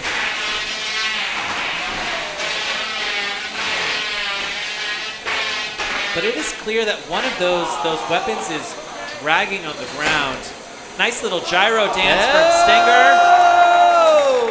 Oh, and Stinger succeeded in ripping off one of those wheels. Both of from the Blind wheels, Spot. both of the wheels of blind spot are gone, and now blind spot has done the thing. Wow. Knockout. And yeah, that's Tap just a out. knockout, tap out, whatever. Blind spot's done. Stinger wins the fight. Wonderful showing by Stinger. Blind spot, you had a good showing. Thank you so much. Wow. Stinger, brand new robot built by Zoe Lambert from Southern Maryland. Yeah. Beater bar, and we're seeing some really, really good reliability in that second match. That was really really nice. sometimes you just gotta kind of get that first match out of your system. Yeah, get all those bugs out, get all the jitters out as yourself as the driver, and Yeah. just able to really perform. That was a really nice performance. Knocking off both wheels and putting them flat on their back. Yeah. I mean, it doesn't get any more decisive than that. It looked like the weapon belt was also peeled away from Blind Spot. Yeah. We're Literally seeing picked them apart. here a replay of that. Let's see how this happened. Good There driving goes- from Zoe. Look Yeah, at look at that swerve right into the side. Getting into the edge of that wedge, which is where you want to be. You don't want your weapon to ride up the wedge. You want to be able to catch something, catch a corner, Here comes that hit. catch an edge piece. Blind Spot really doing a great job keeping their weapon facing towards Stinger here at the beginning of this fight. And there goes the wheel. Just rolling away. And there goes the other Oh! wheel. And that's it. That's just how it went. That's just how it went. So you can see here the weapon catches onto the bar, flips them around, and as they're flipping around, hits that wheel up, and then they just land right there on their back plate. Not where you want to be. No wheels, weapons not really working, and you are stuck on a flat part of your robot. Very reminiscent of one of Malice's matches last year at BattleBots. Yes. Yeah. Just put a bolt on it, it'll be fine. Yeah, put one of those TPU kind of like triangles on the back, you know? Yeah. Yeah. That was a great match. Stinger did a fantastic showing there. That was really nice. I'm excited to see how they move through this tournament. That was Yeah. good. That was Yeah. really good. Good job, Zoe. Yeah. All right. What do we got coming up next? They are out finding more robot builders to load into Cage 1 and Cage 2. Oh, okay. All right, we've got our first super chat of the day from Flurb McGurb. Great username. Yeah, really great username. Yeah, and Flurb writes, Zach from Team Promhita is a stinky boy. What does that even mean? I don't know. Perhaps they know something that we don't. Whoa! Check out that test box right there. All right. If I'm not mistaken, I believe that is Project Liftoff in the test box. That looks like Project Liftoff with a much better light show than we've ever seen before. That was really nice. Yeah, it looks like a nightclub inside of that test box. All right, we've got a good shot here of the pits. This is the far side of the pits. And here to the left, we can see Luke Falkingham working on Mini Cannibal. Trying to get rid of those spikes that impeded the weapon in the last fight. Oh, we got a little wave from the pits from one of the builders. I believe that is the builder of Skyline and Dusk. Oh, look, we have three people just standing right in front. Great shot, guys. I love it. Yeah. Killabees. I love the Killabees People shirts. like the robotic cameras back in the pit this time around. Normally we get pit footage and everybody ignores us, but here we go. There's our audience here today. Back over to the audience, we can see that it's 12:49. It is time to eat lunch. I believe that there's a food truck outside. Is that right, Food truck's Kyle? going to be here in about 15 minutes. Yeah. Yeah, food truck's going to be here in about 15 minutes. Excited about that for sure. I heard earlier that they're doing burritos in the food truck. I like burritos. I'm a big fan of burritos. That's going to be great. All right, so I wanted to talk briefly about what's going on in that 12-pound bracket. So what we're going to see in the next round, we're going to see Hot Leaf Juice. They're going to be facing off against Bobby. That's going to be a lot of fun. I'm really excited about that fight. We're going to have Milk Tank. They won the opportunity to go face Cannibal. Oh my god. Oh my god. Demi Gorgon will have to face the winner of Drunken Peasant versus Skyline. So that's unfortunate for Demi Gorgon. Okay. And then Kimote is going to face Son of Cram. So that's the next couple of rounds that we're looking forward to in the 12-pound division. Yeah. It's a really stacked division. I think that tournament just by itself is worth the price of admission for coming here to watch this show. Like, so many good fights, so many good robots in that division. We haven't even seen a 30-pound fight yet. We haven't seen a 30-pound fight yet. However, back in the pits, Megatron. Megatron is absolutely probably the most anticipated 30-pounder that's here at this competition. Megatron got a bunch of buys in its first round. A bunch of robots forfeited, just didn't want to take on the Megatron, I guess. So Megatron will be facing the winner of Twister versus IRE. Nice. And then the other match we'll see there is Warlock versus And I'm going to say it just like that all day. Are you really? No, I'm not. We're just going to blow out our voices, Kyle. But they'll be the winner of that match will go on to face Yahoo. So 30-pound division actually got pretty slim off the bat. There was a lot of forfeits in that particular division. So we're basically going to get to see some good showcases of some robots. All right, here we go. 3, 2, 1. Fight, robots, fight. Vertigo versus Jack Ketch. Vertigo, one of the many beater bar spinners from Jack Ketch, one of the Cybears. Yeah, from the Cybears team. And Vertigo here looks like it may have gotten dizzy and fell over on its head. Yeah, it's fallen and it can't get up, that's for sure. That's a Vertigo reference, Kyle. The unfortunate condition that afflicts tons of people all around the world, where you just get dizzy and fall down, and that's exactly what's happened to this robot here. Yeah, it doesn't look like they're able to self-right. No, and it looks like Jack Ketch has no interest in helping him. Jack Ketch, now this is the time to capitalize. Go in and start attacking your opponent. Yeah, we really want to see some damage here, Jack. Oh. You can't get your weapon. That's just aim for the corner of the bot where you can't actually touch anything. Oh, and one of those wheels on Vertigo is now gone. It's not going to be able to spin quite so easily. No. But I don't think Vertigo is going to get back up. No. Unless Jack Ketch hits it, or... That's both the wheels. Oh, no, there you go. That second wheel's still on there. You just couldn't see it past the wedge. But, yeah, so now we're at a pushing match. Now, Bert hasn't technically helped Vertigo yet, has it? I don't think so. Technically, no. Nope, there's been no help from Bert. Bert could go help. Bert could go and help if we have a Bert operator That's over up there. to Bert. Like, honestly, we don't tell Bert what to do. That's on Bert. Yeah, yes, Bert has exactly. the option to help. Bert cannot help, but Bert's only allowed to help each robot once. Now, all right, I'm seeing like an Anthony D'Ambrosio move here where Jack Ketch is in between Bert and Vertigo. Yeah. And really preventing Bert from coming over and helping its opponent. Yeah, this team builds similar style robots to what you see from Team Shred It, and now you see some similar strategy employed. Bert is trying to thread the needle there and go in and help out Vertigo, but it is not successful. And there we go. We've got the show motion countdown, and it is all over. There we go. Vertigo. All right, it looks like Jack Ketch is the winner of that match. Jack Ketch, winner of that match. Vertigo counted out for not showing any motion. Knockout. That was a knockout. That was a beautiful knockout. Thank you so much Jack catch. Yeah, would we call that the Ambrosio maneuver? I would like to. Yeah, where you just position yourself between. Just call it the D'Ambrosio. Yeah, the D'Ambrosio maneuver. I like it. Yeah. I like it. Yeah.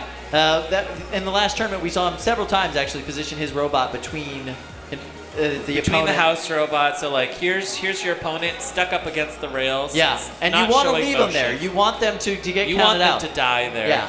Here's Blackbird and the D'Ambrosio, right, maneuver. And here's the house robot. Trying and to it cannot drive in to help without Blackbird's fully spun up weapon going straight into the opponent yet again. Right, and that's something you don't. We just got the seal of approval from Anthony himself. Anthony's come over and he said, yes, you can call it the D'Ambrosio. Yeah. That's excellent.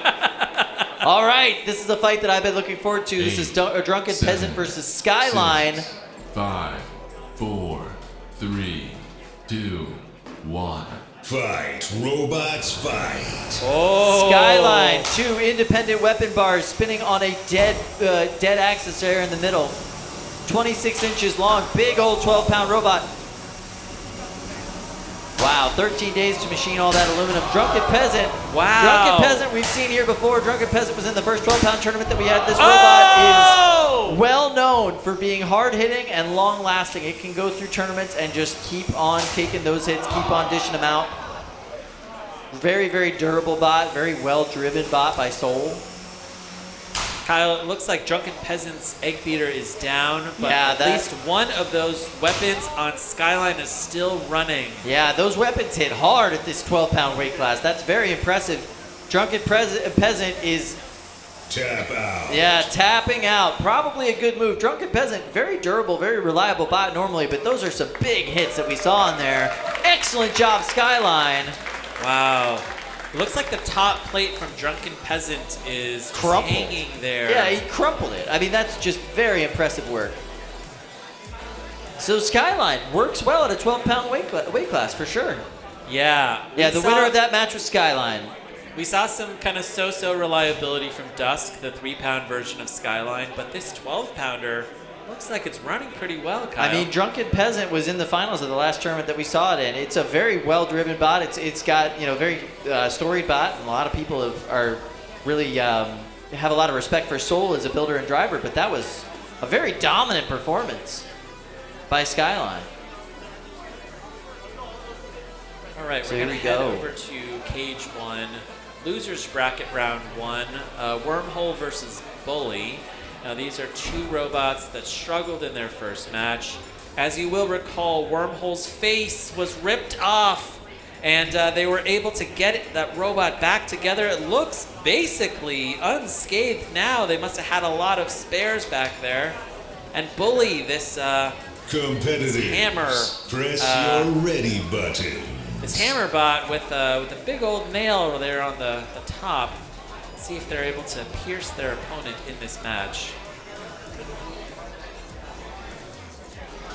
Such an interesting design for a weapon. I mean, these are just off-the-shelf parts that they put together to make this weapon type. It's a really cool design. It's a really interesting idea. You know, this is their first time bringing it out and trying it out. That's what it's all about. It's about experimentation, seeing what works. 8, 7, 6, 5, 4, 3, 2, 1. Fight, robots, fight. All right, so Wormhole's weapon's up to speed. They are grinding up against the wedge of Bully. Whoa! Oh, hello. Kyle, the weapon's gone again on Wormhole. Yep. Weapon gone. Wedge on Bully took that full brunt of that impact and sent it right back into the weapon shaft of Wormhole. That weapon is gone now. Now we see Bully doing a little pokey poke on top, showing the judges, I'm attacking with my weapon. I don't know if it's doing any damage, but he's attacking. Kyle, hypothetical question. Yes. Is Bully's hammer really able to pierce anything, or are we looking at basically a wedge bot with a creative little attachment on the top? I think that is a weapon in name only. Whoa! Whoa! Oh! It happened! Wow! Kyle, That's Okay. that's just the shaft, like the shaft hole. Like that's just the keyhole. Bully found the tiny The little one hole. on top of wormhole. Yeah, that was pretty impressive. Oh, that's great. Yeah, we're gonna start a new trend here. We're gonna call this a wino, weapon in name only. That's good. Yes, a wino. That's good. I mean, that's something that happens here at Norwalk Havoc. You get plenty of winos. All right, I don't see a countdown clock anymore. No, it seems as though they're just letting this one go. 20 seconds left in this fight. Luckily, our referee staff is keeping track for us. 7, 6, 5, 4, 3, 2, 1. That's the match. Turn off your weapons. Drive to the door. This is going to go to the judges. All right, interesting match, judges. We have 2 robots, one with a very active weapon, one with perhaps a weapon in name only. And a lot of destruction, but perhaps it was a robot that destroyed itself. This one's going to be tough. Who feels strongly? Who wants to start us off? Andrew feels strongly. I can see it all over your face, Andrew. All right, start us off. I do not feel strongly at all, and that's why I'm laughing, because that was a pretty close match. I'm agreeing on the wino aspect. It's an interesting strategy to be able to poke an opponent and grab that tiny hole if it works. But in this case here, I think I'm going with wormhole on this one. Yeah. All right. High kinetic energy weapon, you know. But yeah, really no real damage from Bully. Interesting thoughts. All right, Jack, your thoughts on this match? I'm going to make this one a split decision. I would give it to Bully because they largely controlled the fight. Okay, both before and right. after Yeah. the weapon failed.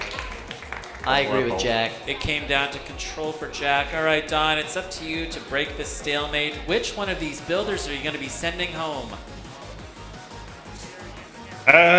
Well, Wormhole lost its weapon, which is kind of a big deal. And then after that, it couldn't really control the match because Bully had a wedge, and it was very aggressively poking it, which is its primary weapon. So I'm gonna go with Bully. Wow. Controversial choice there. Yep. All right, split judges decision for Bully. All right, here we go into cage 2. We've got Steamroll versus Picante. Steamroll sounds like something I would order at a sushi restaurant. Yeah, that's a very 8, low-calorie 7, sushi roll. 6, 5, 4. All right, let's see if 3, Picante can get 2, this zombie robot up and Fight, running. Robots, Oh, fight. it did. Oh, we're seeing weapons from both of these robots. So yeah, this is a nice take on the beater bar spinner. I really like it. It's an interesting direction for it to go in. Both of these robots' weapons are spinning. They're just not really making any contact. I can hear one of these weapons is spinning down. Yes. And it sounds like it may be Picante. Nope, Nope. Picante's is up. Yeah, they're Dragging on the floor. Oh, that's an awful sound. Whenever Picante's weapon kind of like pivots to the side, just hits the plywood.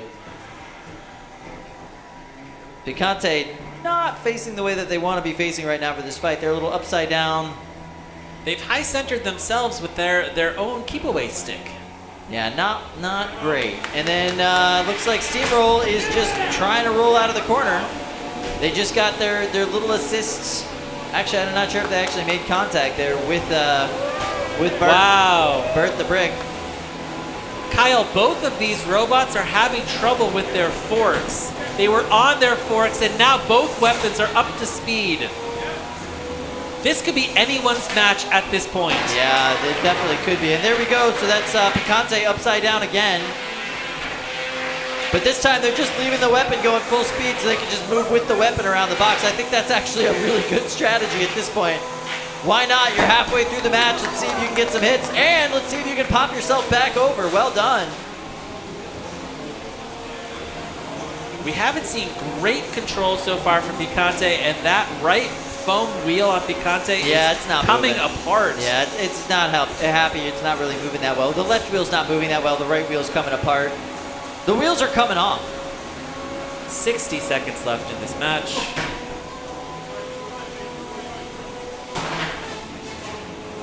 Yes, so we have a super chat that I'd like to call out for Cindy Dyer. Go Bully, aggressive poking for the win. Thank you for your $5 donation, Cindy. Oh, nice good hit from Picante. Picante. Wow. Picante, very special boy. And there goes the weapon. There goes the weapon. 30 seconds left in And this is match. Picante just donezo? There's the one assist that you get from Bert. And there's no motion happening here at all. I wonder when the judges are or when the ref is gonna call for a show motion bar. Knockout. Oh, that's a knockout. Okay. Wow. Steamroll wins that match. The Frankenstein known as Picante goes home unhappy. Going back to the lab. Going back to the lab. That's Yeah. right. See if you can get some juice back into that thing with the big old lightning bolts. Now, why did I call it a Frankenstein bot? The white body on Picante is from an old version of Shredded Bro. Yep. The black kind of weapon mount bars Yep. are from an old version of Blackbird. Yep. And that FingerTech beater bar, that absolutely mangled beater bar, is from an old version of Shredded. So kind of like bring all of the Team Shredded robots together and build this freak of nature, Kyle. And the wheels look like they were just like wheels from Billy that had been ground down a little bit. Yeah. Big old blue foamy wheels. Yeah. I mean, it's interesting to take a look at a beater bar and say like, okay, I mean, usually it's going like this. Like, what if I turn it up like this? Like, Why what's not? going to happen? Why you know? not? The interesting thing was that, you know, these two robots like looked kind of similar. They you did, know? yeah. And they both had struggles with that single fork. Yeah. You know, like when you get flipped over and that fork is now impeding your ability to get to self-right, that is a design challenge that you want to take a very close look at. Yeah. This is obviously an experiment for both of these teams, you know, trying Yeah. to see what works, trying to see what doesn't. And we learned some things that match, for sure. Yeah. We learned some very strange things. One thing is, I don't know if the beater bar in that allocation actually works. Okay, all right. I will say, back in the pits, they were looking at Picante while it was being tested, and Ribot Captain David Jen goes, "That is amazing. That's a really smart idea. I want to do that. I've been thinking about doing that with a beater bar as well." Interesting. I don't mean to like just reveal all of David's secrets. Okay, Hey, go right ahead. he's an incredibly good builder. He is. So I think that there may be something with Something kind of to turning it. the beater bar on its head. All right, we're doing a slow pan of the pits, and this is the big box. This is the big test box, and that is Pranhida. Looks like we've got good drive in Pranhida as it tests itself. Yeah, after that big loss in their last fight, you got to make sure everything's functioning, everything's working again before you get it back out there. And the only safe way to test it is inside this clear bank vault. Is that what you called it earlier? Yes, yeah, the clear bank vault, exactly.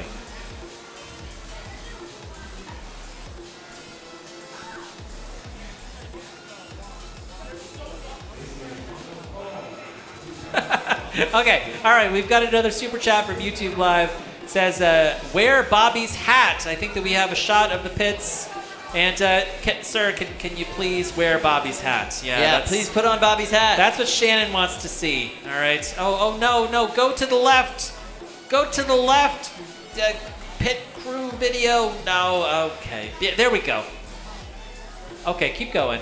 Keep go going, to the keep left. going. There we go. Yeah, Bobby's hat. Bobby's hat. Bobby's hat. Bobby's hat. No. Could you wear Billy's hat? Yeah, can you wear Billy's Look hat? at his cute little hat. Aww. Oh my God. I love it. Billy and Bobby hanging out. They just look reluctant, you know, like their faces They look reluctant. They don't want to be straight killers. Those are killers, Yeah, Kyle. that is the face of just death and destruction right there. There is not a beta-weight driver that wants to face Billy. There is not a 12-pound driver that wants to face Bobby. No way. All right, now we're going to go over to the launch room. This is the control room. Look at all of those video Yeah, screens. we'll be launching a rocket off of the ceiling later on today and going into fake space. I don't even know what I'm looking at right now. How did they do it? It's pretty impressive. Yeah. It's pretty impressive.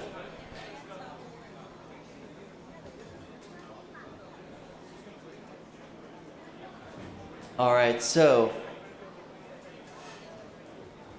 yeah, we did not get anybody to wear Bobby's hat. That's too bad. But we still got to get that good shot of Bobby and Billy over at the pit table there. They both look ready to go, ready for their next fight. That's what we like to see at this point. We don't want any delays. We want these fights to move through as quickly as we can because we have a lot to get through.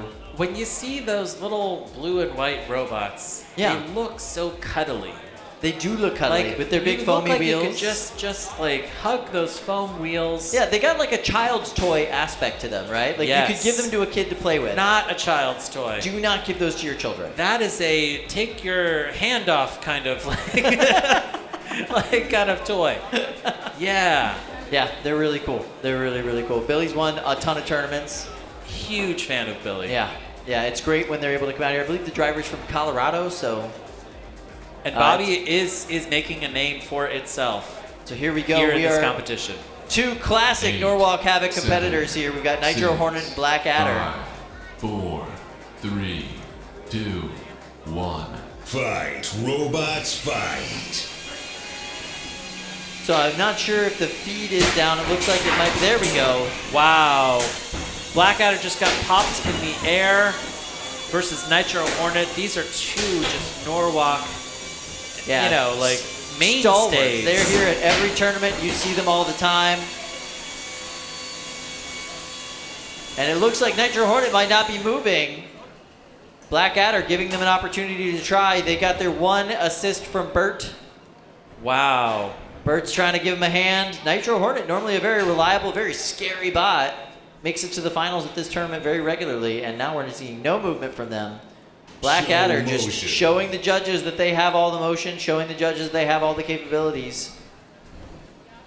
Blackadder just looking like a Klingon bird of prey. That is exactly what it looks like. Yes, a Klingon bird of prey with googly eyes. Wow, incredible. And it looks like Nitro Hornet is dead.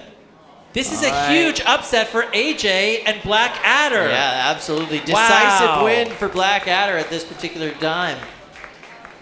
Blackadder, driven by 10-year-old AJ Tarizo. Great work, AJ. Nice work, AJ. Very well done. That's Now- so interesting. Now we are seeing some really amazing reliability from Blackadder today, Yeah. and I really like these long triangular Wheel wheel guards. So smart. So Yeah. smart. Now, I'm so curious to see. I mean, I'm guessing those are aluminum because like they're so long, right? Yeah. Why did AJ decide to make them so long? Like That's a there must great be question. a good like thought behind that. Maybe there is. Maybe it's just aesthetics. I mean, they knew they needed more robust wheel guards than what they had before. They definitely had some issues with that at the last tournament, and those are very robust and they're really cool looking.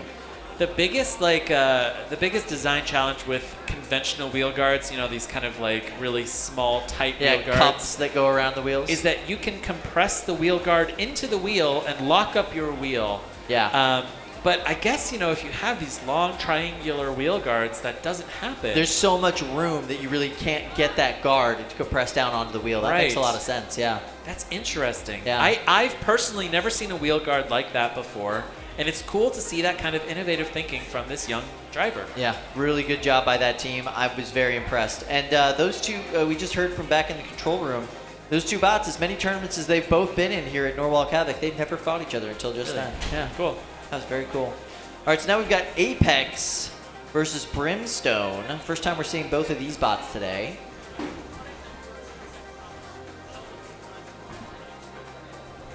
Got a message from the chat. I think Blackadder's wheel guards are so wide to stop the opponents from flanking it. KJ, that is a very good point. Strategically speaking, that makes a lot of sense. It's really hard to get around them.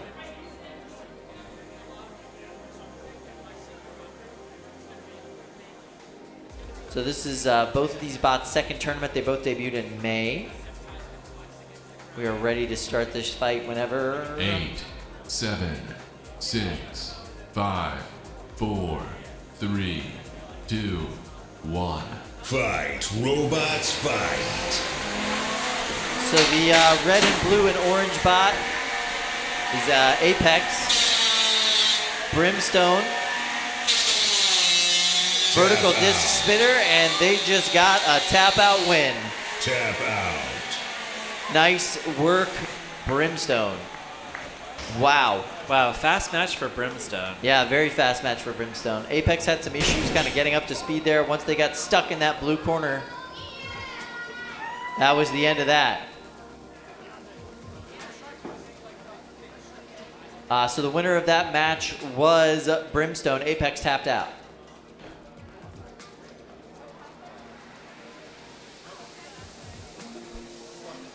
We're moving really fast through the first 2 rounds of this Beetleweight competition today. That's because we're having so many of these like glorious one-hit fights where it's just like the first impact is it. Yeah. That's all that happens. Yeah, very early, like early in the day, especially on day 1 here today. We're gonna see a lot of back-to-back fights. These are builders who get a lot of time in the pits. Yeah. Now you get a minimum of 20 minutes, but really in these early matches when there's 60, 70, 80 Beetleweights to get Yeah, through, you really get like an hour. you get like or so. an hour. Yeah. Yeah, you can sit. Plenty you of can really time. kind of take everything apart. You can reconnect all of your wires. You can really inspect the robot. Yeah. Replace your wheels. There's just tons and tons of spares. The really difficult part comes in 5 or 6 hours from now when you have no more wheels, you have no more spares, That's you right. have 22 minutes, you Yep. know, between matches, and that's really kind of where the stress of the pits kind of starts to. You loaned somebody your screwdriver like 2 hours ago. You have no idea where it is. They've you know? left. They've gone left. back to California Exactly. with your screwdriver.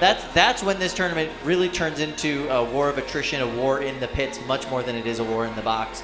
Yeah. This is such a stacked bracket. Some of the biggest names in the 3-round division haven't even been in the box yet. We haven't seen Silent X, haven't seen Billy. Kyle, we saw Silent X though earlier today. We did see Silent X earlier. We saw Silent X. It seems unfair. It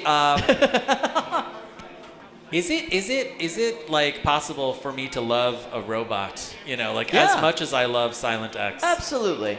Like, okay, so we saw the Walker version, the shuffler version of Silent X at the most recent back in Norwalk May, Havoc. yep. Jameson Go brought back that robot here, and it is faster, it is more maneuverable, it is on a collision course for the top robots, really at probably the top of the winner's bracket. You know, Billy, Shredded Bro, Black Dragon, Silent Spring. Silent Spring's not here today. No, but I definitely think that Yes. they're going to be in that same tier.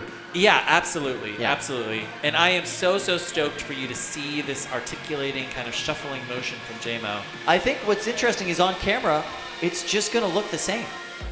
Like, it's going to look like wheels. All right, we're gonna go over to Cage 1, and we've got Sepiol versus Hyper Bite Roll. Now, for fans of Death Roll, you will see that Hyper Bite Roll is an homage to Death Roll.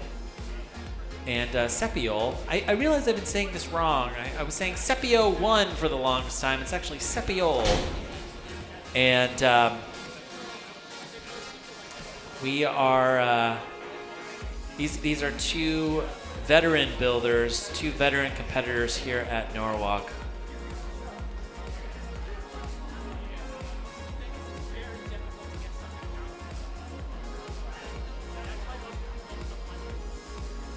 All right. Hyper Bite Roll.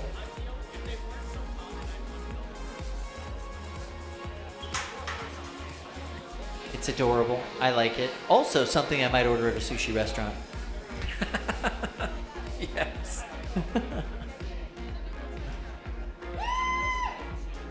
All right, here we go. Cage 1 ready to go. Hyper Bite Roll versus Sepia 1. 8, 7, 6, 5, 4, 3, 2, 1. Fight, robots, fight. Whoa, big weapon contact there from these two robots. And Sepiol is now kind of doing this strange dance inside of the box. But it doesn't look like we have drive from Hyper Bite Roll. Well, the drive's fine. The weapon, I think, is completely gone.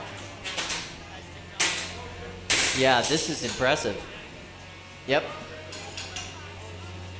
Now, we are not seeing drive now from Hyper No, Bite Roll. that's a tap out. That is a tap out. Hyper Bite Roll is done. Winner's bracket, round 2, so we will see Hyper Bite Roll again in the loser's bracket, but fast match for Sepiol. That was nice.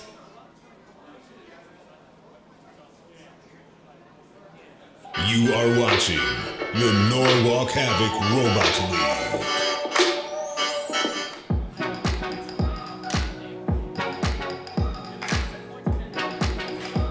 I think personally, I think the thing that gets me about robotics specifically is that robotics is something that you can really see and interact with. It's something that you can work with your hands. It's something that you can build and really get your hands dirty on. It's something that you can, there's a whole wide range of not only the possibilities of what you can do with robotics, but the size, the price. You can really get involved in robotics from your home. But that knowledge and experience really carries you all the way through. Like, I'm working with robots that cost like hundreds of thousands of dollars, but it's the same concepts that I used back in high school when I was first learning robotics. So I think there's just so many, robotics is such a blanket term for so many different, really awesome and fun to work with technologies that you can really get involved with. Live from Norwalk, Connecticut, you are watching the NHRL.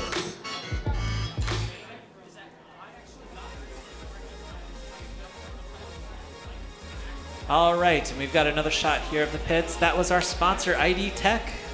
And Kyle is now eating lunch, and here, joining me here in the broadcast booth is Chris DeCinco. Hello, Chris. Hey, hey, hey.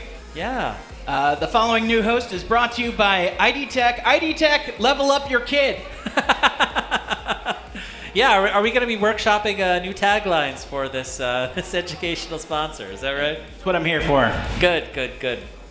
Yeah, so we are here now at lunchtime. Kyle is going to go and eat, so I know that everybody's always concerned about, 8, 7, the announcers 6, eating.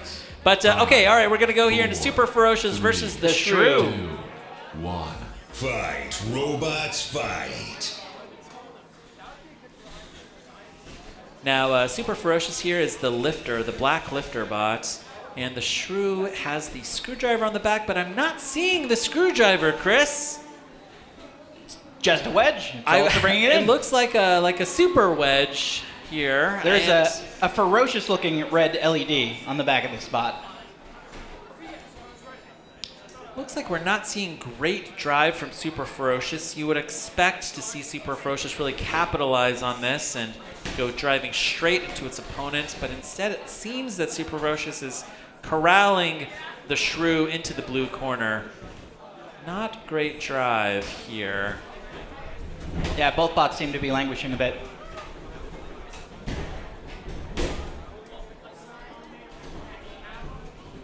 All right, we have this one help here from Bert, and looks like Bert is helping both of these robots. Looks like that one wheel is locked up. Yeah, the right side drive on Super Ferocious does not look bright. And the Shrew just seems to be spinning there in the center of the box.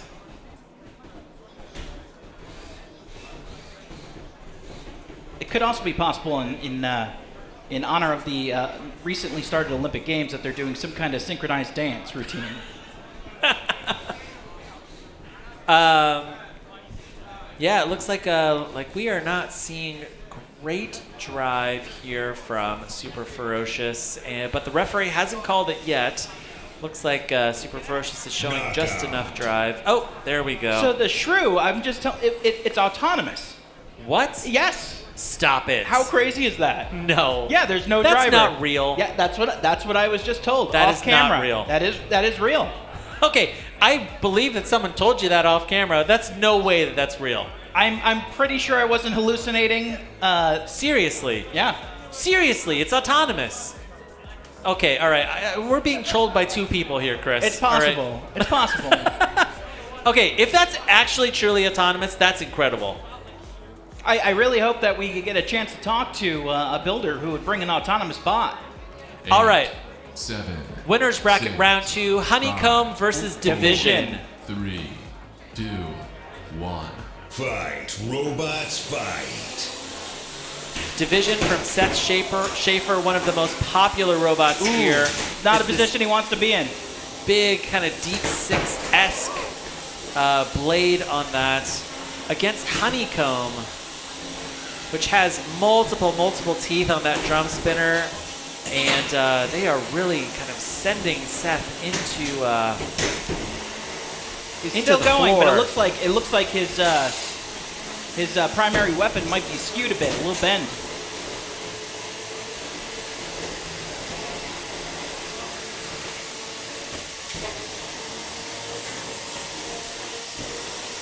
Got 4 sets of teeth on that drum.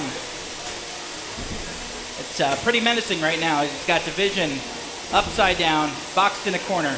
Not where he wants to be. It looks like Seth is having trouble self-righting using his weapon, and the referee is calling for motion. Division, can you show motion? Tap out. All right. Oh, All right. it's a tap out. All right, it's a tap out, Honeycomb. Time to turn off your weapon. All right, fantastic. Wow. So Wow. Honeycomb continues to live on in the winner's bracket, while Seth Schaefer and Division gets kicked down into the loser's bracket. Oh.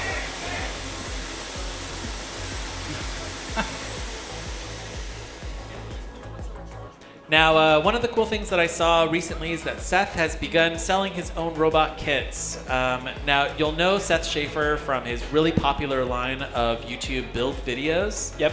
And he competed on Bloodsport last season and helped produce a lot of their build videos. And yeah, just an absolutely fantastic YouTube content creator, BattleBots builder, obviously here, Norwalk Havoc competitor. And we're going to see him again in the loser's bracket. Definitely one of those builders that makes the sport accessible for everyone. All right. On over to Cage 2, we've got Valinor versus the Student, brand new robot. And that is the black and gold robot in the blue square. And Valinor 8, in the pink 7, square. 6, 5, 4, 3, 2, 1. Fight, robots, fight.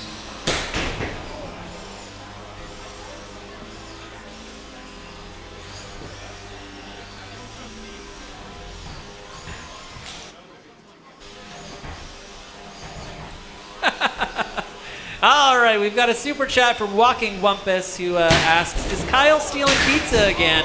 I think so. I think Chris. so. That's his I think default. so. You gotta Yeah. watch him. All right. The student appears to have its primary weapon locked up. Yeah, and that ground shaving fork on Valinor. Tap Oh, out. there's a wheel on the I see ground, a wheel. Chris. Oh, man. Looks like the student lost its right side wheel. That was a fast match. Fast win for Valinor. Now that is the first time that we've seen Valinor for the day, and the student's now going to go down into the loser's bracket. Now, exciting news. It looks like I see Evan Arias over there loading in Shred It Bro. All right. Shred It Bro is the top-ranked robot here today at this competition with a career ranking of number 2 here Wow. at Norwalk Havoc. Wow. Evan Arias is one of the most aggressive drivers in the Beetleweight division. He is absolutely relentless, and he's going to really bring the fight to Tiefschlag no matter what state his bot is in. This is our first fight of the day that we're seeing for Shred It Bro. And Shredder Bro, absolute joy to watch. I mean, this is an absolutely destructive robot. Really aggressive bot. Also, very resilient bot. Yeah.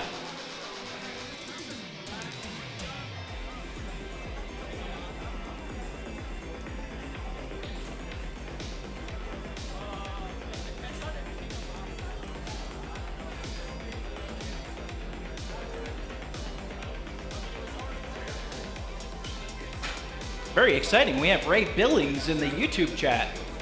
Ray Billings. I've heard that name before. Yeah, I think he builds a robot on BattleBots, I believe, right? I think so. Yeah. Maybe Nelly? No, yeah, I think he's some kind of BattleBots builder, I Something think. to do with pizza. I gotta look it up. That's it. Yeah. All right, we've got a shot here of the pits, and we're seeing most of these builders have now gone through Winners Bracket Round 1, and they are now getting prepared for their second, and in some cases, such as Blackadder, their third fight of the day. All right, we got the box loaded up, it looks like. All right, back over to box 1, Shredded Bro versus Tiefschlag. I hope that I'm saying that correctly. I think it's a German word, Chris. Tiefschlag. I think it's a German word for low blow. I thought it was a race in Dungeons and Dragons.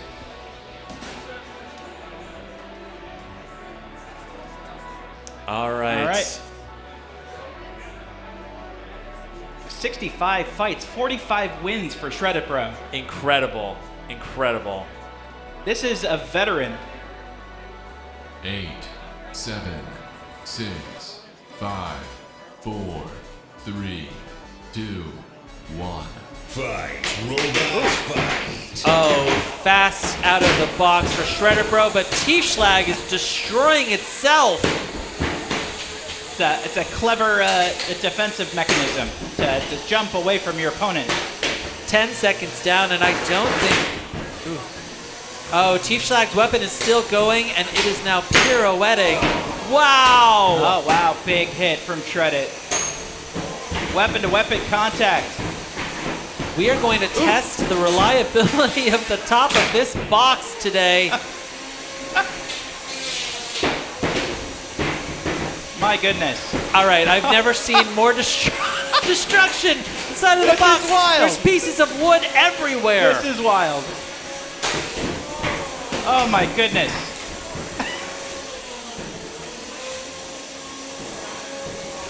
Good reliability doing though a little from gyro Tiefschlag. dancing. Seems to be inverted, but that doesn't really seem to stop him.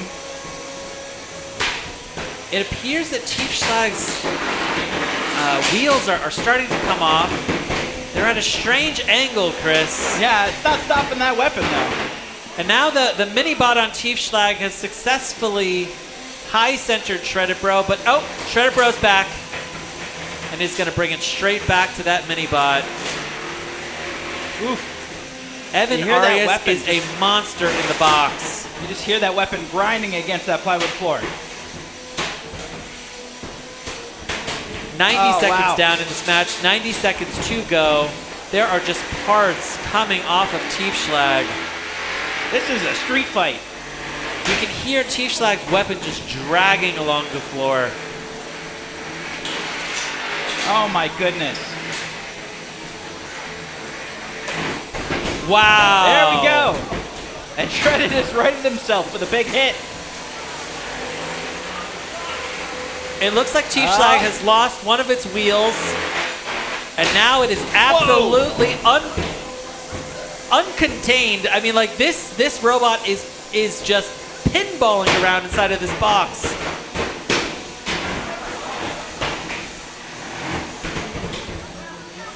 At this point, it's just advanced target practice for Shredded.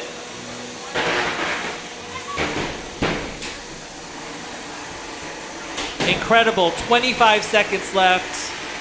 This may go the full 3 minutes. Evan, it's time to kill your opponents. Oh.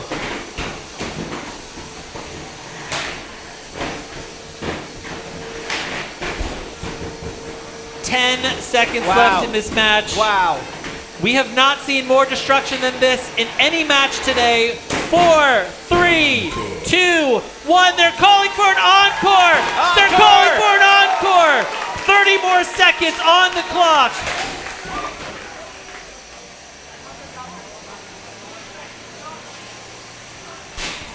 Oh. Evan Arias now is back underneath Tiefschlag. 10 seconds left. Can Evan do it? Still unafraid to go weapon to weapon. 6, 5, 4, 3, 2, Whoa! 1. That's the match. Turn Wow. off your weapons. Wow. The most destructive match of the day. Fantastic driving, fantastic reliability. This one goes to the judges, Chris. I want to see a before and after of that floor. Yes. Yeah, if we can get an instant replay and see the before and after. All right. So we tested the reliability of these boxes, and everybody was safe. That's pretty great. I think everyone's still here. All right. This is going to be a tough one, but I would love to hear your thoughts. Andrew, how about you start us off? Shredder Pro all the way. Shred it, bro, all the way. All right, Jack, how about you? Yeah, Shredded Bro every time. They did the only meaningful damage to their opponent and were the one making the engagement in every single exchange. So there's no way you can argue the other. 2 votes for Shred it, bro. Don, will it be a unanimous judge's decision? Let me tell you, this is probably the toughest decision we've had all day, but I'm gonna have to go Shredded Bro. All right, unanimous judge's decision for Shred it, bro. Thank you so much, judges. Wow. This was an absolutely incredible match. Now, before we get into our recap of the match, I want to read a super chat from Belargoose, who writes, "We live in a combat robot renaissance. BattleBots is back. Competitions grace almost every continent. Live streaming, Norwalk Havoc, smaller bot fights, etc. Smiley face. Robot renaissance. What do you say, Chris?" I think so. Yeah. Plus, we covered on our podcast a new robot that makes Unanaki, right? Yes, yeah. I mean, robots are no longer just being used to kill one another. They're making bobas. They're making pizzas. Some call it a renaissance. Some call it an apocalypse. I would say, you know, with Norwalk Havoc, I mean, we are seeing an absolute renaissance of the smaller weight classes. When you only have one match that you can go to per year, you don't want to take chances. Here at Norwalk Havoc, you know you have a place where you can fight every 2 months, and you will bring interesting designs. Yep. And we're seeing that here. Yeah. Super destructive match. I loved that match. Shredded Bro versus Tiefschlag. All right, on over to cage 2. We've got Dread Hades, Tyler Wynn versus Ratfish. Winners bracket round 2. Dread Hades in the pink corner. 2, 1. Fight, robots, fight. Ooh, good speed out of the box for both of these bots here. Tyler's managed to flank Ratfish.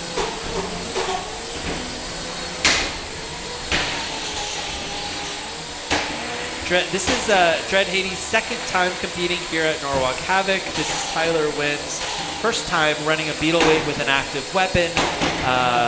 Better known for Perfect Phoenix on BattleBots and also for his WedgeBot work.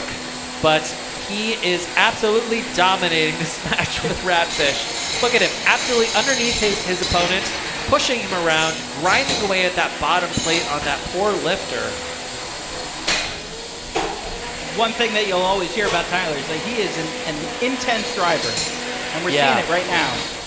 Yeah, and even though Ratfish has these very long forks, Tyler is managing to get under his opponent every single time. You do not want to have a super powerful, high kinetic energy fingertech beater bar underneath your robot under any circumstances. That is what they say. Oh, this is a driving class by Tyler. Incredible. He's been in control of this match from the very first second. It looks like Ratfish is now escaping much more slowly.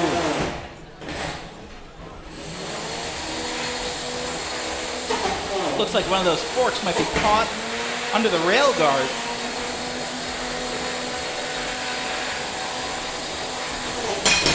Oh. Wow, with 1 minute and 15 seconds left to go in this match, Tyler's now flipped Ratfish on its head.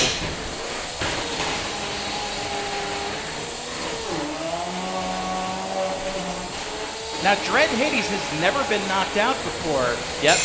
Yeah, it's either earned KOs in every single one of its matches, or those matches have gone to the judges. Look at all of that foam from the wheels of Ratfish. 45 seconds left in this fight. There has been aggression, there has been damage, there has been control. This is probably going to be the easiest judge's decision if Tyler will send it to the judges. Still 30 seconds left. That's a long time. I will say Ratfish has successfully managed to stay alive, but this is an absolute massacre from Tyler Wynn. There, he's up on that wheel now. 15 seconds left in this match. This one will very likely go to the judges. 10 seconds. 8, 7, 6, 5, 4, 3, 2, 1. That's the match. Wow. Turn off your weapon. Drive to the door. Round of applause for Dread Hades. All right, I don't mean to influence the judges, but that seems like a pretty easy match to call. Maybe we could just do a round of hands. Dread Hades, Tyler Wynn, Dread Hades. Yeah, unanimous judges' decision for Dread Hades. Incredible work. Thank you, judges. Incredibly destructive match. Like, if you look over into cage one, you can see all of that foam there on the floor.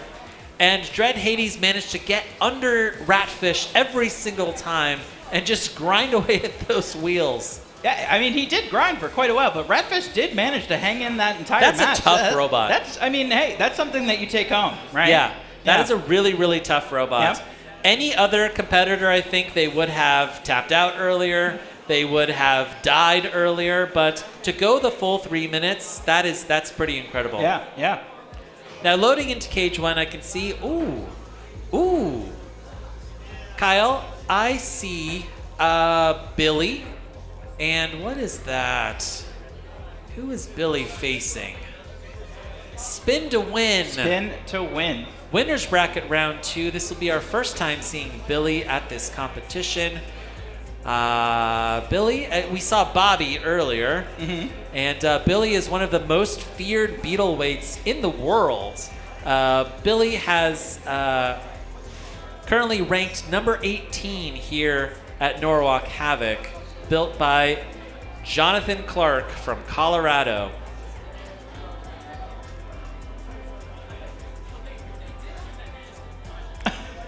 Spin to win, new robot from Mike Molinet from Northborough, Massachusetts. And look at Billy's face.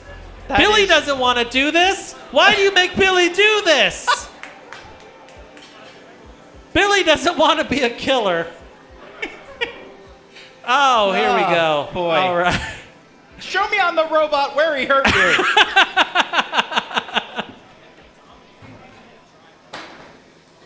All right.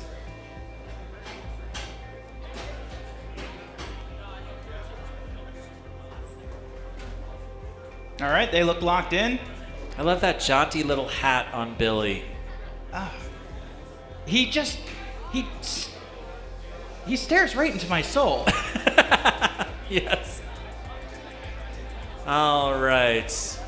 Billy's supposed to be in the pink square. Spin to win is in the blue square. We are getting ready.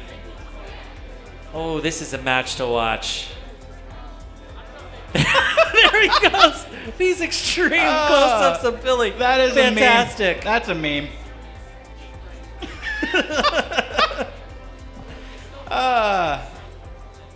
Winner's bracket round 2. Spin to win won its first match, and this is Billy's first match of the day because Billy's first opponent forfeited. Smartest decision that builder ever made. 7, Here we go. 5 6, seconds till start 5, time. 4, 3, 2, 1. Fight, robots, fight. Oh. Oh! good first exchanges from both Yeah, of these both robots. They are going weapon to weapon, and Billy is riding on top of Spin to Win. Spin to Win is finding Billy's big blue wheels and just tearing huge chunks out of that. Those wheels. This is unexpected, Chris. Yeah, yeah. He's staying on top of him too, not giving Billy a chance to spin up that undercutter. One of the big things you want to do when you're facing a big wheeled robot opponent like Billy is to get around to the wheels and not allow that weapon to spin up.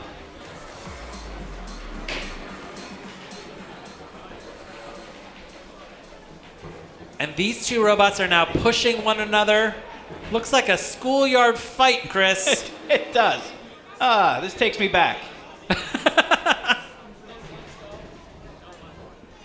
All right, good pushing power from Billy, even though one of its wheels is absolutely chewed up. Spin to Win's been showing some great aggression, but you're not seeing that weapon fire anymore.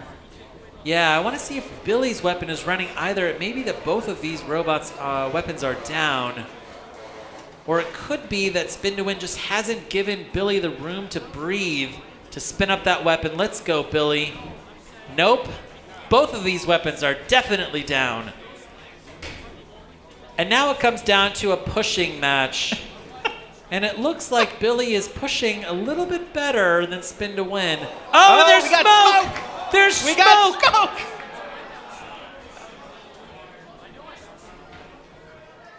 All right, we know that Spin to Win can drive with smoke pouring out of its robot. See if that smoke becomes fire, Chris. Wonder if Spin to Win's batteries were perhaps punctured by Billy's piercing gaze. Billy's staring right into my soul, too. All right, 50 seconds left here in this match. And these drivers here are trying to show aggression and control. His hat is missing. What? I wonder if that's going to factor into the judge's decision. Yeah, I think that might be a blade of armor there, Chris. It's possible. 25 seconds left here in this fight. Can these robots stay alive? I think they will. This will go to the judges. Tough call for the judges. Ooh. 10, 9, 8, 7, 6, 5, 4, 3, 2, 1. That's the match. Turn off your drive. And that is the last image that the judges are going to see. Billy pushing Spin to Win into the corner. All right, we're going to go to the judges. Let's start with you, Don. Your thoughts, Billy versus Spin to Win. Well, they both lost their weapons early on. Surprisingly, Billy was able to control some of the match with its drive power. And then Spin to Win started to smoke a little. And I did notice that, Chris, Billy did lose its hat. That's important. But based on the control and aggression, I'd probably give it to Billy. All right, we've got one vote for Billy. All right, how about you, Jack? I'm also in the camp of giving it to Billy because once the weapons stopped, they ultimately were on the side of their opponent for the majority of the time and were pursuing them aggressively even when they weren't engaged. All right, we have 2 votes for Billy. Andrew, take us home. Yeah, really the hat was my deal breaker in this whole thing. Just kidding. Very close fight. I'm based on the smoke. I got to go with Billy on this one. All right, we have a unanimous judges' decision for Billy. All right, Chris, it's 1:45, and if you're in the audience here in Norwalk, we have a food truck outside, so if you're very hungry, go outside. I hear that it's quite good. So I think that I'm probably going to go take lunch here pretty soon, so Kyle will be back shortly. Sure. He's probably found all of the ill-gotten pizza that even exists back there, you know? It's all gone. It's just gone by now. Yeah, he's eaten 9 or 10 slices, I'm sure. I'll get back there, and it's just going to be a wasteland of crusts. All right. Let's see. Loading into cage 1, I see Icky Mouse and ZZ Bot, and they're also loading into cage 2. Oh, look at these. Look at these jaunty gentlemen in the pits. As you can see, those were the Norwalk Havoc dancers. Yes. That's a new addition here to the Yes, event. yes. Food yeah. trucks, dancers. Right. We're just ratcheting up the production quality month after month. Right. Yeah.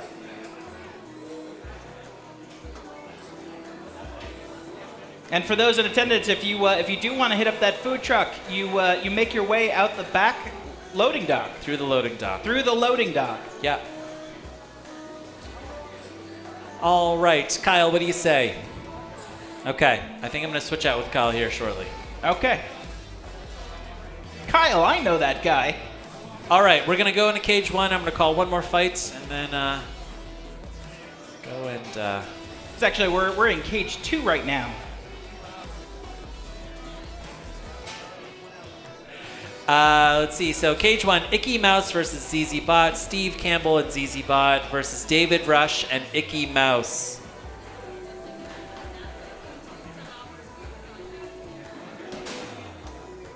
All right, looks like we're about ready here. 8. There we go. 6. 5 seconds. 4, 3, 2, 1. Fight, robots, fight.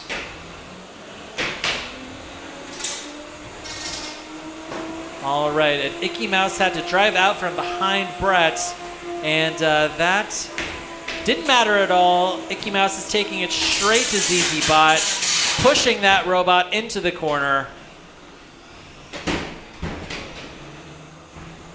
Big pop in the air for ZZ Bot.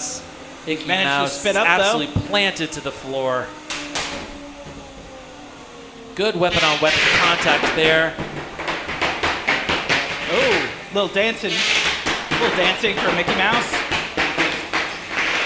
And you can hear Icky Mouse's drum just dragging there along the floor. David would love to be back on his head. Wow, big hit. But ZZ Bot is hanging in there.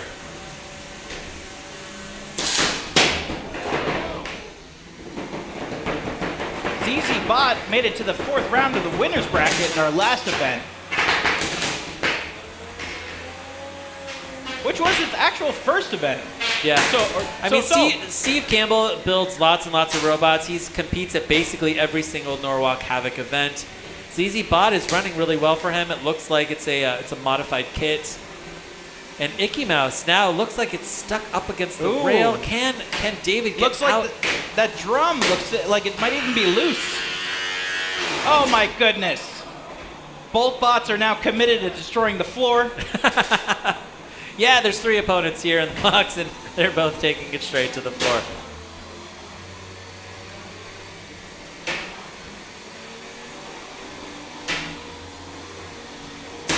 Oh, big hits from ZZ Bot. Oh, we've got a tap out for Icky Mouse. Wow. Round of applause for Steve and ZZ Bot. Incredible. All right, audience, are you ready? This is the moment you've been waiting for. We are going over to 30-pound action in the big box. Our first 30-pound match of the day. And it's going to be Chris and Kyle calling it because I'm eating.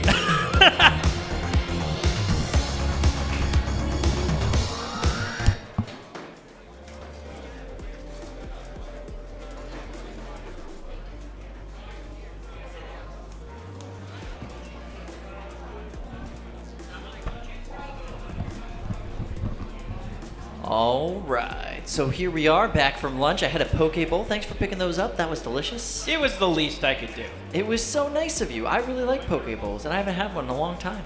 Probably like 2 years. You feel like you're doing something healthy, but you're not. You're definitely not. No.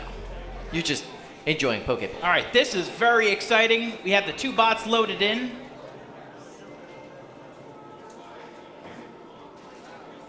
Yeah, so Twister was built originally for 2020 Motorama. Due to obvious pandemic-related reasons, they were not able to go to that event, so they are here. First event for this bot. All right. Let's go ahead and get this match going, guys. All 30 right. pounds in the box. First 30-pound fight of the day. Let's hear go. some noise. Let's hear some noise for noise. these 30-pound competitors. This is the big one. 5, 4, 3, 2, 1. All right, here we go. Robots fight. Slowly walking towards each other, getting caught up on the ripped up plywood on the floor that the 12 pounds left for them, the 12 pounders left for them. Twister, undercutter, spinner. Not much undercutting going on right there. Just a little bit of shoving. So they blew through 2 motors in preparation for this fight, so they have no spin on their spin. Wow.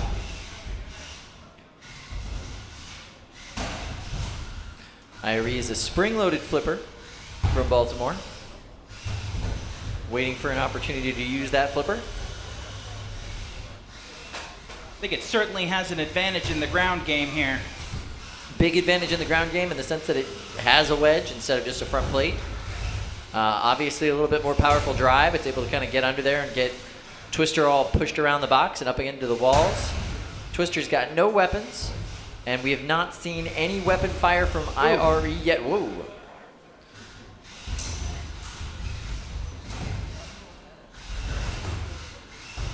There we go. We had a little pop from IRE, but it wasn't actually under the opponent. Let's see if they can actually get some flippy. Oh, there you go. Nice little pop from them there.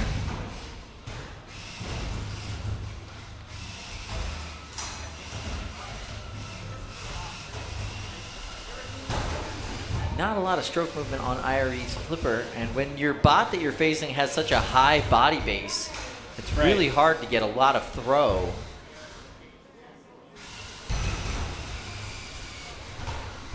But IRE's drive is definitely very powerful. They're able to get a lot of slams, a lot of big hits underneath, where they're picking them up and throwing them out back behind them. That little flap you see, it looks like one of the traction strips that have that's kind of stripped away from Twister's wheel. Yeah, they didn't need that anyway. Yeah, those wheels look like they're UHMW wheels, I believe. Yeah, so we're used to seeing large UMHW wheels in the sport. Yeah, it might. Any other bots come to mind? No, no bots come to mind as far as that goes. I thought there was a really big one. Drawing a huge blank. All right, coming up on 30 seconds left in this match. Oh, all right. So Twister stuck up there on the side. And as we can see, there's an attempt to get Fluffy not to help them. But Fluffy don't care.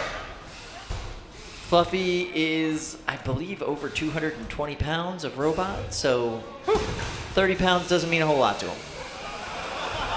Wow, all right, never mind. That wedge has got Fluffy's like pushing right back. This is now turned into an IRE versus Fluffy match. 4, 3, 2, 1. This fight is over.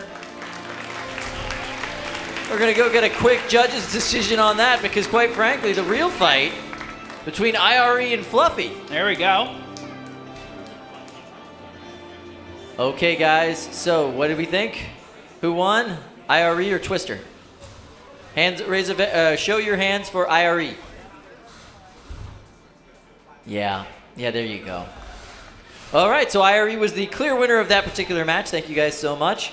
Twister wasn't able to get their weapon twisting, and if you are not twisting and your name is Twister, you just can't win the fight. So we're going to head over to Cage 1, the OG.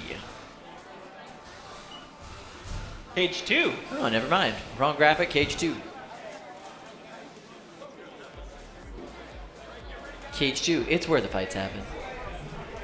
So over here we've got Voxel and Sugar Rush. Voxel's got that wide drum spinner.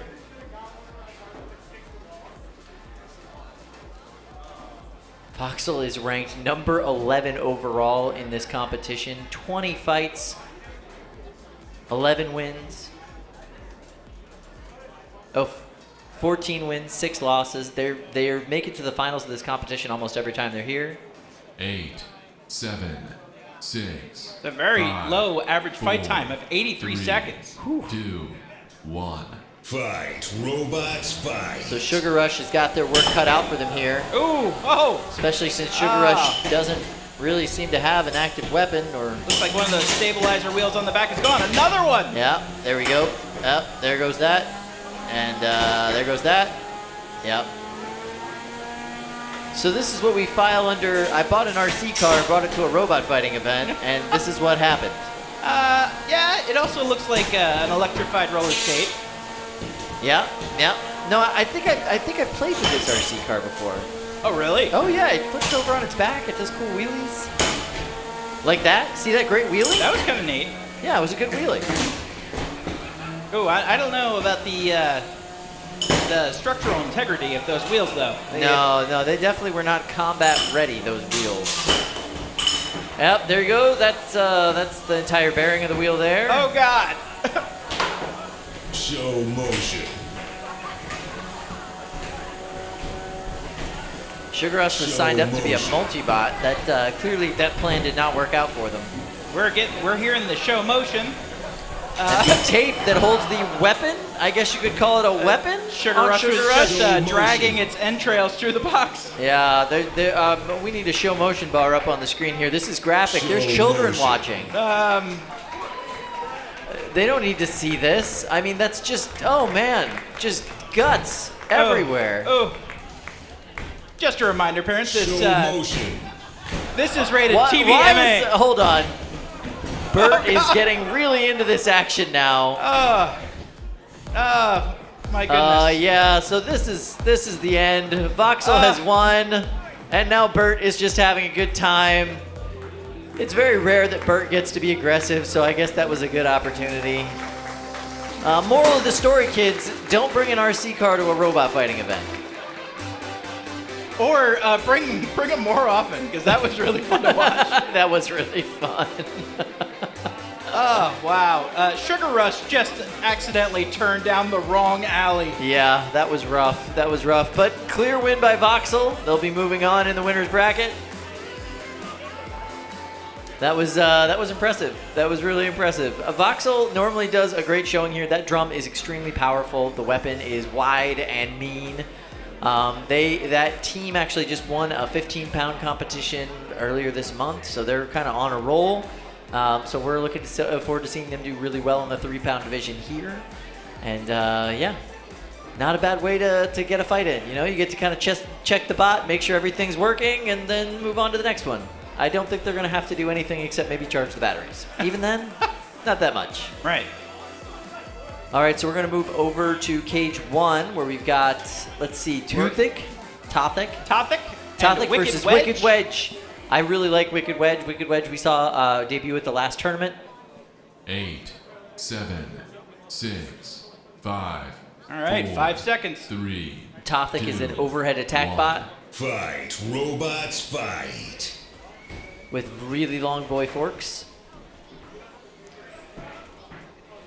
Wicked Wedge, interesting Bison-esque front plow they've put on their wedge at this point. Doing a little bit of flippy flip. There we go. They got themselves back on the right way. Oh, I see. I think he's a giraffe. Ah, yeah, very angry giraffe. Yeah. Giraffes famously the happiest animal at the zoo, the only animal that they let your children feed even when they're not in the petting zoo. Really putting his neck out there. That's true.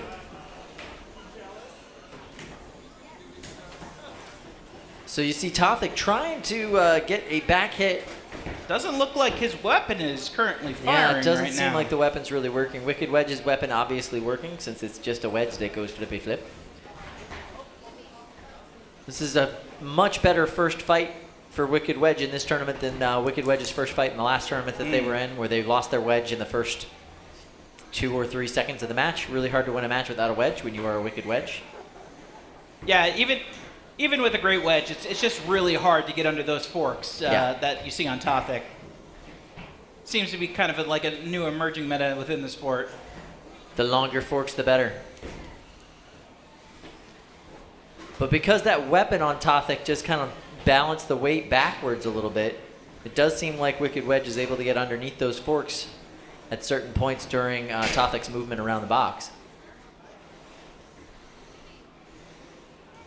So here we are in the last 1 minute and 15 seconds of this fight. Wicked Wedge has a functioning weapon. Is he under one of those wheels? Yeah, absolutely. Yeah, Tothic seems to be high-centered on one side. Yep, can Wicked Wedge come in and capitalize on it? They're really able to get in there. So there we go, the front hinge flip on the side, but they really weren't able to get much movement. They didn't get deep enough underneath Tothic. Tothic's got a very powerful drivetrain on it. It is a zippy little bot. It's very zippy little bot. Very well driven.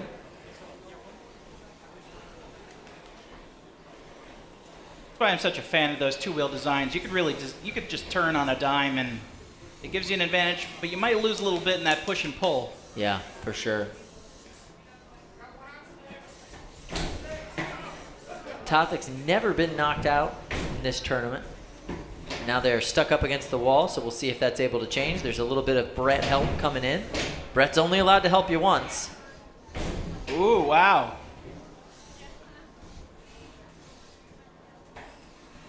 See, I don't think his weapon bar is working. I don't know if he can self-right. No, I think he's stuck. We need to see. Oh, that is the end of that fight. Saved by the bell. Saved by the bell. We have now timed out. This will go to the judges quickly. I do believe this can be a quick judges' decision. All right, let's. So wait, I have a question first for the judges. Is it Tothic or Toothic? Raise your hand for Toothic. No, raise your hand for Tothic. Okay, see? There we go. I told you. We could do hand raise calls for just about anything. I agree. With these judges. All right, so who do you think won that fight? Was it Tothic or was it going to be Wicked Wedge? So raise your hands for Tothic. Yeah, that's what I thought. So then Wicked Wedge. There we go. All right, so Wicked Wedge, the winner of that particular fight. That was a really well-driven match. Wicked Wedge obviously got the most wedging in, so they win. So we're going to move over to box number 2 next and see what we've got going on. Oh, we're going to go to cage 3 next. This is where the big fights happen. All right, we got 2 bots loaded in, Yahoo and Warlock. Chris, I think you and I are both old enough to know that that's pronounced Yahoo. That's like Prodigy, right? Yeah.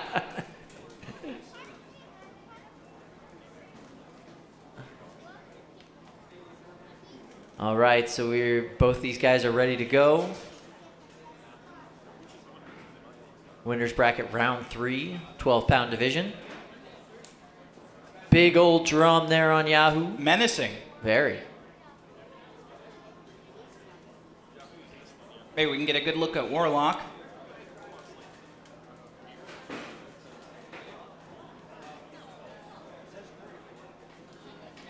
All right, sounds like we're going to go ahead with this match.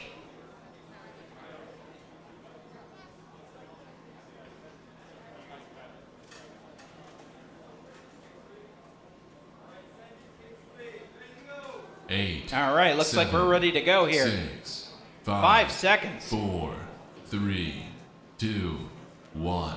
Fight, robots, fight.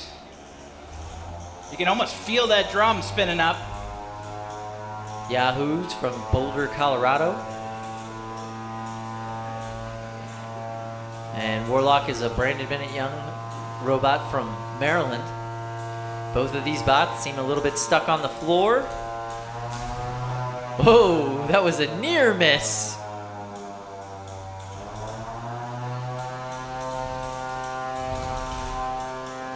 Both these bots seem to be having a little bit of a drive issue. Yeah.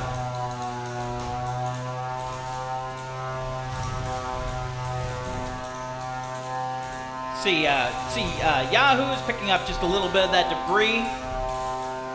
Yeah. Really got that drum dialed in very low to the floor.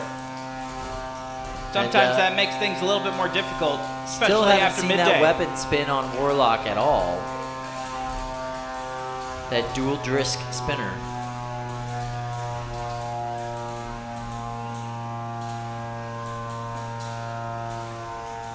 These bots are inching closer and closer together. Hopefully we see some contact. Doesn't seem like it. We've seen a lot of near misses. Bots are getting close to each other. Just not a lot of speed, not a lot of control. One very loud, noisy weapon, one weapon not working at all. Like two really aggressive. Hey, there we go. There were some sparks. Here we go. Here we go. Oh, there we go. Nice little pop there. Couple of big hits. We're grinding away. We're halfway through this match. Oh! Well, that was a lot. A haymaker from Yahoo. Oh, okay. Man. And now the weapon is actually working on Warlock. All right.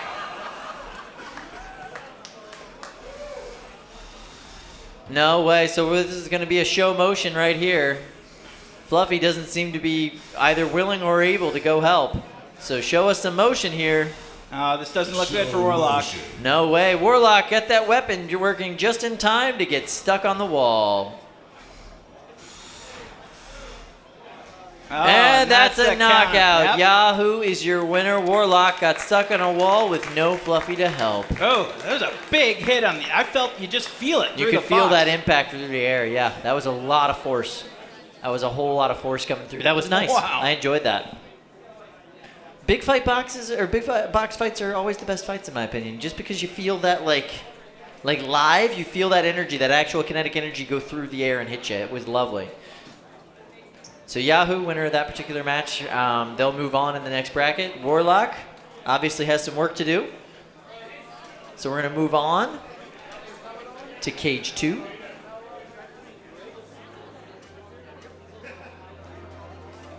All right, I'm seeing Bison and Red Hawk loaded into the box. They're going to take their corners. This is the first time these two bots are meeting. They've both been in several tournaments here at Norwalk.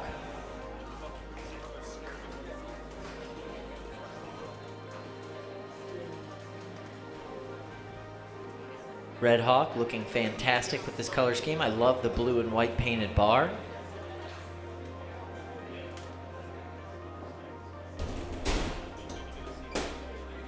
Bison heading over to its corner in the pink or red corner on that side. Red Hawk in the blue. This is box number 2. This is Bert the Brick's box.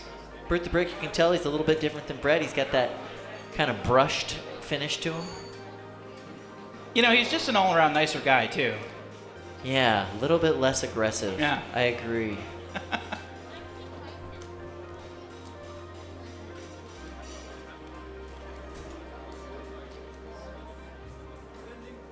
All right, Cage 2 ready to go. 7, All right. 6, 5, 4, 3, 2, 1. Fight, robots, fight. Red Hawk's weapon getting up to speed. Bison is the hinged flipper. I was expecting a box rush out of Bison, but he was kind enough to allow Red Hawk the ability to spin up. Yeah, that does tend to be Drew Davis's strategy more often than not. Let them spin that weapon up so you can get to the side of them and shove that weapon into the wall, try to break them, try to flip them up.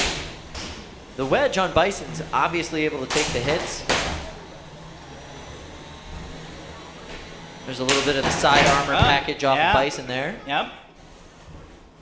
That armor is pretty much ablative. That's just there to take those hits, so it did exactly what it was supposed to do. Oh, it looks like that front plate on the front of Bison looks loosened up. Yeah, it's peeling away over there on that side. I don't believe that's ablative. No, that's definitely not supposed to be ablative. Bison's lost both of its horns at this point. Taking a couple of big hits. Still ticking. Yeah, Red Hawk's weapon is just so powerful now. Look at that. That entire front plate on Bison completely gone. Not necessary, but definitely helpful for keeping that weapon safe. He now has a blank expression on his face. Yeah. Yeah, now he's got a very blank expression. Oh, there you go. Lost a bunch more of that top plate there on Bison. That is the actual active weapon, the flipper. Without that, Bison is not able to do any actual damage or control to Red Hawk, except as a wedge bot. These two bots are actually fighting to see which one gets to keep the red and white color scheme. Ah. Yeah, Bison, you're going to have to go back to blue and brown after this. And you can see that the flipper plate is completely off now. It is hanging on literally by a thread. So it appears as though Bison, just for mechanical reasons, is without a weapon. So their strategy now is gonna be to keep Red Hawk from spinning up. Stay on him, stay close to him. Oh, he's not spinning anymore. No, there's definitely something going on with Red Hawk's weapon at this point. He has become inverted, but it doesn't seem to bother him too much. Outside of that weapon's no longer spinning. Yeah, we don't know what the cause of that is. It seems as though the belt is intact. Yeah, I don't see a belt loose anywhere. No, and driving upside down is in no way a problem for this style of bot. As we mentioned earlier, Red Hawk is, at this point, a very, very, very heavily modified, unrecognizable vector kit.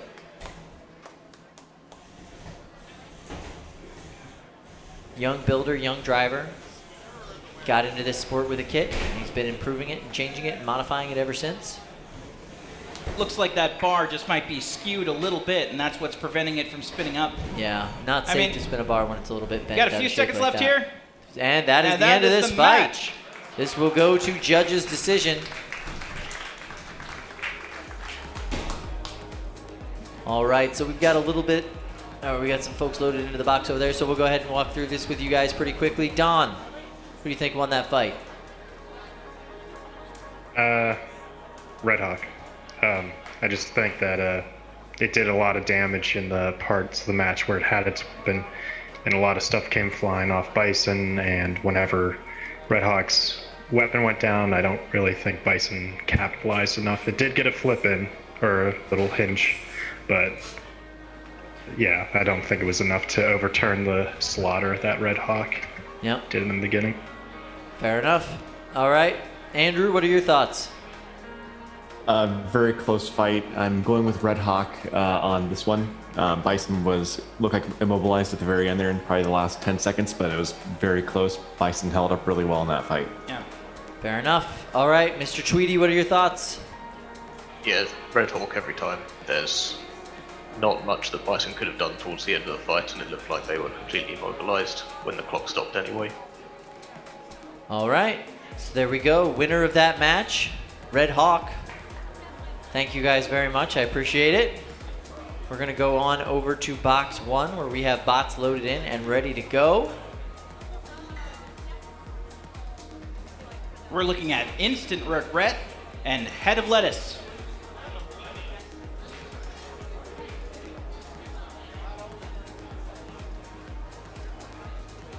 Eight, 7, 6, 5 seconds to go. Head of Lettuce coming in from Grand Rapids, Michigan. 1. Fight, robot. Instant Regret, one of the Cybears team, the bad crew. Oh.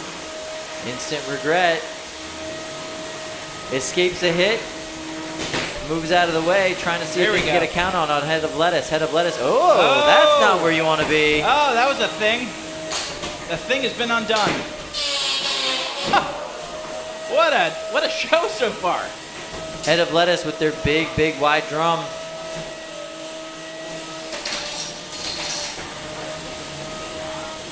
Both of these bots' first ever competition. Instant Regret tried to get a flanking maneuver on there, but were stopped short by Head of Lettuce. Looks like we got 2 beater bars that are no longer moving. See if it's just giving a chance for those motors to cool down, or if we actually have two bots with weapons out. Seems as though we might have 2 beater bars that are down. We're now down to a pushing match, and it doesn't appear as though Instant Regret is moving that well, if at all.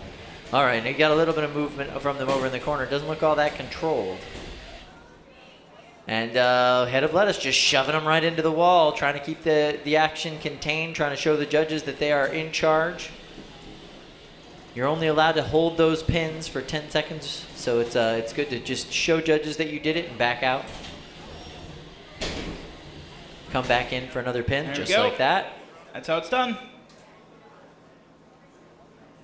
And then they're holding them up and backing out, and it looks like those forks stuck underneath the side rails. Head of Lettuce grabbing a hold of them again with those forks, trying to shove them back into the corner. Instant Regret able to shake loose, and then runs headfirst into a wall.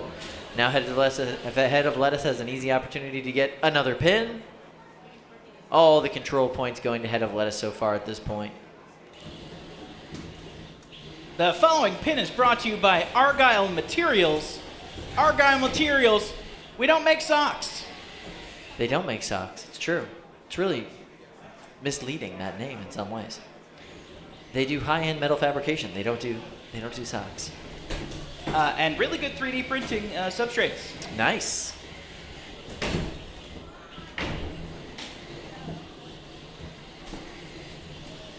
All right, so Head of Lettuce trying to wiggle itself into yet another pin there in the corner. There they go. Really seems to be adding those up. Yeah, just clear indicators to the judges that even though their weapon went down, they've been in control of this match and control of the pace. They've been able to push and shove and really dominate their opponent throughout the entire thing. We're down to the last 6, 5, 4, 3, 2, 1. And that's it. That is the end. Instant Regret celebrates by slamming its head into the wall. Head of Lettuce celebrates by dancing in the middle of the arena. This will go to a judge's decision quickly. All right, Head of Lettuce, let's see a show of hands. There we go. There That's we go. 3 for Head of Lettuce. Thank you very much. We are standing by in box 2. We're going to head over there and see what's going on with those guys. That's really what you just got to do. It's all about the pins in those situations. Yeah, just show the judges that you're winning. You've got control. All right, we have 8, Fragment 7, 6, and Nibelima. 5, Nibelima. 4, 3, 2, 1. Fight, robots, fight. So Fragment, top bar spinner. Ooh. With that weird disc thing on top of it. They're now stuck up against the wall. Nibelina has got all these tiny little blades. They look like they might be blades for an ant-weight bot all together on a big wide drum. That's probably not where he wants to be, but it looks like he might be able to self-right with this weapon. He should be able to, assuming that weapon is working. He'll be able to flip himself over. But yeah, that is not a happy position. I like that that Nibelima is just letting him get there, though. Yeah. Oh, what's the worst that can happen? Yeah, absolutely. Worst thing that can happen is he gets back over and you go back to fighting him. But meanwhile, he may as well just wait.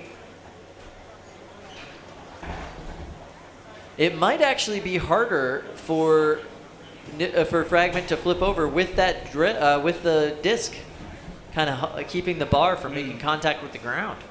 I'm really curious about the disc, whether it's like a stabilizer or it's just for extra momentum or it's even to help protect the weapon. I think it's just for exploding purposes. Oh, yeah. Looks cool when it gets hit and blows up. It looks like a record player when you walk by. It's pretty cool. It's very neat. You see some of that really nice black duct tape armor on the back of Nibelima. And that's count out has started. The referee's counting out. Oh, Ew, there hey! we go. Fragment flipped itself back over. All right. And still has a working weapon. So that was just an unfortunate almost half the match. Hey, there he is, right back on that weapon. You got my hopes up. Show motion. Yeah, absolutely. You're going to need to show some motion.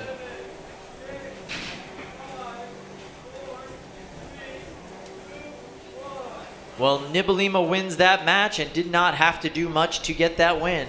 It was more of a spectator. It was, yeah, basically just watching while Fragment tried to get itself back onto its wheels. Sometimes that's how these go.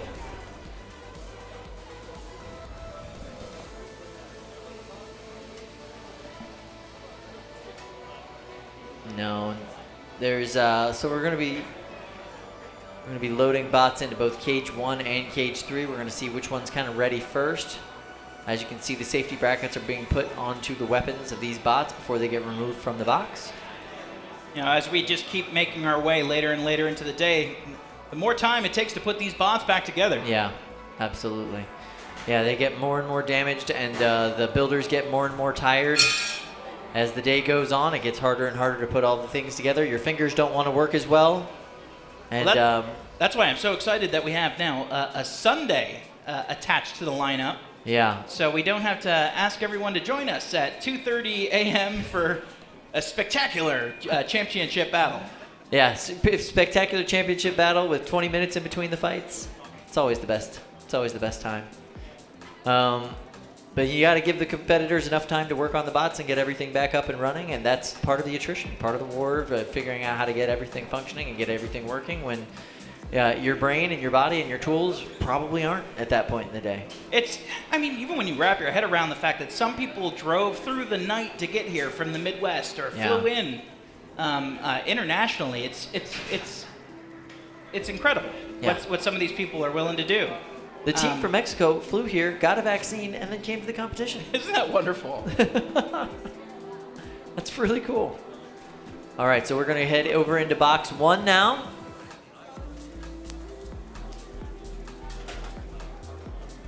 Box 1, the All OG. right. Shredded X versus the Bone Collector. Shredded X is the experimental version of Shredded Bro. This is where Evan, Arias, and team kind of practices with the bot, tests out new materials, tests out new motors and wheel types to see what works best for them. 5, 4, 3, 2, 1. Fight, robots, fight. One of the biggest differences I'm seeing right now between Shredded Bro and Shredded X is those blue foamy wheels on Shredded X. Trying out a new wheel type.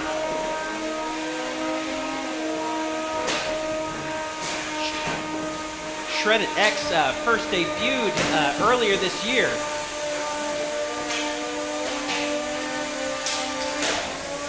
The Bone Collector just lost their weapon belt. I see a belt! The Bone Collector may be collecting bones, but Shredded X is collecting weapon belts. Oh my goodness. And that's a tap out. Bone Collector taps out. To quote Luke, oh my God, Kyle! There it is. There it is. It's got to go on a t-shirt, I tell you. Shredded X wins that match. They'll be moving on in the tournament. Bone Collector goes back down to the loser's bracket. Wow. That was a nice match. It was good to see Shredded X doing its thing. Oh man, that's what I'm here for. That was great. That was really great. All right, so nice job to Team Shredded. That was a fantastic showing, and I gotta tell you, that bot's looking terrifying. I would not want to face any of the Shredded team, but yeah, Shredded X is looking awesome. Ooh, what a punishing bot. Yeah, absolutely. Absolutely. So next we'll be moving over, I believe, into Cage 2. It seems like there's some help that the 12-pounders and the big box need before they're able to fight, so we'll just keep on with the 3-pounders for a while. Yep. And see how that goes. That should be just fine. Chris, how are you liking announcing so far? Oh, it's great. These chairs are way more comfortable than the one I got in the back. Oh, yeah. I could imagine. I like your costume, by the way. Oh yeah, I'm dressing as Logan Davis today. You guys cosplaying as BattleBots builders, you know. They're one of my favorite teams, and Logan's a great guy. Check out Sub-Zero. Oh, I'm very looking forward to this one. This is Animus 7 versus 6, Pandy 5. Fackler. I don't know. I don't want to risk saying that. Yeah, Pandy Fackler. Fight, All right. robots, fight. All right. Animus is the robot that Malice was basically built and designed off of in the BattleBots. Wow, Pandy Fackler is a basket. Pandy Fackler, the build reminds me, I got to do laundry when I get home. Yeah. I think this is the same basket I used to store chips in my cabinet. Those little bags of chips, you know, individual single servings. I don't end up ever getting to store them in my house. They just immediately disappear. Yeah. I have to pack lunches for small children. Kind of like the pizza backstage whenever Kyle manages to break away from the desk. Listen, you leave pizza in the fridge, it's going to get eaten. I don't know what to tell you. Oh, there goes the weapon on Pandy Fackler.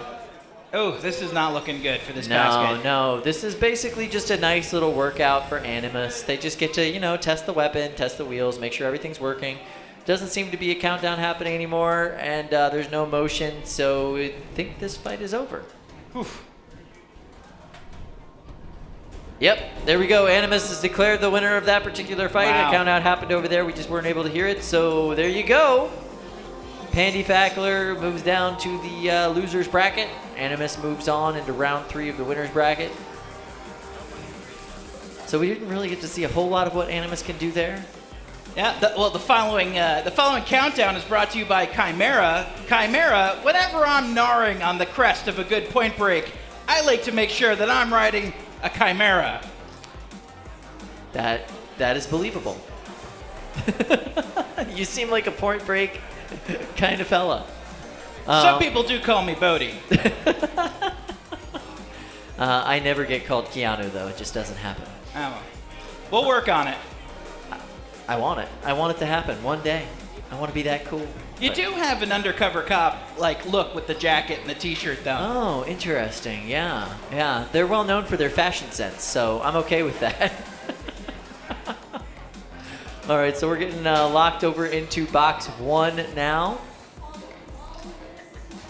So we're going to have Kelpie versus 3 Lights. And as we know, the Kelpie is the Scottish mythological horse of the water.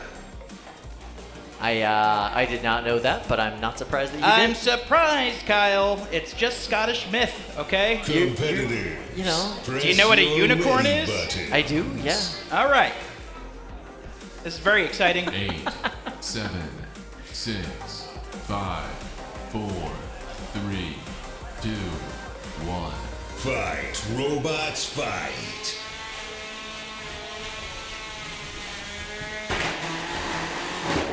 And I know I heard you guys mention this before, but Kelpie is the currently the smallest CO2 flipper in the competition, and maybe even the world. Whoa, that was a nice big flip there from Kelpie. And Kelpie's self-righting. Violently self-righting. Looks like 3 Lights might not be able to self-right. They just got their 1 assist from Brett. Brett the Brick. He's trying to help. The helping is not working. The Minibot just tried to get in on Kelpie, and while self-righting, Kelpie actually knocked a wheel off of them. This is pretty spectacular. It's like a Cirque du Soleil match. Yeah, Kelpie's always acrobatic in the arena. We love watching Kelpie flip around. We love how strategic Kelpie has to be used. The driving is always fantastic. And look at this. I think he might be giving a little help to 3 Lights. Yeah, well, 3 Lights doesn't get any more help from Brett, so it's There we go. There we go. That was nicely done. And Kelpie says, "I'm picking you up so I can put you right back down." You know, one of the things I like about 3 Lights is the headlights. You got to keep it within theme, but putting weight and engineering time into the lights is awesome. Overhead cutter. Ooh, there you go. Sorry, camera. Whoa, nice hit now there we're starting for to 3 see Lights. some dust kicking up in this box. Yeah, that's going to be cloudier and cloudier as the competition goes on. Anybody that's watched this stream for a long period of time knows that it's just a cloud of sawdust inside of the arena when you get down into the championship rounds. 3 Lights spinning that weapon up, coming in for a hit. Oh, Kelpie able to back away before the hit came down on top of him. Nicely done. Good driving. I mean, the driving on display by David is always just spectacular. Really making a lot of preemptive decisions now that other weapon's in the mix. Yeah. And you can see just opportunistically coming in when he knows that weapon can't be spun up, when he knows he'll be able to safely get an attack, get a flip in. Wow, that was impressive. 3 Lights able to get under Kelpie in that exchange. Inverted, unfortunately. Yeah. All right, we're looking at 30 seconds coming up. 3 Lights able to get a hit in there, but their weapon was not spun up. No damage really done. 20 seconds. Kelpie showing pretty much a dominance throughout this entire match, just trying to end the match strong in these last 14 seconds. Unfortunately for 3 Lights, it's now delivering some of those hits, but they couldn't time it with the spinning of the weapon. The weapon is not going, so those hits are not causing the damage that could really end this fight for them. And there we go. The countdown timer is over. Everybody please drive back to your square, or drive back to the door. Weapons off. This one will go to the judges.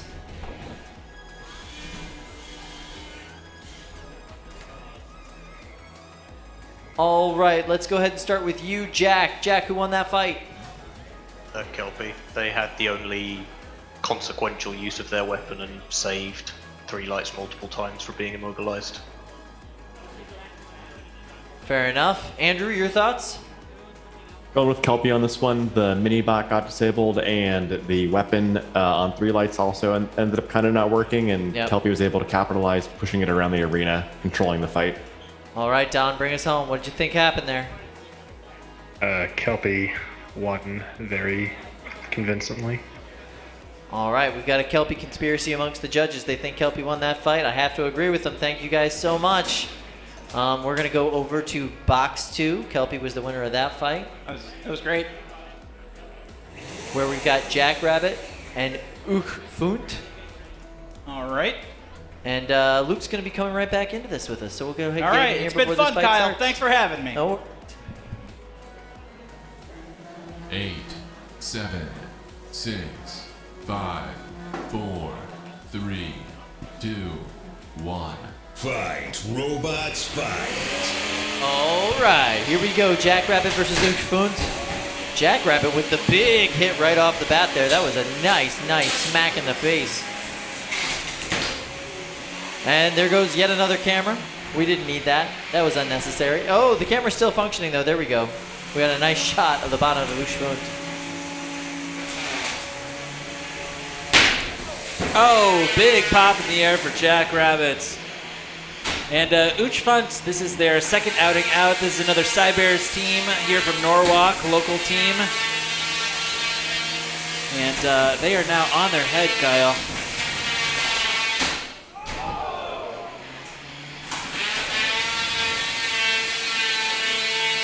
Ah, that is a very loud grinding against the floor. I believe that is the weapon of Funt.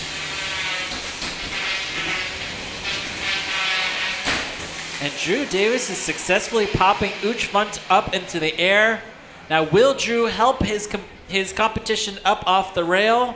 He doesn't have to. Motion. Yeah, and he's already gotten his one help from Bert the Oh, Brick. and Funt is getting down by itself. Slowly but surely, all right. Oh, they're good moving work, again. Cybears. And now Jackrabbit's upside down, trying to maneuver itself around the box. Very difficult to do. Show motion. Jackrabbit trying to find a place to run into a wall and self-right.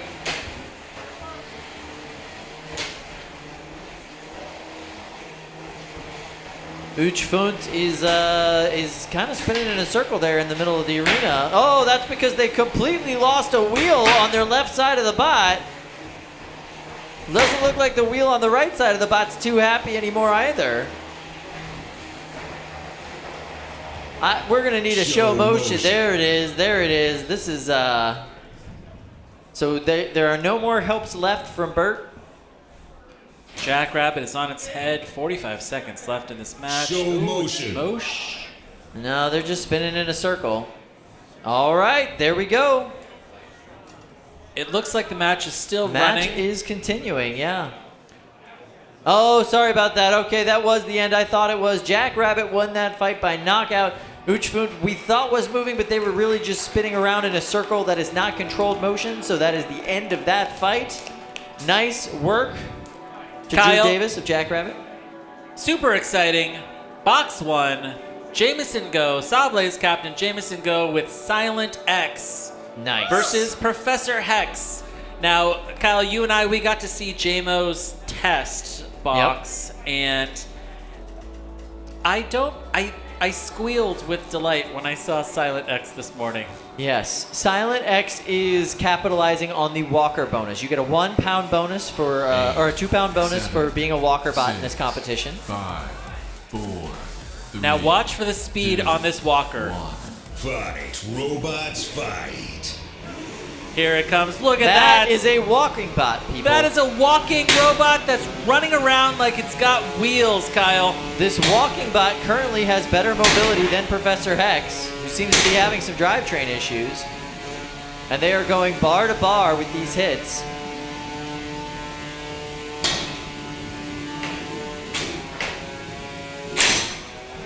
Wow, undercutter versus undercutter here, and Jameson Go just has absolute mobility inside of the box. Yeah. These walking legs of his. Show motion.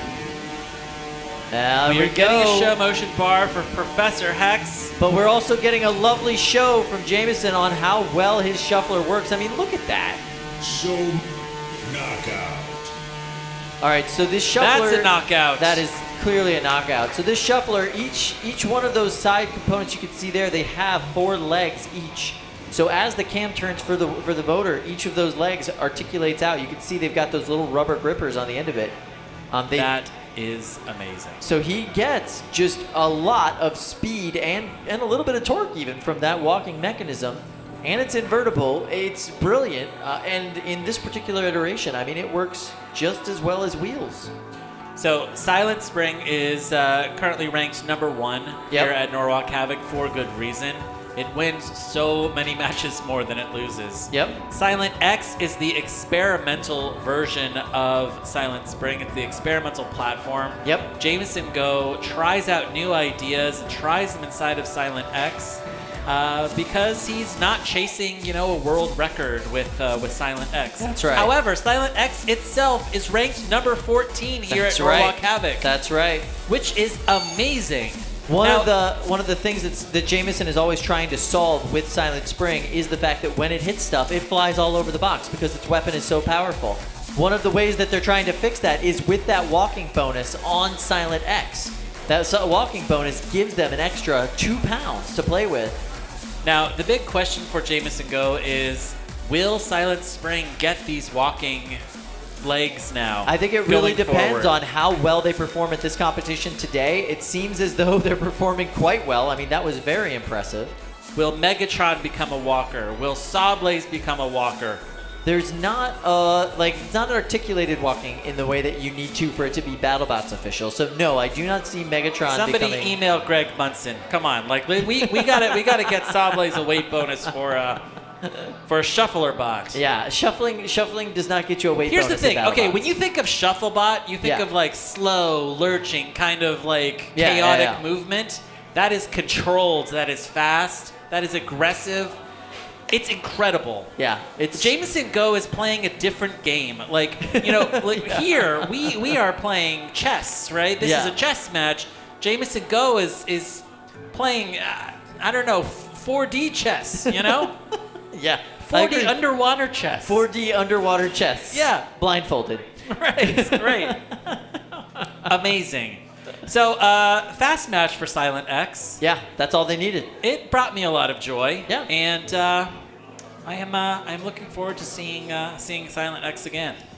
Very much so. Very much so. All right, so we are going into the Cage 2.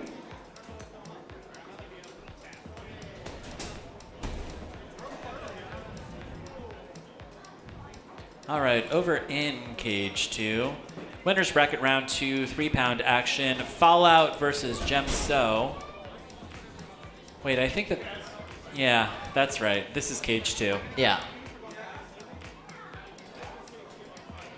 Fallout is the 4-bar lifter. Yep. Jim So is the bar spinner, or the beater bar spinner over there in the corner.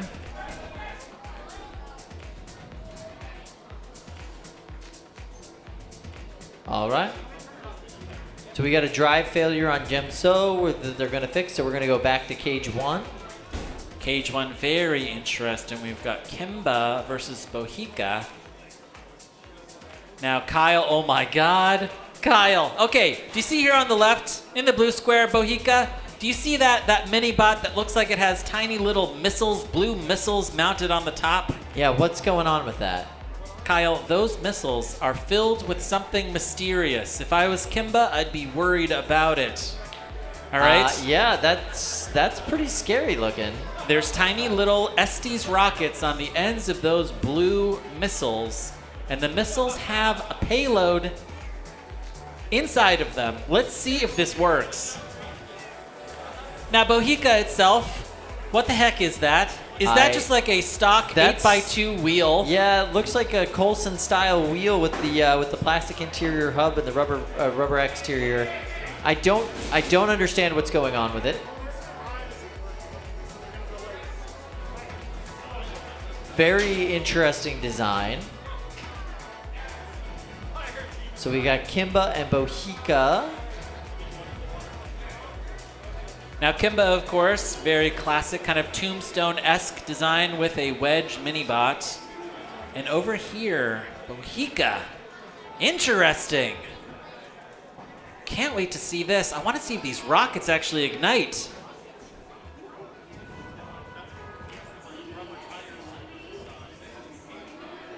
Eight, 7, 6, 5, 4, 3, 2, 1.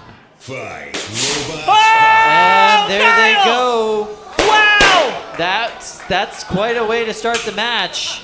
Okay, that works. All three of those missiles launched off the front of it. Now let's see if that mysterious payload package is going to impair Kimba.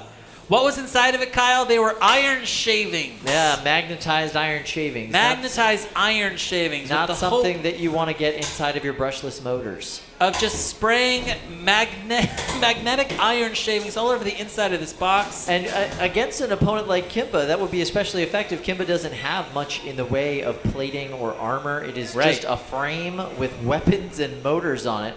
Obviously, that's so they can get as much power into that drive and into that motor or into that weapon as possible. Then again, it does seem like they're having a little bit of issues with their drive now. Maybe that worked.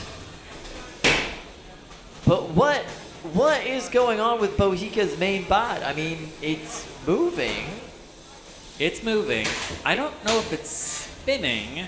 Yeah, it doesn't really have a weapon of any type that I can tell. Oh, and Kimba is taking it straight to the mini-bot. Yeah, mini-bots looks like it's mostly 3D printed parts, and it is now lost one wheel. The other wheel is not functioning. Now, Kyle, if you were Kimba, how would you go about disabling a conventional stock wheel? There's a lot of rubber on that thing. Yeah, it's a fair amount of rubber, and it seems like they're having a lot of trouble with that weapon motor right now. This is the second one-wheeled robot that we've seen today outside of Trolltol, because the whole thing is a wheel. The whole thing is a wheel. And yeah, it looks like it might be like a full-bodied spinner normally, but that it's not currently spinning. The spindle in the middle is, but the actual wheel is not. And it's only just doing this little dance in the corner. I can't even tell if that's controlled motion or not. Show motion. All right, we're getting that show motion bar. Show motion. Yeah, that probably should have gone a while ago. Is Bohica's movement, is that controlled? I think it is. I'm motion. just not sure. I like how the voice of God is just now arguing with us, Kyle. 25 seconds left in this match. Now, I wonder if these iron shavings actually did their job. I mean, like, I am not seeing a whole lot of weapon at all from Kimba. 10, 9, 8. Oh, there's the weapon. 7, 6, 5, 4, 3, 2, 1. That's the match. Turn off your weapon. Drive to the door. This one goes to the judges. Yes, it does. An explosive opening to this match. And kind of a puttering end. So, presumably that weapon worked. I mean, we didn't see the weapon fire up on Kimba hardly at all after those went off. So, we can imagine that that's why, but who knows?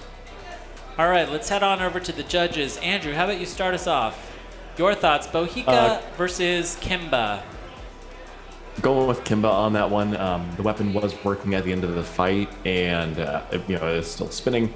And I felt like the 8x2 Coulson never really showed much controlled motion.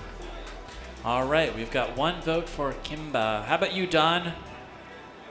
Kimba. Kimba, all right. Short and sweet. Jack, take us home. Your thoughts on this match? Kimba every time. Bohica was barely functional to begin with and didn't do much at all. All right, we've got a unanimous judges' decision for Kimba, which advances. Very good work. Innovative thinking, though, from Bohica, Kyle. Interesting thinking from Bohica, for sure. Yeah, super chat from Jackie Seco. She's letting us know, great hosting, great fighting. This is way better than watching the Yankees. 8, 7. Here we go to 6, stage 2. 5, 4, 3. Thank you, Jackie. 2, Very kind of 1. you to say. Fight, robots, fight.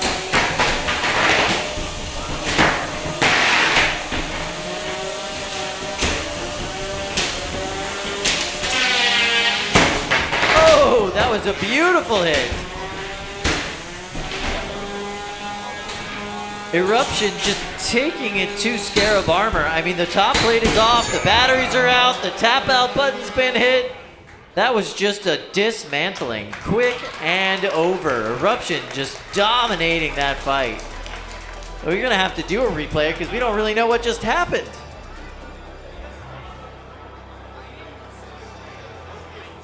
So there you see that early contact. Scab Armor looks like they won that one.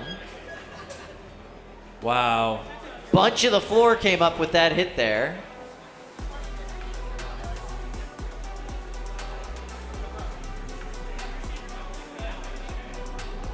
There they go, and from this point on, it is all Eruption. Eruption just takes every single opportunity to rip pieces and chunks off of Scab Armor, knocking them back with every single hit. They don't let them get back down onto their wheels for a second. Wow, look at that. And this is the part where the top plate, I believe, just snaps.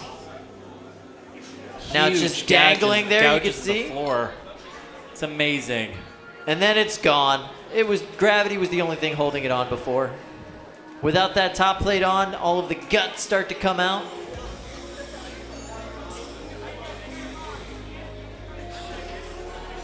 Shannon B, super chat, she gave us $5 to ask if we could get an interview with the Floors. Are the Floors given emotional support after the matches? Unfortunately, Shannon, no, the Floors are not given emotional support. Floors are the support for the robots. They will fall into the abyss without them. And Nathan Serrett, thank you for your super chat as well. It is just a giant smiley face. I'm glad you're having a good time. Looks like we're going to be going into cage 1 next.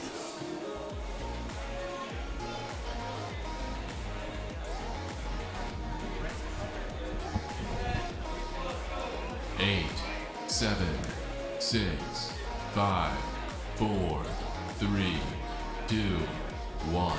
Fight, robots, fight. All right, so we've got Rickety Cricket versus Kickback. Rickety Cricket, of course, is the giant spinning disc. It is a kinetic walker. They get the kinetic walking or the walking bonus here at Norwalk, which is 2 pounds.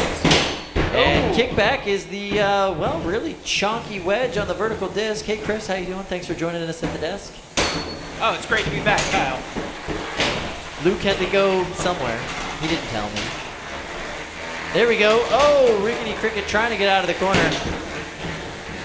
Kickback seems to be using a little bit more of that maneuverability to its advantage.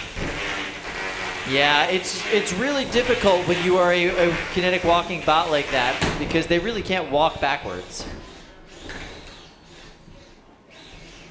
Oh, we got to show motion. Yeah. Countdown started.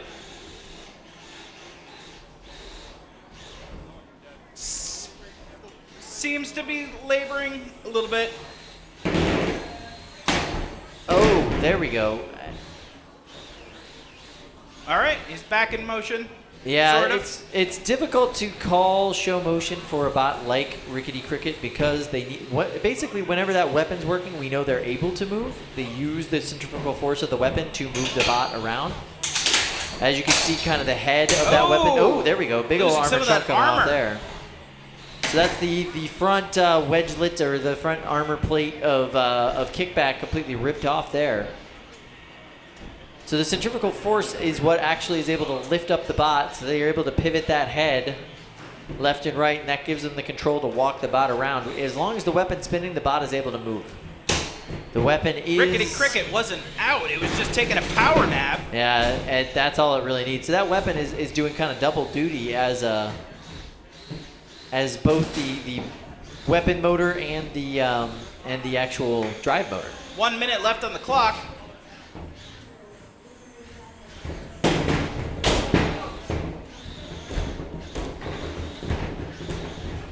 Yeah. Can Rickety Cricket pull off some of the big hits that it'll need to get ahead?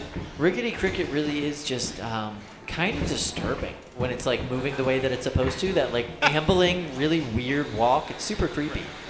It's in a pretty precarious position. It's right in a now. very precarious situation. It's not moving at all.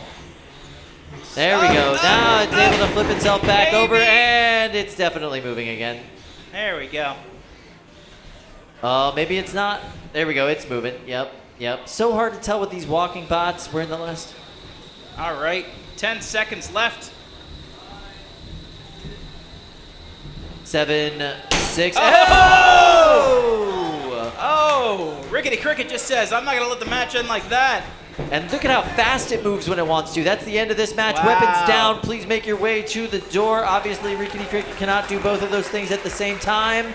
This goes to a judge's decision.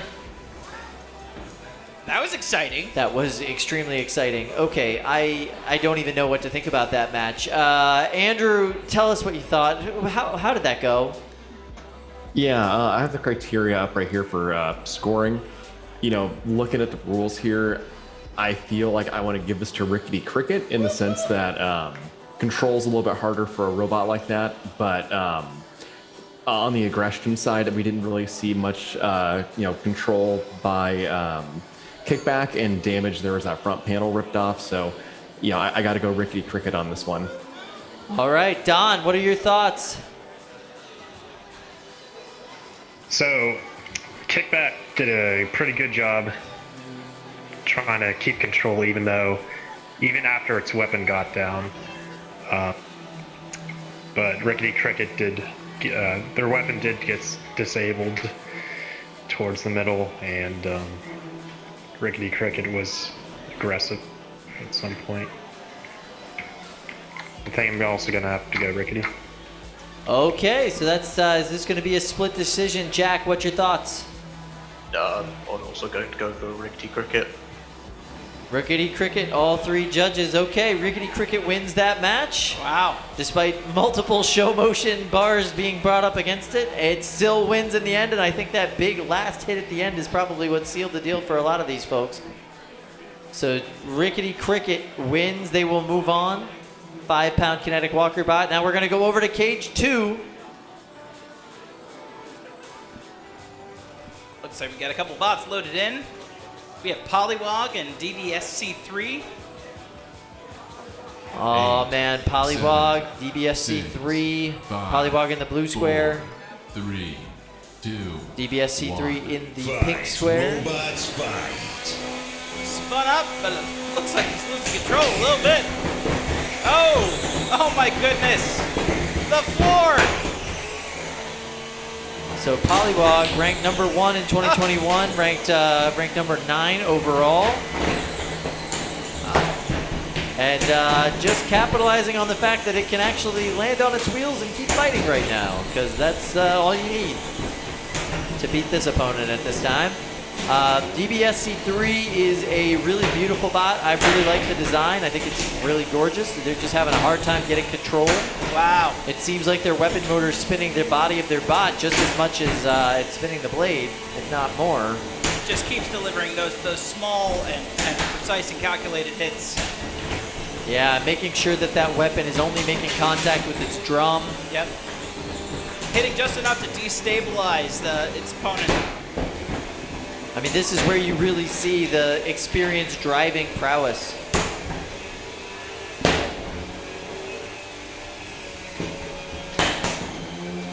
And now this is, you back up, let them try to get back up to speed, come back in before they get all the way back up to speed. Just really calculated, really thoughtful driving on Polywog.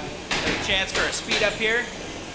Nah. Can he stay out of the corner, though? Yeah, he can't stay out of the corner, and that's the thing.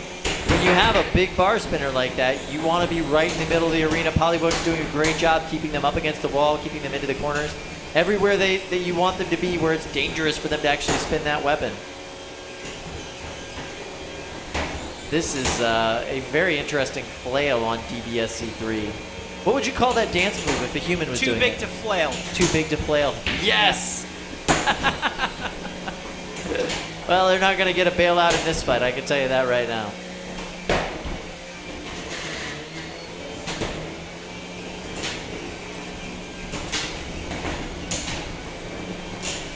Not a place they want to be confined anywhere near this wall.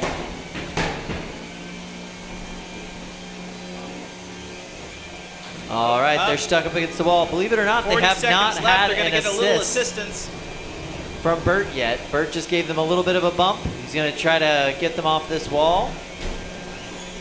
There they go. They're able to start moving again. Bert's getting out of the way. Doesn't want to be hit by that flailing bar.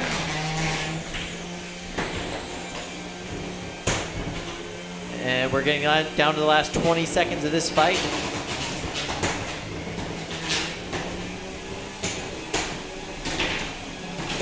And it's a 10, 9, 8, 7, 6, 5, 4, 3, 2, 1. That's the end of this fight. Weapons down. Please make your way to the door if you can. This will go to the judges. Just an impressive performance from Polywog.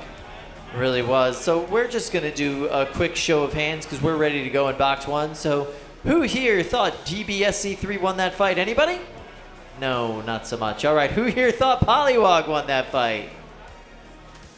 Yeah, there you go. 3 votes that count and 2 that didn't for Polywog. We'll go ahead and into box one. Thank you guys, I appreciate it. All right, so loading into box one now. All right, we have Silk and No Name queued up here. 8, 7, 6, 5, 4, 3, 2, 1. Fight, robots, fight. Silk, also from Team Ribot. Silk is a very modular design, really cool robot. This is the undercutter configuration. No Name, really low slung forks. They're practically digging for plywood in their last match. Seems like they're a little bit higher this time around, but they definitely got the low game. Currently inverted, it's got the high game, I Yeah, believe. that's true. Yeah, Silk ranked number 10 in 2021. Beautiful robot, really well designed, really well driven.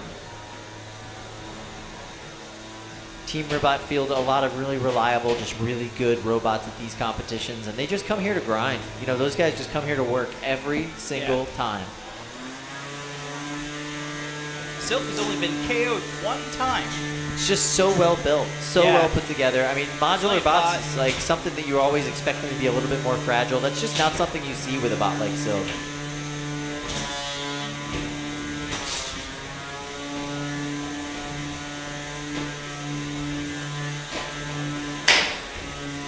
There you go. You see No Name trying to get themselves facing in the right direction, but they just lost their entire weapon package as Silk dances its way over to the wall.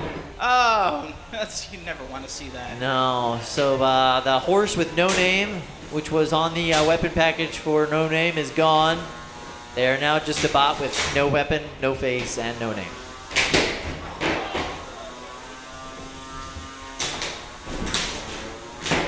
And there goes that. And there goes that. Yeah. Oof. Yeah. And it looks like the side armor packages on No Name are getting ripped off piece by piece as we speak, which is making it harder for them to drive. Yeah, we're seeing a death by 1,000 cuts here.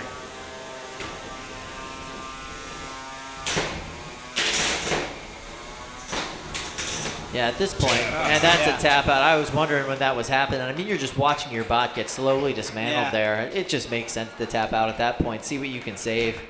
You're in the winner's bracket. You've got more opportunities. Just, call it and go back and start fixing. You don't want to replace every last part. Right? Exactly. Let's call it and just see what you can go fix.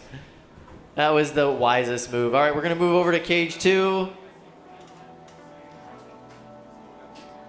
Blackbird versus Fragment. 8, 7, 6, 5, 4, 3, 2, 1. Fight, robots, All right. fight. Blackbird ranked 15 all-time competitors here at Norwalk, part of Team Shred It. Got a couple of little chunky heavy hitters here. This should be fun.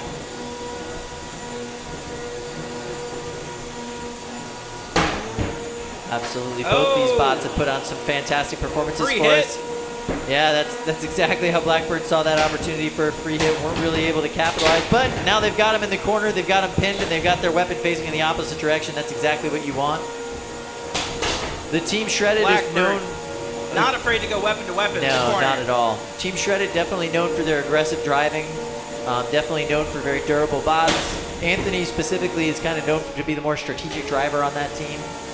Puts a lot of thought into those hits. He puts a lot of thought about where he's going to point his weapon and where he's going to aim it. Nice move there. I mean, this is all Blackbird at this point. Just hit after hit.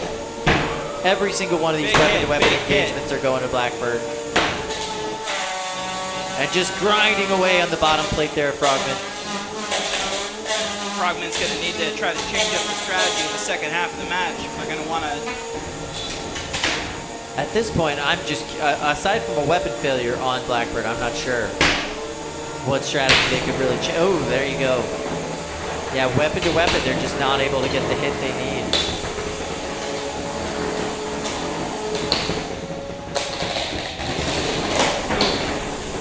Oh, that grinding. And you see this move from Anthony all the time. He loves the Oh, corners. we got a tap out. There we go. We got a tap out. I was just to say, Anthony loves the corners. He loves to get his opponents in there and just come back in, pop after pop. Let the walls of the arena do a little bit of the work for him. So Blackbird will move on into round 3 of the winner's bracket. Frogman's going to move down into the loser's bracket. Very exciting. All right, that was impressive. That was an impressive fight. That was an impressive showing from Anthony. I mean, you can't go wrong. Blackbird's just so much fun to watch in this tournament and getting better every single time he comes here. That was great. That was really great. So I just wanted to check in on the chat real quick. We haven't had a super chat in a little while.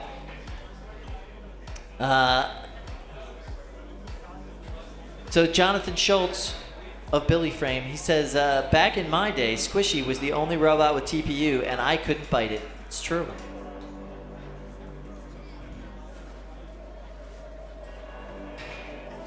So here we are. We got 2 bots loaded in, Green Eggs and then Wham. Samurai. That's Green Eggs and Wham. 4, 3, 2, 1. Fight, robots, fight. Samurai's got their horizontal configuration on. Green Eggs and Wham is a shell spinner. Green Eggs and Wham. Oh, there you go. Green Eggs and Wham needs a little bit more time to speed up, but there you go. Samurai doing what Samurai does best. Oh! Cutting into that billet shell. Definitely a gouge there. Yeah, that at least took the pain off. Let's see if they're able to free Looks themselves. like everybody's stuck under the wedge. We're pausing this match because it seems like Samurai's wedge is stuck under the side rail. Following match pause is brought to you by Polaris. Polaris, 50 horsepower more than your mom would like. Yep.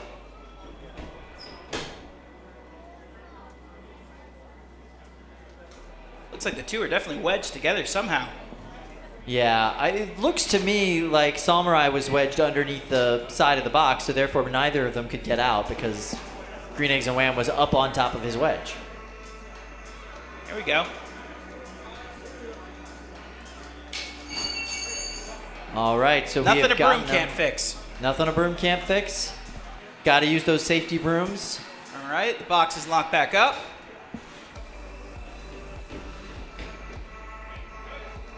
All right, looks like we're ready to go again. There we go. Really, the spin-up time. Oh, right back where we left off. Oh my goodness. Nice. Samurai's doing some surgery, emergency surgery here at Norwalk Havoc. Oh, that noise goes right Wow, through. that was a deep cut into that shell there. That was very nicely done. Samurai. Now these bots are once again kind of stuck together.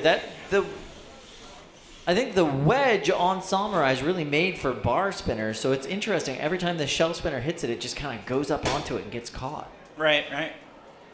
You know, you want Kind of like how my bit. Roomba always seems to not be able to make its way up onto the rug. Your Roomba has that problem too, huh? Like, hey Roomba, you're supposed to vacuum carpet too. Quit being lazy. Quit being lazy. I know. All right, we're ready to get back into it. 2 minutes left. Green Eggs and Wham able to get a nice little hit onto the side of Samurai's wedge there. Samurai's wedge once again getting stuck underneath that guardrail on the side. And there they go. They've got him stuck up in the corner. And let's see if they can go in and get another pin. They're trying for it. Oh, they got up on top of Green Eggs and Wham then. Not seeing a lot of motion right now from Green Eggs. Yeah, Green Eggs and Wham not moving at all. Maybe a They get gentle their nudge will do assist. it. They get the assist from Brett. The assist did not help. We're going to need to see that show motion bar. Green Eggs and Wham is not moving. Show motion. Show us some motion. Samurai, the weapon seems to still be working. Oh, we got a little bit of motion there from Green Eggs and Wham. There we go. Enough to stop the count. And so they're high centered on something, it looks like, because sometimes those wheels make contact and sometimes they don't. But here we go. It looks like they're completely stuck now. And they have no more helps left from Brett. No, they're not getting any motion out of there.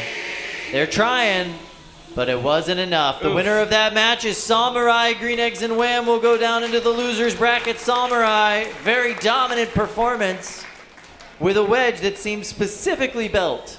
Look for at that shell audience. spinners. Look at that beautiful audience. Hi, beautiful audience. It's so nice to have an audience. We've done so many of this without an audience. Look at 'em. It's just so nice to have people. You here know, to every enjoy single the- one of them more wonderful than the next. It's just incredible. They're just here to watch the robot carnage like everybody else. It's just so nice to have.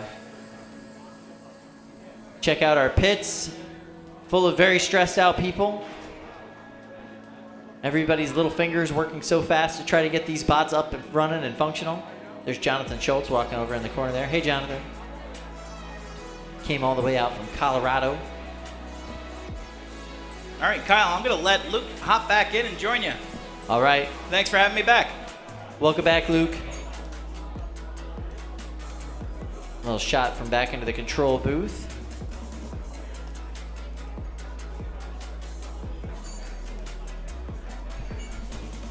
All right, heading over into cage 2. Hey, Luke, welcome back. Where'd you go? Thanks so much. Yeah, I had warm poke bowl for lunch. Nice. Was it yummy? Yeah, it was really great. Yeah, I liked mine. Yeah. 6, 5, 4, 3, 2, 1. Fight, robots, fight. Wow, so this is a Drift's first time ever fighting at a robot competition. Obviously their first time at Norwalk Havoc. Looks like a vector kit with a couple of wedgelets on the back. Yeah, driving very well, and that's a tap out. Jack Ketch says, no thank you, I don't want any more. Adrift immediately goes to the door. You know, for a first time fighter, that was a lot of experience shown right there from a driving perspective. That was Yeah. well done. Yeah, good. Just quick and precise and deadly. Somebody to keep an eye on.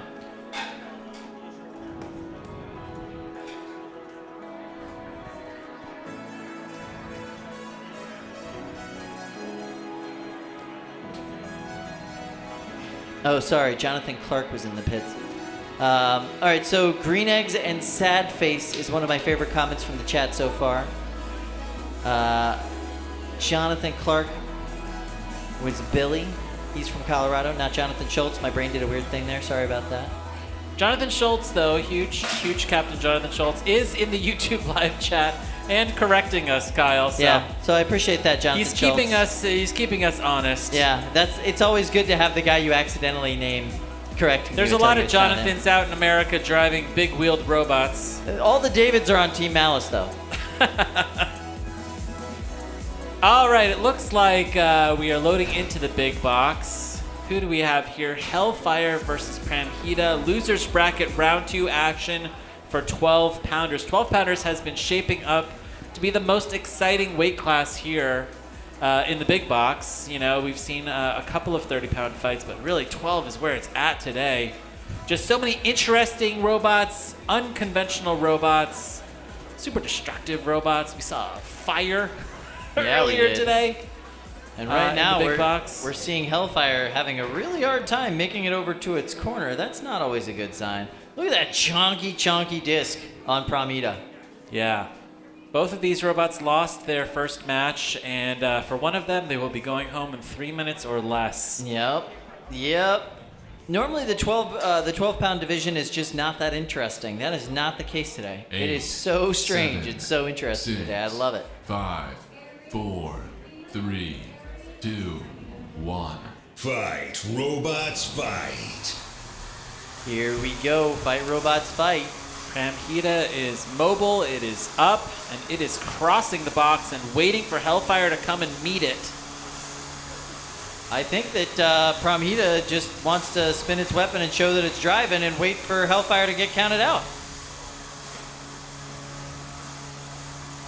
Yep, they're just going to go behind him, maybe give him a little love going tap. right to the back of the bot. Oh, that's not good.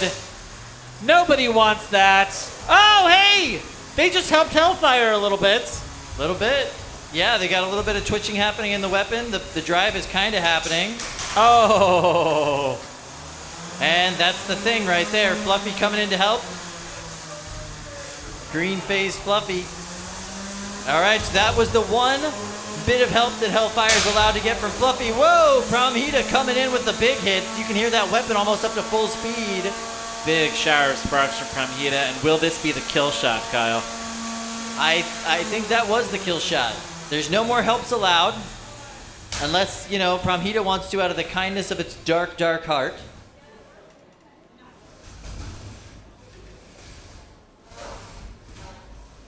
Yeah, definitely going to need to see a show motion there. And show motion bar is up on the screen.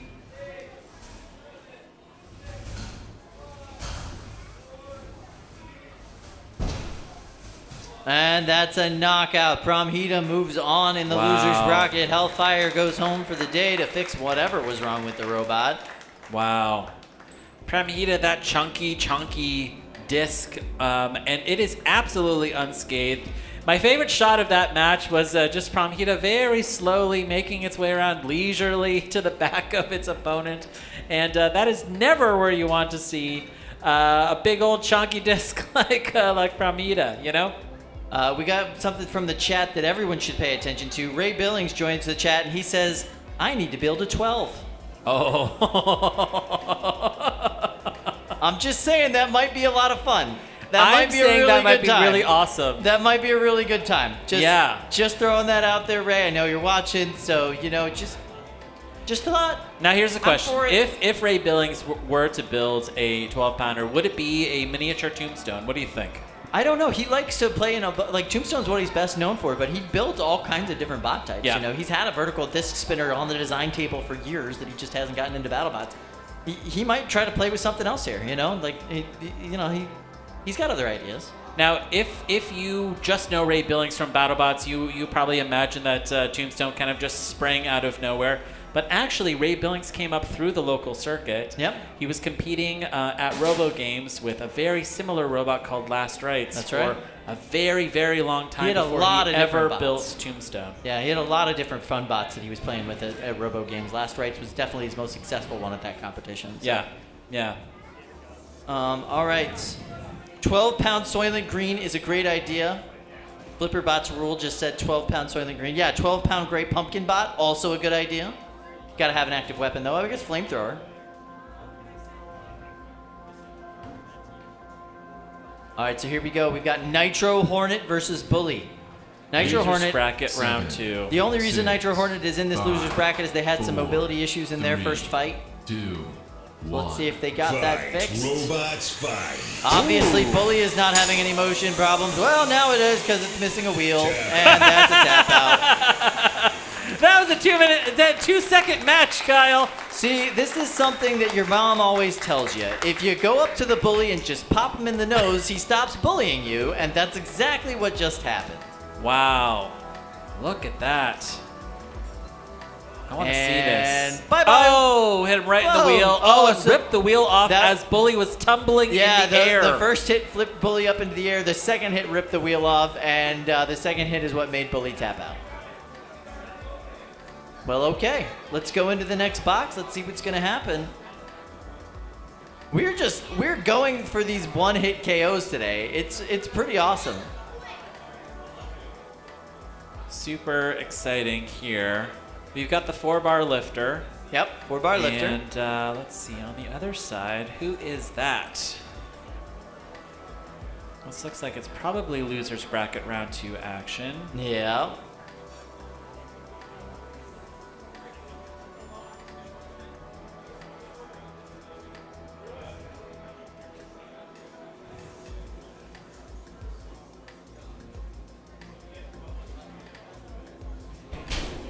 So the 4-bar lifter, I'm assuming, is Fallout. Is that right? Yeah, Fallout versus Gemso. Oh, Fallout versus Gemso. This is okay. the match we were trying to have, couldn't have, because Gemso Right. had some drive issues. So we are back and ready to go for this fight. Let's see if Gemso has been able to work out those drive issues here. Fallout is very steadily making its way to the pink square. Looks like it is ready to go. All right.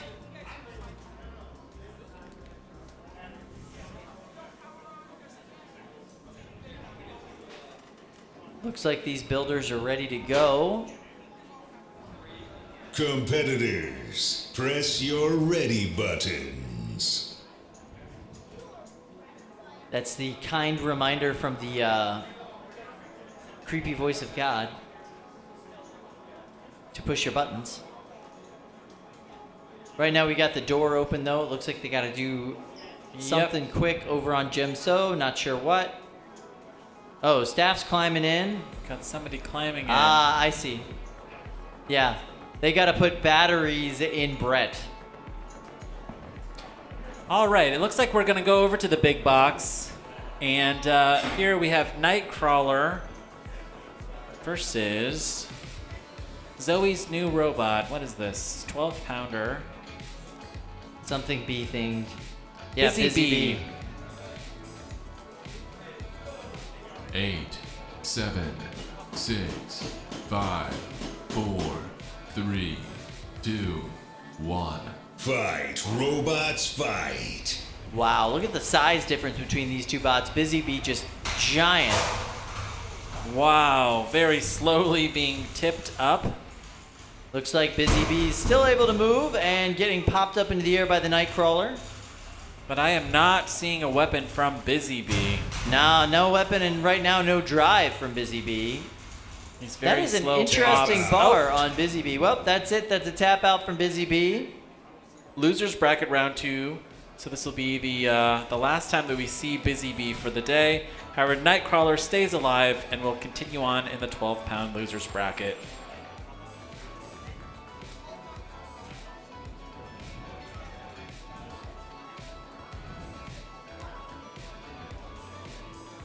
All right, Yeah. Kyle, we've got a good shot of our sponsors here. We've got Chimera, Polaris, Argyle Materials, and ID Tech. Really want to thank these 4 sponsors for sponsoring us.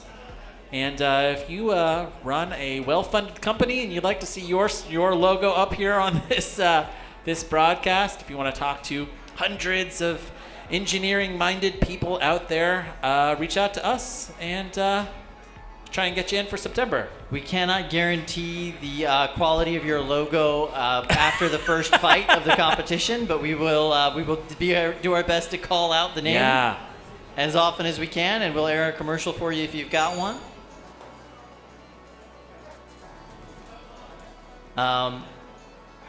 Oh, that's interesting. So apparently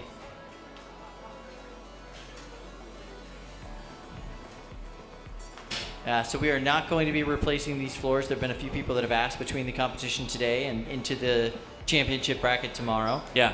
They are what they are, and that's part of the competition. You know, if you build your bot only to work well on that first fight floor, then it is not going to work so great on that 300th fight floor.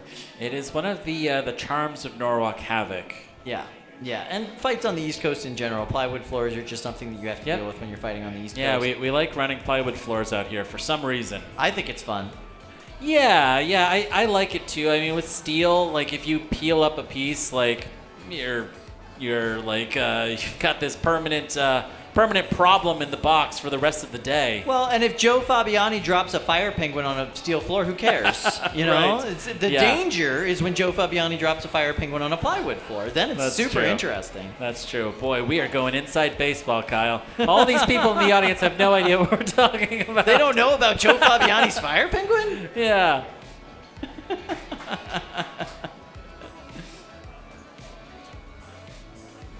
All right, we're gonna send cage 1 8, here. 7, Fallout versus 6, Gemso. 5, 4, Match we've been waiting for. 3, 2, 1.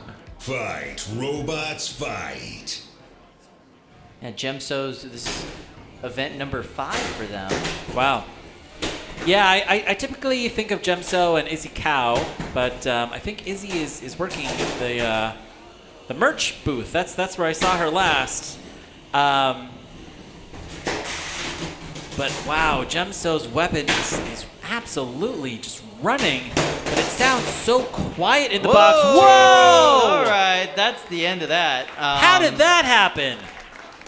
So just to follow up, we had 2 delays because Gemso was having some issues, and then Gemso completely ripped their opponent apart. So they really needed that delay time, I guess. That What? was, All right, I wow. gotta see this. Yeah, super slow-mo this. yeah, look How at did this happen? And that gets, the wedge leg gets caught there, yep. Now, Fallout is that 4-bar lifter, the black and orange 4-bar lifter. Gemso pops the front of Fallout, but it's about to just come apart right here. So Fallout's upside down, which means that all of its little wedgelets are facing the wrong way. You Okay. want them on the floor. Right. Quite a few exchanges there. And then we go into this super slow-mo here. Oh, never show the back of your robot, Kyle. Yeah, especially not to a That big was a beater bar fatal spinner. turn. And then this gets caught up there, lands down on top of it, and then this is where, when he spins that way, yeah, you can see the little wedge like get popped in between. I want to see this kill shot in super slow-mo. Oh, there we go. You see pieces of the weapon apparatus flying off of Fallout there. Oh. Flipped And it over. There it and goes. There goes the wheel. There goes the belt. Wow. That was nice. That was, As Fallout was tumbling through the air as it was falling, as it were, yeah, the wheel caught and that side one armor wheel. fell right into the spinner. Yeah. Wow. So they All got to right. clean out the full, the entire box there of the pieces. That is our last time seeing Fallout for the day. So thank you very much for bringing that. Love a 4-bar lifter. Absolutely. Apex versus Air Raid. 8, Okay. 7, Air Raid is in the 6, blue square. Apex 5, is in the pink. 4, 3, 2, 1. Fight, robots, fight. Apex, a little bit of a lifter flipper.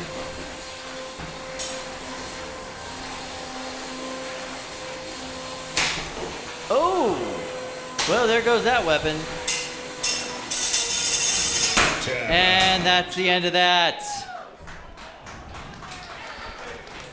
All right, so Apex wins that match. Air Raid taps out for good reason. They lost their weapon and they were about to lose their entire wedge. Kyle, we are seeing really good performance today from Team Cybears. Yeah, they're doing a great job. Honestly, I don't even remember when the weapon came off. I just realized it was gone. So I'm glad we're kind of watching this with some slow-mo in mind.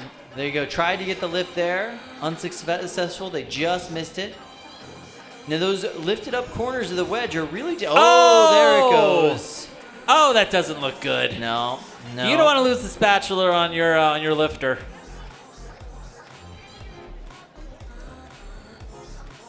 Wow. All right, Apex goes back to the pits, continues on in the losers bracket. I don't know if have the Cybears, have they lost any robots yet? 2 losses in a row? I don't know. I don't know. I don't think they have. No, I don't think so. I think they're kind of all in right now with I think there might be one, but I'm not exactly sure. I'll have to go back and look. But yeah, they're doing very well as a team all together. I mean, like, obviously it helps that they all have similar designs on their bots. They're kind of able to help each other with parts and components and pieces and things that fix and things that get broken more commonly on that particular design. Yeah. On over to Cage 1, we've got Seth Schaefer and Division and BX11B from Steve Campbell. This is losers bracket round 2. Both of these robots lost their first match of the day, and one of these robots is going to go home early. Seth Schaefer running Division. It's the Deep 6-esque, really tall bar. And BX11B is the egg beater, the white egg beater, sitting over there in the blue corner. 8, 7, 6, 5, 4, 3, 2, 1. Fight, robots, fight. All right, Division up to speed. Looks like BX11B's just kind of waiting for that mini-bot to do what it's going to do before it comes in and tries to get a hit. Nobody wants to go face first into Division's weapon, that's for sure.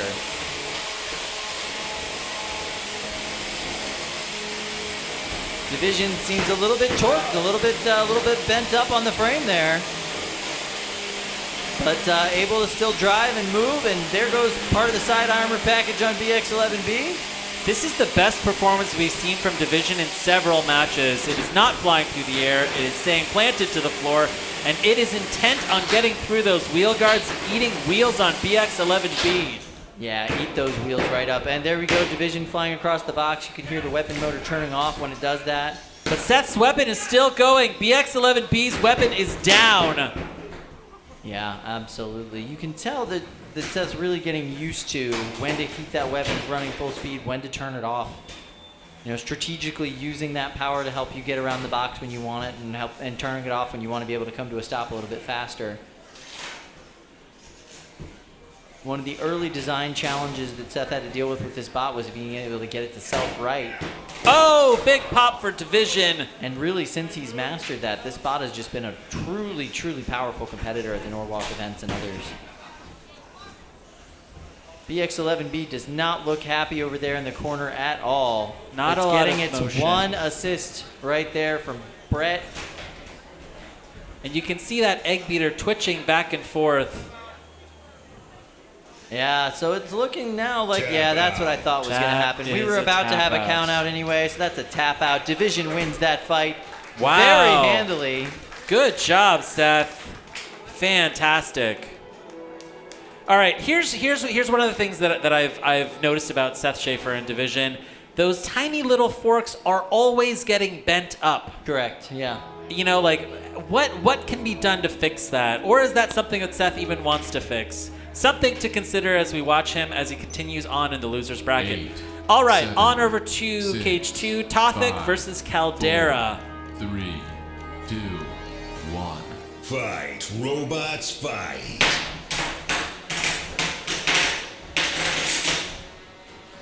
Now Tothic has switched out its long forks for a fork that connects across the front, which is just perfect for a horizontal spinner. Oh! Like Caldera. Oh, and we are seeing much better performance from Tothic. That was one really good hit. That was very nice. I hope that Tothic's weapon is still able to spin up after that. Now Caldera is now riding up the front of Tothic. If its weapon was going, that would be terrible. Oh, it is running. Caldera's weapon's running just fine. Yeah, you would think that if Caldera could ride up the front of Tothic, it might hit part of that articulating arm. But Haven't been able to do that yet. The interesting thing about Tothic is that arm is actually strong enough that that weapon really doesn't need to be running for it to be able to do some damage. Whoa! It can hit really hard. Some grinding motion there on Caldera, trying to get through the armor on that's protecting Tothic's arm. Yeah, protecting that very crucial pivoting part of the arm structure there. That's where all the guts are being held, everything that actually helps that thing articulate up and down. Now Not this is so where great. Tothic wants to be, but Tothic's weapon seems to be down. You don't want to fire it right there. You're going to fire it right into that horizontal spinner. You're just going to break something or torque something. I can see why he's waiting. Wait until he gets a side shot, a side angle on it. Oh, if I was Tothic, I would not Now- want to have Caldera up on top of my No robot. way. It's a terrifying place to be. That's where you want to be able to throw it if you can, but it doesn't. Oh, there he goes. Yep. Yeah, but without the weapon running on Tothic, that's just some aggressive tapping there. Very Kyle. aggressive tapping. Very aggressive tapping. Practically a hammer bot at the 3-pound scale. Oh, good. Good. What you want to do if you're Tothic is push Caldera right into the wall and try and break that bar. That hasn't happened yet. We're seeing some bulletproof reliability from Caldera's weapon. As per usual, Caldera's weapon, especially early on in these tournaments, just goes and goes and goes. With 40 seconds left to go, this may go down to the judges. Judges watch this part of the match. Really, really good control from Tothic, but not a lot of damage. No. Caldera is just showing absolutely bulletproof reliability, both in drive and in the weapon. Yeah, but just not showing a lot of control with the drive, really not showing a bunch of aggression. You know, it's all Tothic as far as that is concerned at this point. And they're doing a great job keeping that weapon facing away from them as they go in for these attacks. 8, 7, 6, 5, 4, 3, 2, 1. That's the match. Turn off your weapon, Caldera, and drive to the door. Round of applause from the audience, and well earned, Kyle. All right, let's head over to the judges. This one might be tough to call. What do you think, Kyle? I don't think this will be tough to call at all. Ooh, I think it's going to be tough. who All right, here- Don, let's start with you. Your thoughts on this fight. Tothic versus Caldera. Oh, Don, I think that you are muted. I was testing you. So Tothic, he was very good with controlling the entire fight and being very aggressive. After the first hammer saw hit, it did seem like Caldera did disable it, but that's pretty much the only thing Caldera was able to do. So I gotta give it to Tothic. Yep. Okay, all right. Caldera, able to knock out the weapon, but still goes to Tothic. Okay. How about you, Jack? Your thoughts? I would also give it to Tothic. So towards the end of the fight, it looked like Caldera lost a side of drive, and even though Tothic's weapon was dead towards the middle of the fight, it still managed to completely control it. All right, and on over to you, Andrew. Will this be a unanimous judge's decision for Tothic? Yeah, I think Caldera wins more damage points in this fight, but in terms of control and aggression, I feel like I got to go with Tothic on that one, and I'm going to award the fight to Tothic. All right, a unanimous judge's decision for Tothic. Thank you very much, judges. And Tothic continues on in the loser's bracket. Now we are headed back over to the big box. 12-pound action. This is red die number 12, which was upset by Milk Tank earlier today. Yeah, Milk Tank just dominated red die number 12 in that match. Versus War Machine, the flamethrower. And let's see if this is going to be a fiery match after all. 5, 4, 3, 2, 1. Fight, robots, fight. That weapon on red die number 12, absolutely just terrifying.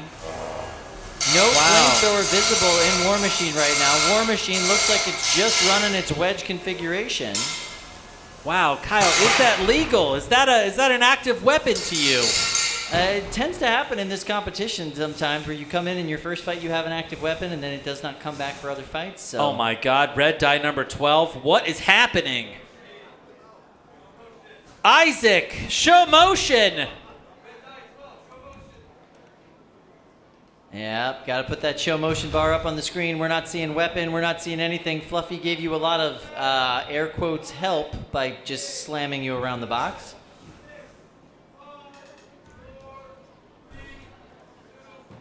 And that's the end of that. Red That's die a number knockout 12 for War is Machine. knocked out. War Machine wins. Ooh. With no presumable, no like perceptible active weapon on War Machine, they still pulled that one out. Now, Kyle, my opinion holds absolutely no weight here in this competition. All I do No. is I'm just paid to talk. Yeah. But it seems that War Machine maybe shouldn't be in there without an active weapon. I tend to agree. Who let them in? You know, similarly speaking, I mean, is a flaming penguin that sits on the other side of the box an active weapon? Yes, it is. But that's not. It's a very active weapon. Okay. All right. First off, how dare you? That flaming penguin was a work of art. Okay. All right. So War Machine advances, kind of. Yep. And red die number 12. You know, two quick losses. That's unexpected. I think there may be something functionally or mechanically misconfigured inside of that robot. Yeah, unhappy for sure. Yeah, that's tough for Isaac, who traveled cross country here to compete today. Yeah. And I really pegged him as one of the favorites for this because red die number 12 is like such a classic design for the 12 pounds and 30 pounds. I mean, you take a look at, these big vertical spinners, like they do really well usually at that weight class. Yeah. Yeah, that just was the rough 2 sets of matches for them. I mean, obviously in that fight with Milk Tank, who could have seen that coming? Nobody. Really, all right. It was the glitter that won that fight, if you ask me. We've got a shot here of the pits, and the youngest builder in Norwalk Havoc history. I think that might be an actual infant back there, Kyle. Oh, yeah, look at that. about 2 or 3, Yeah. just hanging out, 2 years old, hanging out over there. Yes! They're going to put him in the box. Yeah! I'll bet he could take it on a 3-pounder. Yeah, that's probably a 30-pounder or so, wouldn't you say, Kyle? Nah. Oh, that's great. That was good. Yeah, no, I'm excited to see where we go next. I mean, the 12-pound division's shaping out to be really weird. I can't believe War Machine's going to be moving on in the losers bracket with no active weapon. No, it needs one of those. It kind of needs one of those. I don't know. Somebody go back there and talk to that builder. You can't just take off your weapon and then just continue to run in the competition. I mean, anyone can run a wedge. Anyone can run a wedge. All right, and that's actually a pretty good wedge. I mean, it's got that big lip right there on the front. Yeah, it was pretty destructive. They did a really nice job with it instead of driving it like a wedge. Yeah. I personally like wedge bots. I like wedge bots fights. I think wedge bots are a lot of fun. I am, not the majority opinion on that, though. I understand that. In my hopes and dreams, I wanted to see kind of like a Gary Jin free shipping kind of like flame coming out of the front of that robot. That was the intention. I believe that was the actual just intention. A huge, yeah. Just 4.5 feet long. Just dumping gas into the arena. Yeah. That was the intention, but that just unfortunately isn't what we got. Maybe that was the only tank they brought. You probably can't travel across state lines with that tank either, or across national lines. I talked to them about that. Yeah, he was able to bring the igniter from Mexico, but he had to purchase the actual fuel tank here. That makes a lot of sense. Yeah. Yeah, the igniter was just the innards of a light bulb, it looked like. Right. Yeah. Really? It was just like a burning piece of tungsten. Really? Yeah. Huh. Yeah. Yeah, you gotta figure out a way to kind of shoot out the gas like in a more controlled stream, I think. Or uncontrolled stream, I'm fine either way. Yeah. All right, so where are we moving into next? I believe I see some robots moving into cage 1. I see Steve Campbell over there with one of his robots. Okay. Cool.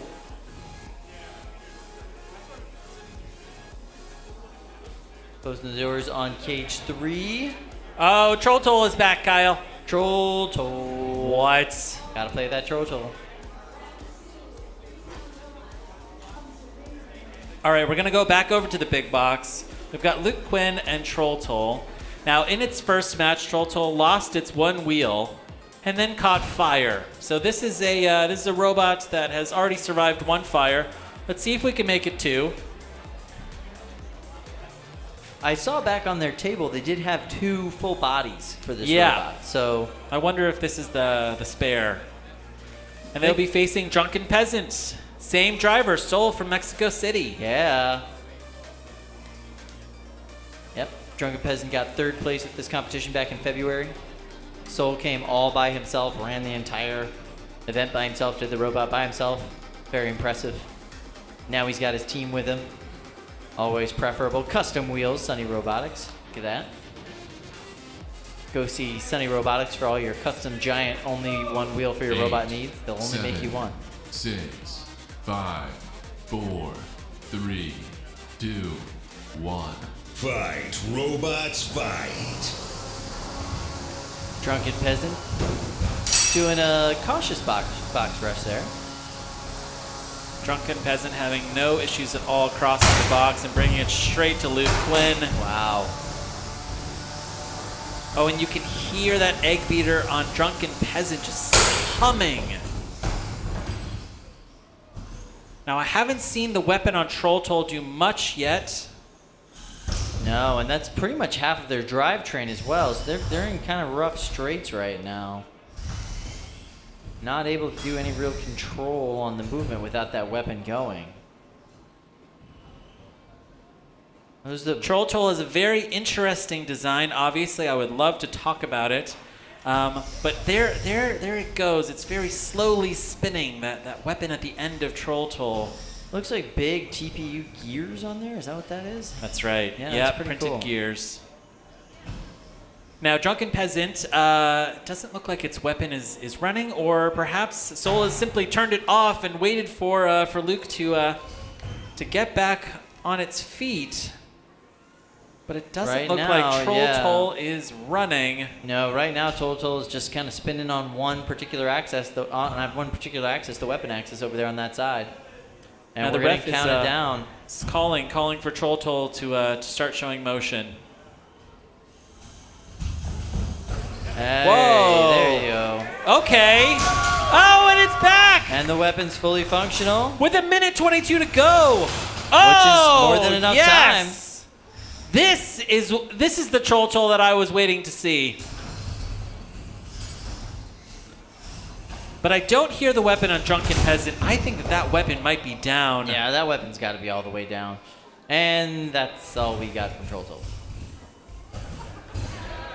Hey, they were able to self-right. Look at that. Weapon's still not going. We'll see how that goes. We got 50 minutes left in this fight. Or 50 seconds left in this fight, rather. Yeah, the weapon on the end of Troll Toll is not running. This is the time where Luke wants to run this weapon. But really, this is just a single wheel from Sunny Robotics just smashing into to Drunken Peasant. It looks great, but probably not that destructive. No, definitely not. Now Sol has just pushed Troll Toll into the corner. This is it's not a pin because it's active, but I don't think Troll Toll will be able to get out of this. Hard to get much of anywhere on only one wheel. Yeah. 10, 9, 8, 7, 6, 5, 4, 3, 2, 1. That's the match. Drive to the doors. Oh, they've already driven to the doors, Kyle. How nice. Yeah, that was very convenient. We're going to Well save done. some time. All right, we're going to go to the judges here. This went the full 3 minutes. Very strange design versus a super classic design. And we saw why it was a classic. It ran pretty well. Yeah. All right. I would love to get your thoughts. Troll Toll versus Drunken Peasant. Starting with you, Andrew. Yeah, definitely an interesting match, to say the least. I think Drunken Peasant really was able to control the fight and was able to control when Troll Toll was able to move. And once Troll Toll started to show motion, even though their weapon was not working, they were able to stay on them and really limit that mobility. So that's going to be a vote for Drunken Peasant. Is that right? Oh, that's Drunken Peasant, yep. All right, perfect. How about you, Jack? Yeah, I'm also going to give my vote to Drunken Peasant. They were just in full control of the fight the entire time, and even when the weapon stopped, they just kept on top of Troll Toll and didn't give them a chance. All right, it came down to control for Jack, and I absolutely agree. How about you, Don? Drunken Peasant versus Troll Toll. Yeah, Drunken Peasant just stayed on him the entire time, and even whenever Troll Toll had an opportunity to try to recover, it was always struggling. So, gotta give it to Drunken Peasant. All right, we've got a unanimous judges' decision for Drunken Peasant. Soul remains alive in the loser's bracket for 12-pound action. Well deserved. And Troll Toll, super interesting design, but going back to Colorado with 2 losses under its belt. Understandably so. They just weren't really able to get that weapon fully functional. Plus, the giant fire in that last fight wasn't super helpful. Yeah, that's true. Yeah. First fire, only fire so far today. Pretty big one, too. It was nice. It was nice. All right, loading into box 1, we've got Tiefschlag versus Vertigo. Loser's bracket round 2. 3-pound bots here.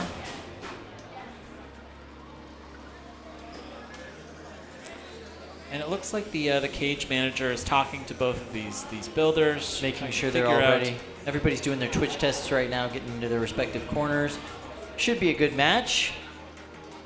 Now, if you were curious about what Troll Toll was designed to do, it's got this one wheel here on the side, and it's designed to have this horizontal bar like spin up and kind of pull this part of the robot up, and together they can move across the box like this. The idea being that it's really quick to like turn this robot and just come crashing into its opponent with this huge horizontal bar. Yeah, that makes sense. Fortunately, that didn't work. I mean, like, you need to have everything working to even drive. Yeah. If your weapon goes down, your drive is impaired. If your wheel goes down, your drive is impaired, right? Yeah. So, you've got so many dependencies, and they all need to work together for you to go the full 3 minutes. Yeah. Tough to do when reliability, especially with the new design, is, the difference between success and failure. Makes sense to me. I'd like to welcome our British fans. Seems like we just got a bunch of them that just joined the chat. I guess you're all like laying in bed watching the live stream. Good on you. Don't stay up too late. We're going to be here for a little while.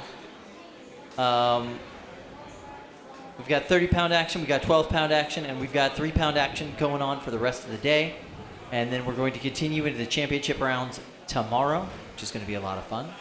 Kyle, I just got a text message from Ryan Saslow. He wanted me to remind the audience, if you're hungry, the food trucks will be here for 1 more hour. They're going to be leaving at 5. So if you'd like, in the back, by the loading dock. Delicious burritos for all. All right, it looks like they are loading out cage 1. Something happened there. But they are loading in cage 2, and I can see Hyper Bite Roll over there. Is that right? Ooh, Hyper Bite Roll. Hopefully they'll be functioning. Hyper Bite Roll versus Kyanite. Kyanite, the lifter bot, versus Hyper Bite Roll, the Australian-inspired Death Roll-esque robot. And it looks like they're running these long fingers on the front of Hyper Bite Roll for this match. Kyle. Yeah, they kind of look like claws.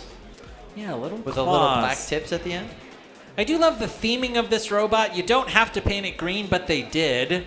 You don't have to make it look like a miniature death roll, but they did. And it looks like they've strapped their battery to the top of the robot. Was that the configuration that we saw before, Kyle? No. No, that's not the configuration that we saw before. Is that typically what you want to do? Do you want to put your LiPo battery right there on the top of your robot, Kyle? I mean, if you're facing a flipper, I don't suppose it's that dangerous. I wouldn't do that against Samurai or anything.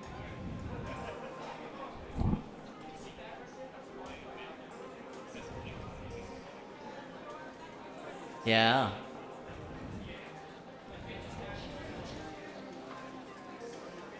So just a reminder to everybody, this is now a 2-day event.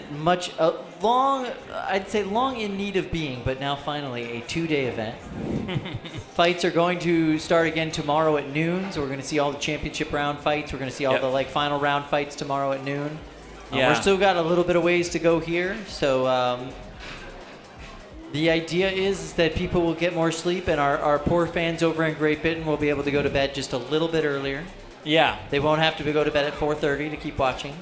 Yeah, I heard that the plan was to run through most of the Beetleweight division today, yeah. and then to hold on to the top 16 robots for action tomorrow. That's going to be a lot of fun. So we can see the finals in prime time versus the finals at 1 a.m. as as we've done it sometimes in the past. Yeah, so it's a whole weekend of robot action over here, which is, I think, a really great thing. I'm stoked about I'm it. excited about it. I think it's going to be a lot of fun to call the finals well-rested. Yeah. From our end, that'll Yeah. be really nice. It'll be nice for the judges to call the finals well-rested. It'll be nice for the referees to call the finals well-rested. So yeah, it's a really good idea. We get better and better every time. All right, this is Winners Bracket Round 3. Holy smokes, Kyle, we are seeing the legend itself, Megatron. All right, now for fans of combat robotics, they know that Megatron has multiple first place finishes under its belt. This looks a lot like Sawblaze on BattleBots for a good reason. It's built by Sawblaze Captain Jameson Go. That's absolutely true, and driven by Sawblaze Captain Jameson Go. Just look up the name of this robot on YouTube, Megatron Robot Combat, Megatron 30-pound robot. You'll see some amazing fights from years past with this thing. And, I mean, it won its last time it entered into the 30-pound division pretty handily, so I'm excited to see how this goes.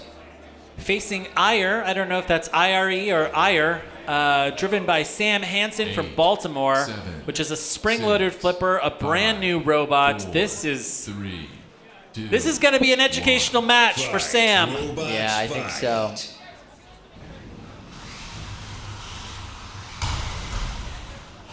Yeah, this is Megatron is 100% undefeated at Norwalk Havoc. Whoa! Nice move there.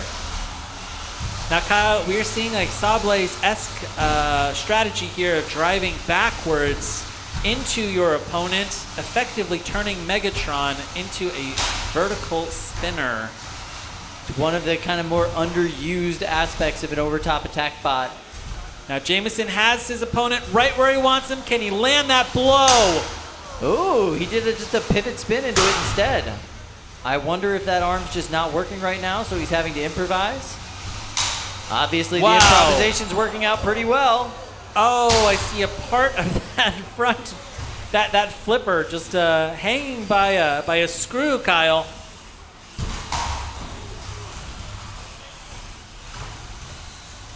Oh, and good pushing power from Ire. Able to get around to the side of Megatron. You never know what's going to happen in the box. Ire, like, keep fighting. Oh, all right. Are we going to see it? Oh, we did! There it is. Kyle, That's what we all came here to see. Bam. Beautiful top attack hits. Just big sparks every single time that thing comes down. Well placed. Right over top of the wedge, right into the juicy guts. Oh! That was beautiful. Oh, and there's Ire just helplessly firing that little arm. Oh, that arm will do nothing. No, it's trying, and actually got a little bit of help from Megatron to get off of the side rail. That was very nice of them, very sportsmanlike, as they say. Driving backwards due to floor issues. I think that's probably true. Those forks on Megatron are getting caught up on the plywood. Now the top plate on the left-hand side of Ire is absolutely caved in. Yeah, we call that chunked out, I think. That'd be a good describer of that. Just a big old piece of that chunked right off the top there. That back corner bent up, exposing some of the innards, some of the guts. I will say, I mean, Ire is surprisingly tough. I mean, Yeah, it's gone well-built little bot. it's gone 2.5 minutes here with Megatron. Whoa! That's a big hit. That might be a kill shot. That was brutal. That was full speed on the blade, it looked like, right down into the side panel top plate, exactly where you want to make those hits. We've got 22 seconds left. There is absolutely no movement from Ire at this point. Yeah, we're Show getting us show some motion from the referee. Yeah, let's go have a look over at Ire there in the corner. No movement at all. This is the end. That is a knockout. Wow. Top attack bot knockout. That is what Jameson Go's delivering here today. You can get that along with burritos out at the taco truck. Here, that's last hour of burrito time at Norwalk Havoc Robot League. That was a great fight. Now, before this match, Megatron had a perfect 3-0 record here at Norwalk Havoc. 3 fights, 3 KOs, and now this is 4 KOs. The 30-pound division is made for Megatron. Megatron has never taken it to the judges here at Norwalk Havoc. No and reason you can to. see why. I mean, that is an incredibly tough robot. If you are a fan of Sawblaze, you just saw miniature Sawblaze take apart its opponent here in the big box. Absolutely. Yeah, and that was, I mean, IRE did a great job. They're a tough little bot. Obviously, they held up to that damage very, very well right up until the end. It's not a lot you can do, you know? That's just a bad matchup. What are you going to do with a little lifter bot when the only thing you can grab onto are those little hinge-loaded forks, you know? There's nothing to grab.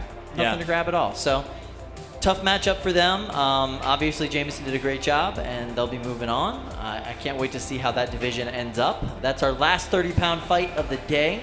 Okay. So we got to tune in tomorrow if we want to watch any more 30-pound robot fighting here at Norwalk Havoc. Yeah. All right, loading into Cage 1, I see Icky Mouse and David Rush versus Shredded Lettuce, losers bracket round 2. You know, something about David Rush, he's just never that enthusiastic when he's driving. He's just cold, ice cold, you know, just no emotion. Kyle, your understated wit. All right, I love it. Are you kidding? David Rush is one of those animated builders here today. He's always so happy to be in the box. He's so happy to be fighting. You can see him just getting into it. He gets into his attack stance before he comes into the fight. I just love it. Oh, it's so good. It's so good. And his bot has been performing very well today. So we're going into the losers bracket up against Shredded Lettuce. 7, 6, 5, 4, 3, 2, 1. Fight, robots, fight. Oh, wow, good nice. pop from Shredded Lettuce. And Icky Mouse is already on its head. And on the run, trying to get away from that very powerful disc. Shredded Lettuce doing some good work here. Obviously, they made some good use of their pit time before this fight. That bot's working great right now. Shredded Lettuce is on the offensive. It wants to go right over to Icky Mouse's corner and keep it there. Oh, Icky Mouse just lost their zip tie tail.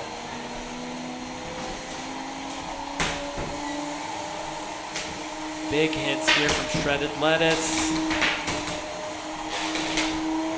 Oh, and it looks like the right side of Icky Mouse's weapon does not look right. There's something hanging out there. Yeah, I can't quite tell what that is. No, I didn't quite get a good look at it, but you're right. There does seem to be something amiss. And they're having to kind of gyro across the floor. Oh! I mean, luckily they've got enough power behind the weapon that that's an option to them right now.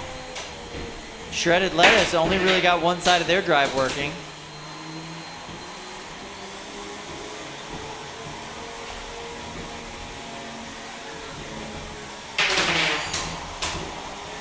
All right, this fight is continuing even though our countdown is gone. We're going to have to get a manual count from the control room.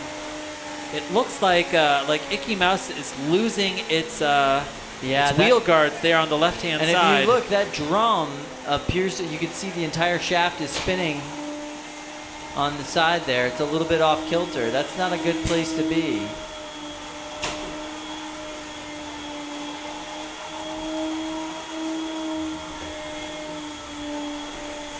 All right, do we have a time check control for Icky Mouse versus Shredded Lettuce? 30 seconds left here in this match according to control. Wow, this is super destructive. Icky Mouse just lost a little bit of the clip that was going over that side bracket for its weapon. Weapon still spinning for right now. Neither of these bots have a lot of control or mobility at this point. 8, 7, 6, 5, 4, 3, 2, 1. That's the match. Both of these robots survives. Round of applause for a 3-minute match. All right. We're going to go over to the judges. Strange match. We saw some pretty destructive hits early on that disabled the one side of the drive for both of these robots. This one might be tough. Who here feels confident in their decision? Who should we start with?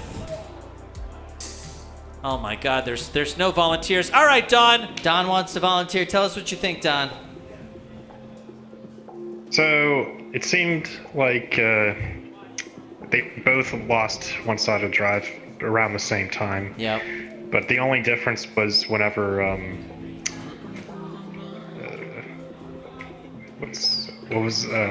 Shredded Lettuce what was it, versus Vertigo? Icky Mouse. Yeah, so Shredded Lettuce seemed to be winning mostly all the engagements. So gonna have to go with Shredded Lettuce. All right, we've got one vote for Shredded Lettuce. Andrew, your thoughts? Yeah, I'm gonna go the same way on that one. It was a close fight where neither bot necessarily took like a dominant position over the other, but it seemed like Shredded Lettuce, it kept kind of a better control and seemed to be initiating more of the hits when it was at least more functional, while Icky Mouse, I think almost at the start of the fight, might have gone in with just one drive, so I think that limits some of the control opportunities you have in that situation. All right, we've got 2 votes for Shredded Lettuce. And on over to you, Jack. Your thoughts? Exactly the same as Andrew and Don. It's largely just down to the winning of the engagements and just being on top for the beginning of the fight in both control and aggression. So I'd give it to Shredded Lettuce. All right, we've got a unanimous judges' decision for Shredded Lettuce, which continues to advance in the losers bracket. Thank you very much, judges, and congratulations to Shredded Lettuce. That was a super, super punishing fight. Yeah, both those robots took a lot of damage, but I think that was a well-deserved win from Shredded Lettuce. Yeah, absolutely. All right, so next we're going over into box 3. 12-pound action. Probably not too many of these fights left today, honestly. That was a unanimous judges' decision for Shredded Lettuce control. Yeah. Oh my God, it's Bobby. Bobby's back, Kyle. Bobby's going up against the Hot Leaf Juice. This has been the 12-pound match I've been looking forward to the most today. Bobby. Look at Bobby's face, Kyle. I know. He's got to do it, and he doesn't want to. He feels so bad about it. Hot Leaf Juice trying to get away, trying to get themselves up to speed before the... Oh, yeah, that wasn't good. That was a wheel. And Hot Leaf Juice has lost its front left wheel. Yeah, they probably needed that. Oh, look at how much damage they did to Bobby's wheel there. They cut a huge chunk out of it. Wow. That foam is just going away. Undercutters and Bobby, man, it's a real struggle. Name a more iconic duo, Kyle. All right, if you can get enough of the foam off of Bobby's wheels, now that horizontal bar is going to start dragging on the floor, which is what you're hearing right now. Incredible. I mean, it's not impeding that bar at all. In fact, it's just bringing that bar down to its own kind of lower position where it can actually get at the wheels of Hot Leaf Juice. Now the bar on Bobby is still running great, but I'm not hearing much weapon at all from Hot Leaf Juice. Do you see it? Oh, yeah. No, it's spinning. Hot Leaf Juice is still up. It's spinning. It just needs to get back into those wheels.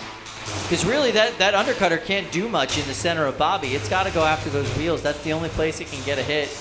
Obviously, the arena crew does not want them to go after those blue wheels because this is just an utter mess. Kyle, Bobby is getting shorter and shorter. Look at this. Yeah, Bobby's trying to grow up, and this is not helping. I'm seeing smoke. That's some Bobby's smoke from Bobby. smoking. Don't smoke, Bobby. Yeah, Bobby, that's bad. You'll stunt your growth. Oh, Bobby has lost both of its little stand-up sticks that help it stay upright. That's going to make it very hard to run that weapon because there is nothing keeping that weapon pointing downward. It seems as though it is the weapon motor that is giving us that smoke at this point. Now, if we look over at Hot Leaf Juice, both of its front wheels are pretty much gone. They've got 1.5 front wheels, or half of a front wheel. Half of one front wheel is completely gone. Yeah, and that is a testament to how destructive Bobby's weapon is. Yeah, without those 2 sticks to help keep Bobby upright, that really is going to be the end, I think, for Bobby in this match. There's just not a lot you can do. When you can't control the direction of your bot, you can't control where your weapon goes. I mean, it's a very difficult position to be in. 30 seconds left in this match, and I could watch this go another 5 minutes very happily, Kyle. Bobby is one of my favorite robots, and we are seeing it being dismantled right now in the big box. Look how much blue foam is there, Kyle. Wow. Yeah, this is terrible. If this was my kid, I'd be very upset about this mess. 10, 9, 8, 7, 6, 5, 4, 3, 2, 1. That's the end of this fight. Please make your way to the door if you can. Wow. This will go to the judges. Bobby, super tough robot. And by the end of this match, both of these robots were 2 wheels. I love that. All right. Tough decision. Andrew, do you want to start us off? Your thoughts, Bobby versus Hot Leaf Juice. Yeah, I'm on board for 5 more minutes of that. That was great. However, with what we got in that fight just now, I got to go with Hot Leaf Juice, that disabled weapon on Bobby. The hat's missing. You know, there's a lot of aspects to take into account here, so I'm going Hot Leaf Juice. Yeah. All right. I'm with you on that. All right. Jack, what are your thoughts? Yeah, I'm also going to go with Hot Leaf Juice. So even though they may have lost 2 wheels, they still disabled a primary system on Bobby. And they had good mobility. They didn't lose any function. Yep. Yep. So it's got to go to them. All right, Dom, what are your thoughts? Is this going to be unanimous? Yep, it's gonna be. I agree. Hot Leaf Juice. All right, so Hot Leaf Juice, clear winner. Yeah. Lucy Doo, David Jin, a dynamic duo. They got the win against Bobby. That was a tough fight, but yeah. There's now 1, 2, 3, 4 people sweeping up the sweeping up the arena as we go over to cage 2. Yeah. Wow, so much foam came off of Bobby. All right. Professor Losers. Hex and the Shrew. 8, 7, 6, 5, 4, 3, 2. The last match was Hot Leaf Juice, unanimous judges' decision. Fight. All right, Professor Hex and the Shrew. Professor Hex was having some mobility issues in the last fight, much like its namesake, really. But it seems those issues are back here. They're really kind of getting stuck on the floor pretty often. Looks like they were stuck kind of in that cutout on the floor right there. Just low ground clearance on this bot. And the Shrew had that drill bit a couple of fights ago. That never came back. Now, Kyle, I mean, for intellectual consistency, I should also call out that the Shrew has become a large wedge bot without an active weapon. Yeah, it's basically Tiny La Machine at this point. Yeah. I do think the Shrew is interesting because of its offset wheels. You notice how one's further up on the robot than the other? Do you think that's just because they didn't make their bot wide enough that both motors can fit in line with each other? Yeah, that looks like a measure once cut twice kind of top plate there, Kyle. No, I'm kidding. But yeah, I mean, like we have not seen great mobility today from the Shrew, and you can see here it's just turning back and forth. And Professor Hex is successfully getting under the Shrew and really trying to attack those wheels. Yeah. 90 seconds left here in this match. Professor Hex's mobility issues seem to be pretty well resolved at this point. They just seem to avoid anywhere the floor has a big cutout, and they're able to continue moving. Nice. Yeah, so far the biggest impact in this match so far has been Professor Hex versus the House Bot. Yeah, not the best idea. You really don't want to make Bert that upset. He doesn't like it.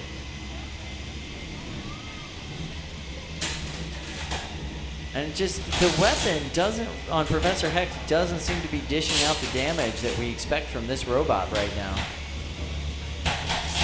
And the weapon on the Shrew, as we said, just never entered the fight. It's been gone since their first fight.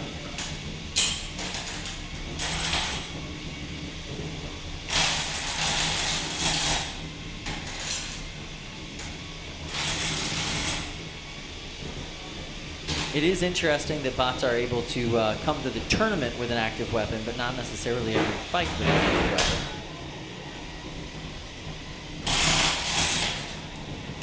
weapon. 25 seconds left in this match.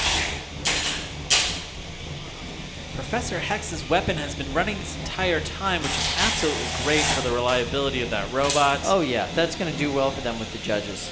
But they have not been able to capitalize and destroy those wheels. 8, 7, 6, 5, 4, 3, 2, 1. That's the end of this fight. Please turn off your weapon and drive back to the door. If you can. Just pointing out, Professor Hex does have a weapon and is driving back to the door. And is, yeah, right. All right, we're going to go over to the judges. I think this one should be relatively fast and easy. Maybe we can do a show of hands. Professor Hex. Professor Hex.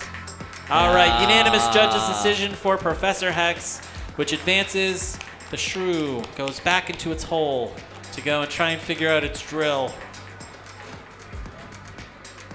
All right, so there is a comment, Robert Run. There should be a rule that you must enter the arena with a working active weapon. But no, I don't know, because sometimes the weapons don't work, but they start the fight anyway, but they have the weapon, you know. There you go. It happens. All right, we're going to go over to cage 1. Frogment versus Mezentius. 8, 7, 6, 5, 4, 3, 2, 1. Fight, robots, fight. I love the color on Mezentius. I think it's a really beautiful bot. It's had a little rough go of it today, but hopefully it's... Oh, nope, there goes some wheels. Oh, Mezentius is now down one wheel and just pushed right into its starting square. Yeah, it hasn't even gotten out of its starting square yet, Frogment. Have mercy on Mezentius. Mezentius just seems to lose very important parts of the bot right at the beginning of the matches that it's in. First match that we saw lost the weapon just right off the bat. Now it's lost that wheel. It looks like Frogment. We're getting a tap out. We're getting a tap out, I believe. Is that a tap out? It was an attempted tap out. I don't know if they. There we go. They couldn't quite find the button, then they found it. All right, so Mezentius taps out. That's it for them today. Thank you guys so much for coming out. You brought a really beautiful robot.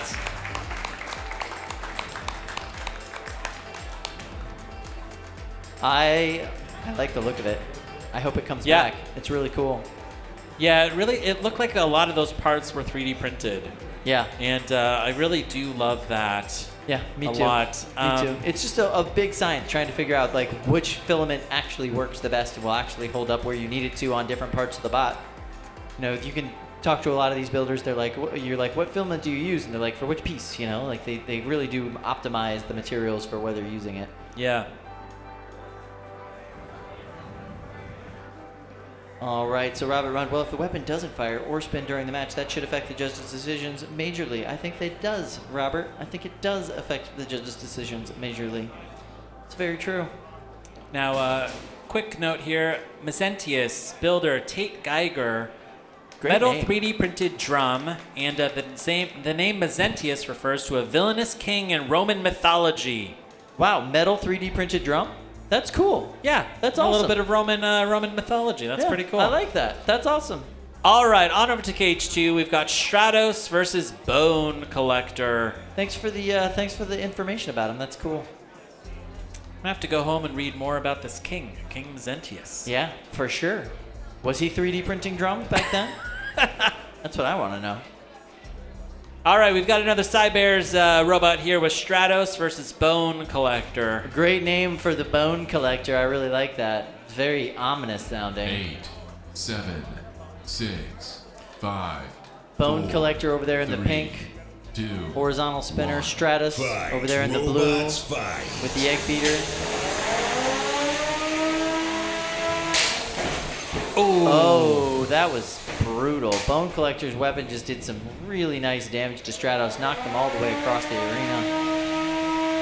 Bone Collector's minibot doing a really good job pushing Stratos up against the wall. They've got a pin, and Stratos' weapon might be down, and you can see that armor around the side of Stratos' wheels is coming off, Kyle. Yeah, and that wheel on the right-hand side's a little cattywampus, a little off-kilter as well. That first hit with the Bone Collector was not good for them. Not at all. So look, we've got a little bit of a breakup happening here from Bert. Bert says, come on, guys. Break it up. You can hear that weapon getting back up to speed. Looks like everything's functioning just fine on Stratos. Oh, no, not so much. Bone Collector's got a very scary sounding horizontal blade. I mean, just terrifying. And now they're just kind of picking their shots. Oh, was that a little bit of smoke coming out of the Bone Collector that I saw there? Did they get Looks that? like a little wisp of smoke. Yeah.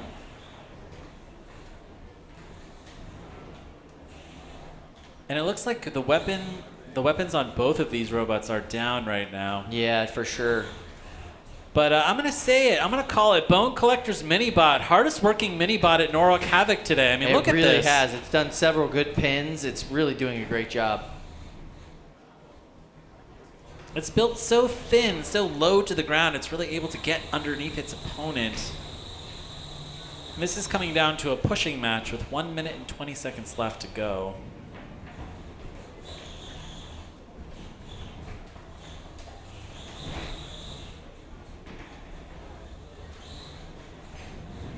All right, looks like we're going to get 12-pound action after this. Looking forward to that. Neither of these bots have working weapons. And yeah, quite frankly, the winner right now is Bone Collector's Minibot. In my mind, that bot's done the most work and quite frankly the most damage. And it's made Bert have to do the most work, separating the two of them. 40 seconds left in this match.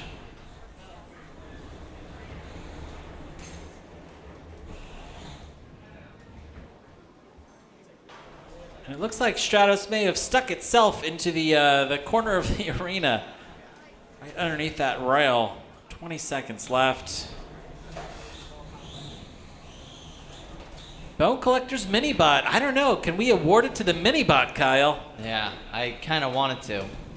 All right, here we go. 10, 9, 8, 7, 6, 5, 4, 3, 2, 1. That's the end of this fight. Please turn off your weapons if you have any that are still working and head to the door. Drive your Minibot to the door. No, Minibot's got to finish doing that awesome dance before it goes to the door. Nice job, Minibot. All right, this one went the full 3 minutes. We will go to the judges. Don, your thoughts on this fight? Well, I think they both lost their weapon, but Bone Collector had theirs longer, and the MVP Minibot probably made this way easier than it was going to be. So I think it's Bone Collector. All right, we've got one vote for Bone Collector. How about you, Jack? I would like to start by making a case that Bone Collector's Minibot be upgraded to the main bot and be allowed to go forward. Yes, But I agree with you, Jack. Ultimately, whatever robot goes forward needs to be from the Bone Collector side of things, because the Minibot just did so much work once the both weapons were dead. But even before then, Bone Collector did more work with its weapon in the first place, so all for them. All right, we've got 2 votes for Bone Collector. Andrew, your thoughts on this fight? Yeah, we're making it 3 votes for Bone Collector, specifically the Minibot. That really had the most control in the entire fight, and I'd say that's going to give them the win. All right, great. We have a unanimous judges' decision for Bone Collector. Thank you so much, judges. Wow, that Minibot really did like extra work. I have a theory that the Minibot actually is the Bone Collector. The horizontal spinner just knocks the bones around the arena, and the Minibot just goes and collects them all up. Yeah, exactly. Exactly. Yeah, that was good. I really enjoyed that. Tough little Minibot. Makes me want to see a Minibot Rumble even more. Yeah, yeah. You know, not all Minibots are made equally. No. There are some Minibots that are absolutely crucial to your success. And there are some that are just there for the 1 pound weight bonus. Now, I think Bone Collector would probably still have won that match, but this was a decisive win because of the work the Minibot put in. Minibot. Yeah, for sure. Yeah, powerful little drive on that bot. Really great wedge. It could take some hits, and it really did a lot of control there. All right, we're going over to the 12-pound box. We're going to see Skyline versus Demigorgon. Demigorgon is the 12-pound bot I think we've really seen the most here at Norwalk. Skyline, very unconventional design. That's just a dead shaft in the middle of the bot with 2 very, very powerful bar spinners on either side. And just, A regular drive in the middle there. Now this is winner's bracket round 3 action. Both of these robots have been successful in every single one of their matches earlier today. And we are going to see if Skyline can pull it off once again. Yeah. Although Demigorgon, that is a 7, tough little 6, undercutter. 5. All right, here we 4, go. 3, 2, 1. Fight, robots, fight. Hey, robots fight. Oh! Ooh, that was the floor that you hit there, buddy. So the idea behind Skyline is when you hit one of those blades, it bounces off and the other blade comes flying at you. The problem that the bot's been having so far is getting both blades to be spinning at the same time. It looks like one of the blades on Skyline is down. Yeah, one of the blades is definitely down at this point, and I'm not sure that the drive's working, honestly. The interesting thing is, like, what's visually the biggest part of the bot is just that kind of dead Tap arm. out. Yeah, there we go. Tap out. Demigorgon wins that fight. Skyline taps out. Nice work, Demigorgon. Now everybody make your way to the door. As Skyline tapped out, Demigorgon wins. We're going to go over to cage 2.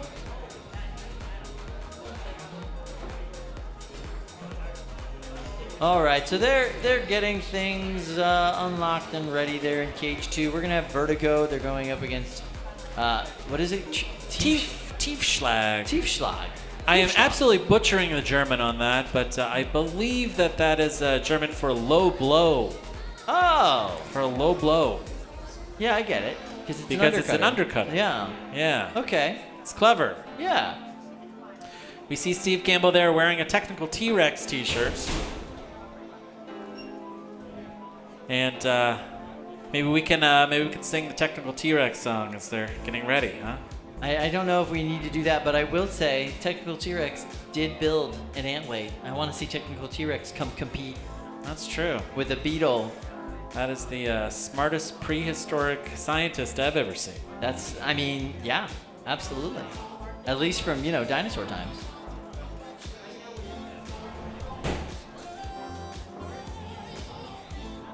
All right. Tiefschlag is ready in its corner. Looks like its mini-bot is coming over there slowly but surely. With its weird little wing wedges, weird little capture pane. I gotta tell you, I'm really digging the soundtrack today. Yeah. Competitors, press your ready button. Please push your ready buttons.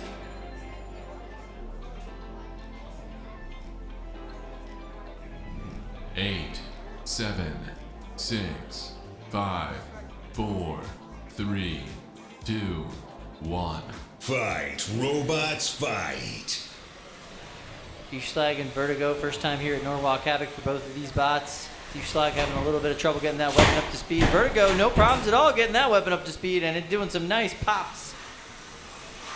I see that twitching on Tiefschlag's weapon. That means that something is not right there with its transmitter. Yeah, it wants to go. It just can't. There's either a mechanical impedance or, like you said, a transmitter impedance, but something's keeping it from happening. It wants to happen. It wants to go.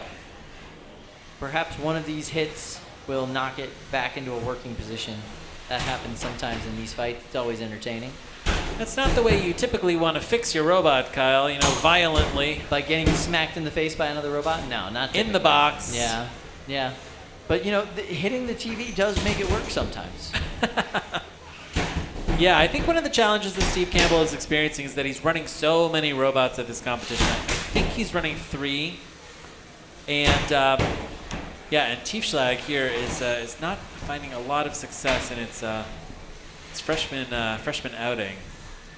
Now, it looks like Vertigo's weapon is still going, but it's tipped on its head. By the way, I'm just going to go ahead and say it. If there is a $25 super chat requesting we sing the Technical T-Rex song, Luke and I will most definitely do that for you.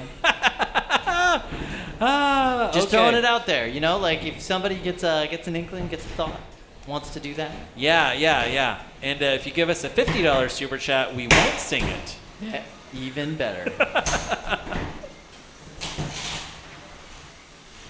Oh, Vertigo's fourth. Tiefschlag's first. Yeah, Vertigo's fourth. Wow, huge Whoa, pop from Vertigo. That was mean. That was a 60 mean hit. seconds left to go in this match. Vertigo's weapon has been kind of up and down in this fight. I wonder if it has any juice left here with 50 seconds left to go.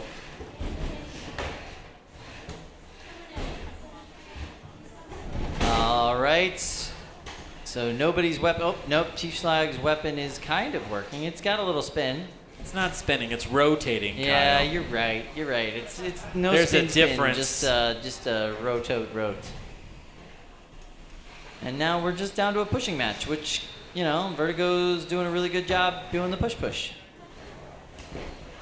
30 seconds left. Yeah, these weapons are down. This is going to come down to a pushing match. This will probably go to the judges unless something catastrophic happens here. Please let something catastrophic happen. That would be wonderful.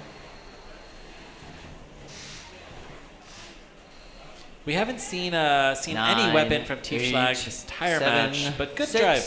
5, 4, 3, 2, 1. That is the end of this fight. Please turn off your weapons even though they are not working. We don't want them to accidentally come on when that box door comes, and get all those bots over to the door, please. Thank you. We're going to go to a judge's decision. And we can get full judges' opinions on this one. So, Mr. Tweedy, if you don't mind giving us your thoughts on what the heck happened there.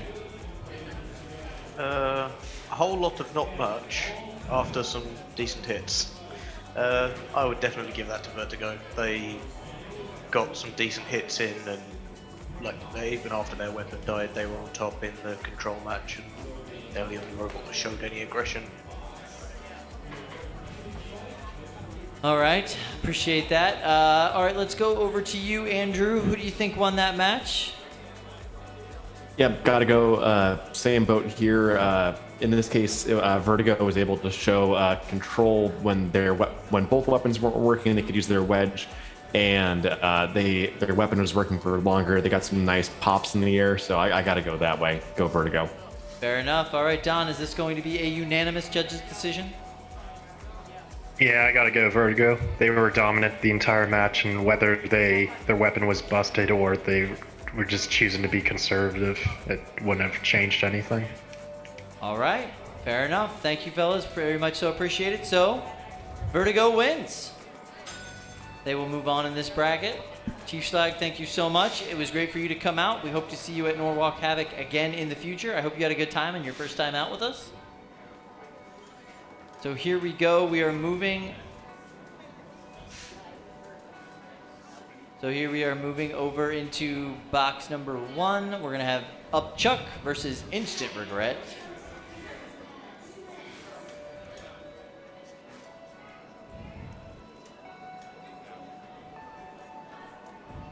So I just heard from the control booth. It sounds like we are going to finish the 30-pound and 12-pound full combat divisions today. Mm-hmm. Tomorrow we are going to have the championships for the 3-pound and 12-pound sportsman divisions. Right. And we haven't seen any 12-pound sportsmen yet. No, so we're we going have to run not. that entire bracket tomorrow. Yeah, we're going to run that 8, entire bracket tomorrow. That's going to be a lot of fun. 6, 5, 4, 3, 2, 1. Fight, robots, fight. Now this is Egg Beater versus Egg Beater. Now the golden Egg Beater bar with the green wheels, that's Instant Regret, which is a Cybears robot. Yep. Versus Upchuck. Now the driver of Upchuck drove here from Pennsylvania today, running these 4 wheels, the orange wheels with the black body. And we're going to see if Ethan from Cybears can continue this winning more than losing streak for his team. Oh, good pop in the air for Ethan. It looks to me that Upchuck's weapon is kind of at a slightly strange angle, Kyle. Something to watch. It's a little cattywampus in there. Looks a little off. But this is very much the Egg Beater versus Egg Beater. Now, when you go weapon to weapon, I mean, usually you're popping your opponent here in the air.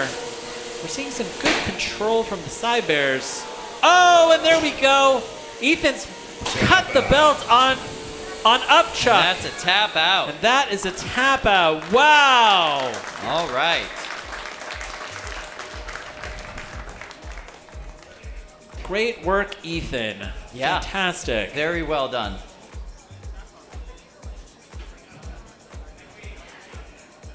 All right. We're going to run over to cage 2 here. Kickback versus Dusk. Dusk is the 3-pound version of Skyline, which we just saw in the 12-pound big box.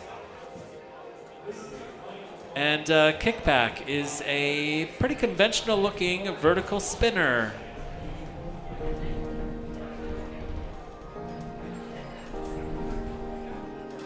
Interesting. Oh, I love that look on the back of Kickback. Yeah, that's beautiful. Love how it fits in with the tread on the wheels as well. Just a really pretty, really classic design on Kickback. You can see the heat markings where they bent the wedge there. Get that into shape. 8, 7, 6, 5, 4, 3, 2, 1. Fight, robots, fight. Fast out of the box for Kickback. And it doesn't look like Dusk is able to get those weapons spinning. That center arm is just absolutely static. Oh!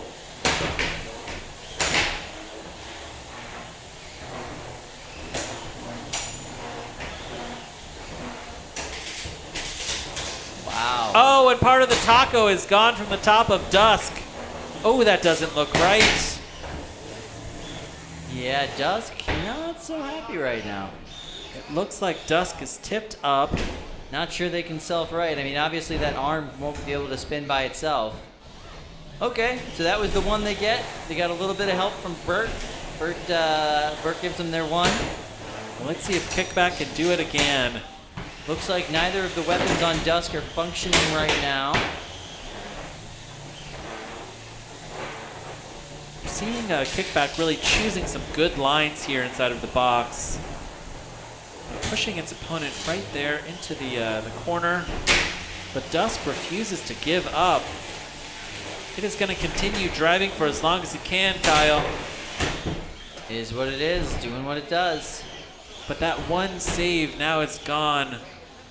And maybe just a question of time here. How much time can we stay alive if we are Dusk's driver? Yeah, that has won more matches than not. Just staying alive throughout the entire thing. Looks like Kickback's weapon is down. It's very, very quiet inside of the box.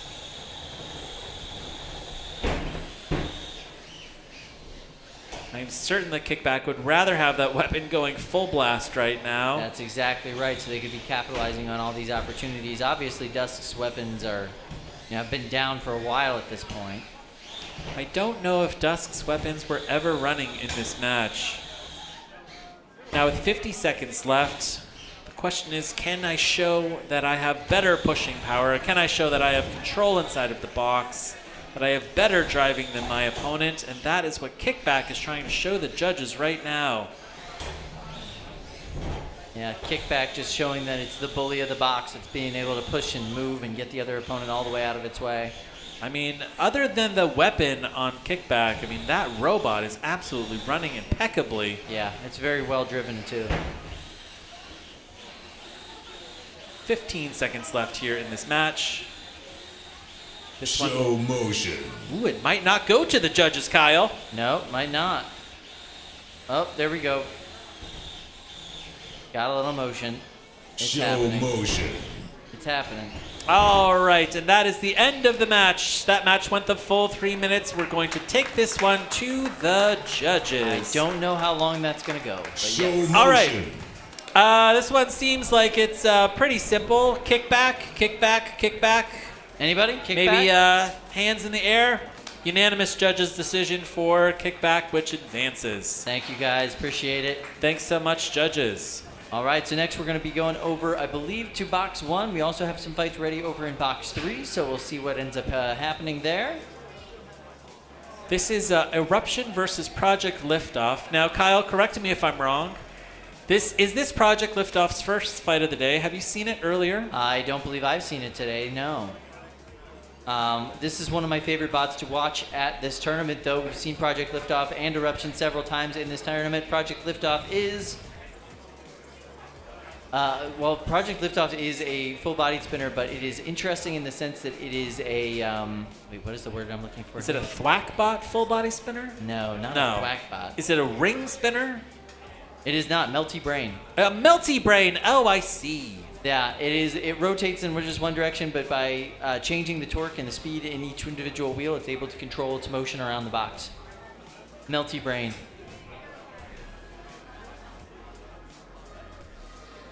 Now, Eruption remains one of the most competitive robots here at this Very competition. It's ranked 8th for the year and 24th overall. And it's known for some really hard hits, but I'll tell you what, if Project Liftoff gets up to speed, that is no slouch in the hard hits department. We've seen that thing do some massive damage in these tournaments. Project Liftoff is also a really tough robot. It's able to really survive in the box. Yeah, you need that with a Melty Brain. I mean, the drive, the box itself is the weapon. Ooh! And it is up to speed already. Oh, that is Kyle! disturbing. Yeah! Oh! I love it!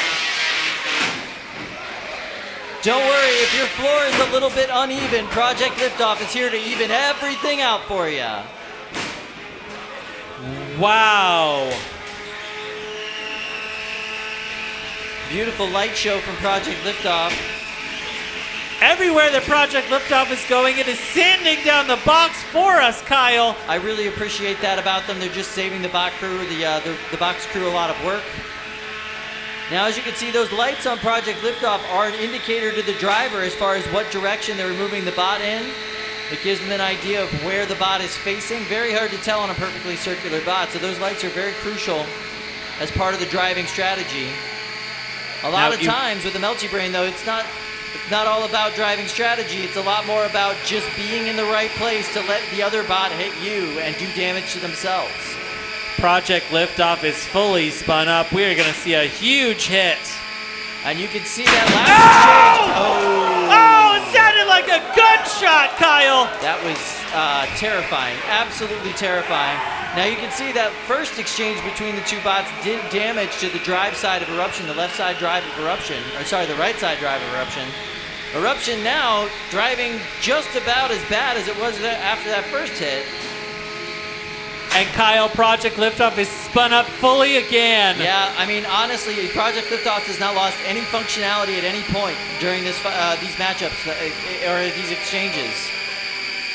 Damage to damage, Project Liftoff is winning this fight right now.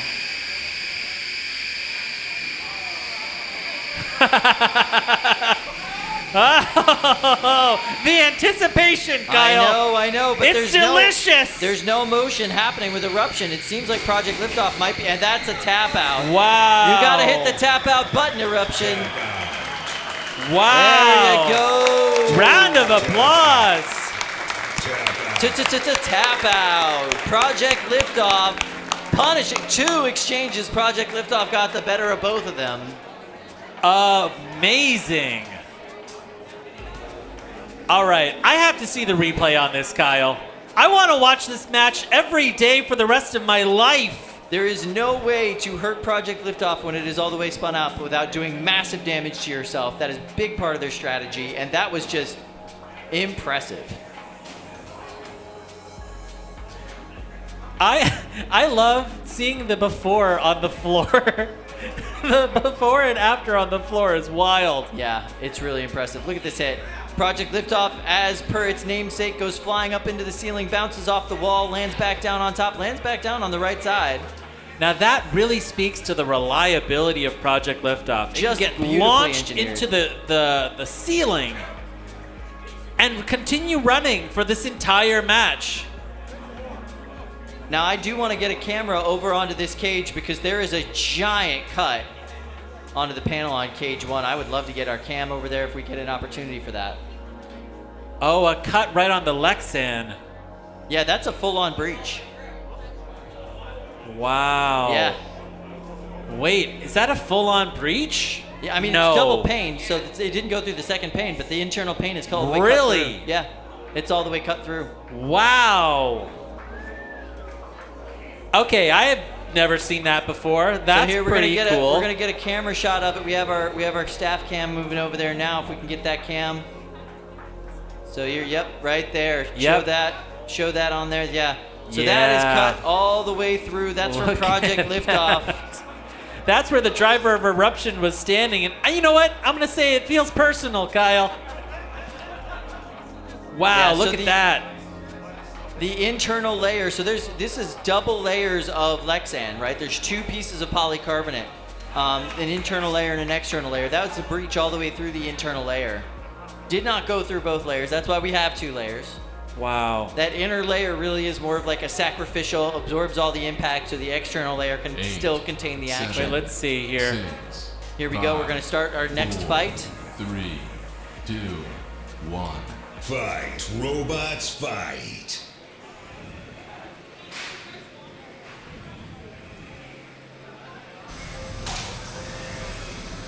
Kimonote versus Son of Pram.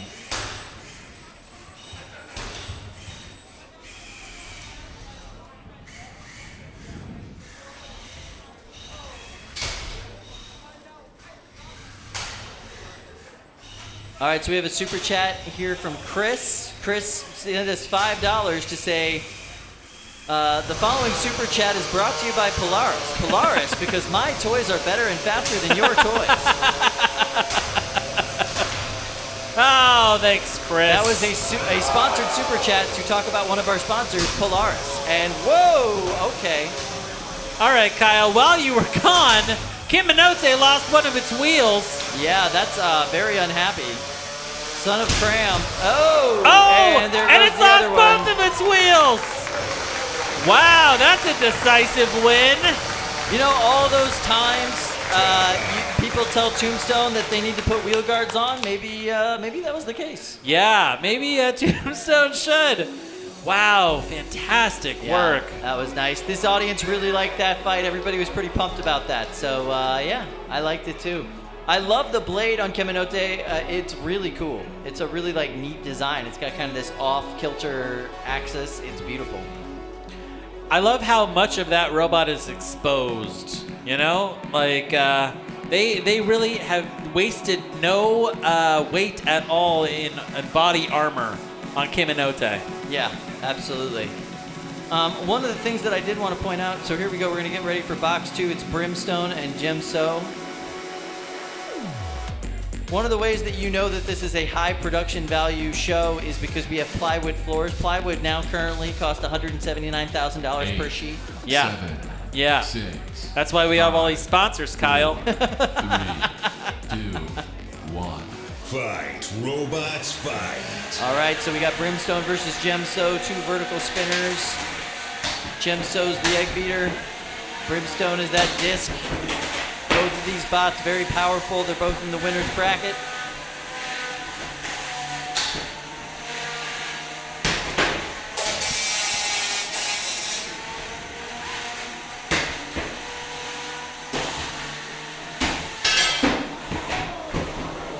Big hits. Kyle, and it looks like part of the front armor is off of Brimstone. It is just hanging there. Oh, and there's exposed wires, Kyle. Yeah, it's not a happy place to be. Oh no! Gemso's waiting. Tap That's a out. tap out. Oh. Mercy. Gemso showed mercy Yes. when Yes. the innards were hanging out of Brimstone. That was very nice of them. So Gemso stays alive in the winner's bracket. Brimstone is going to go back to the pits. They'll get at least one more fight in the loser's bracket. Let's see if they can put that robot back together. My favorite comment about that fight from Andrew Lindsay: ESC as a blade of armor. That's exactly what that was. All right. All right, Kyle, you knew that it was going to happen. Cybears versus Cybears. Jack Ketch versus Fee-Fan. Losers bracket round 2. One of these Cybears team members is going to be going home after this match.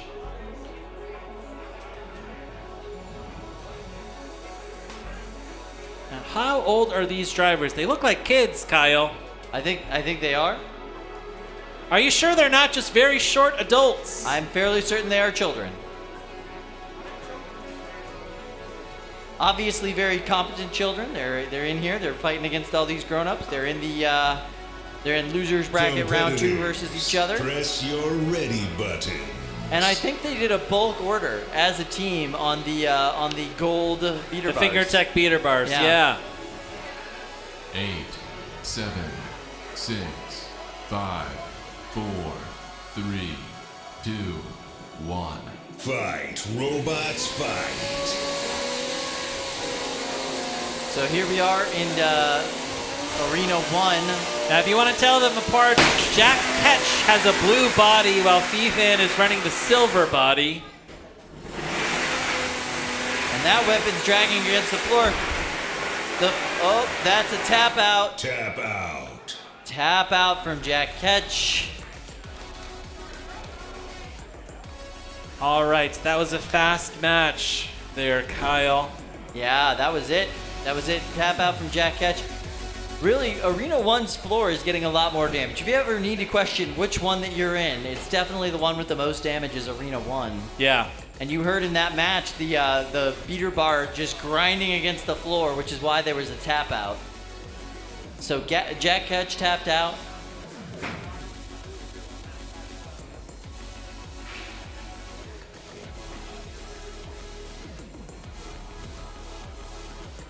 Let's see. So my favorite comment about that fight was I think the beater bar bot is going to win. Good guess, Ryder. That was a good guess. That was a very good guess. Yeah.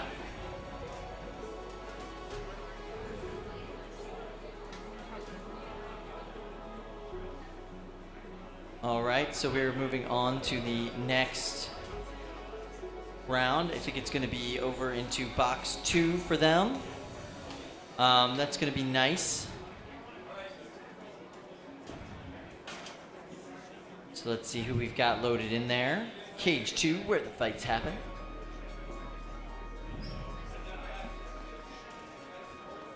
All right, we've got Stinger versus Scab Armor. 8, Scab Armor, yet 7, another Cybears 6, robot 5, here. Losers bracket 4, round 2 action. 3, 2, 1. Fight, robots, fight.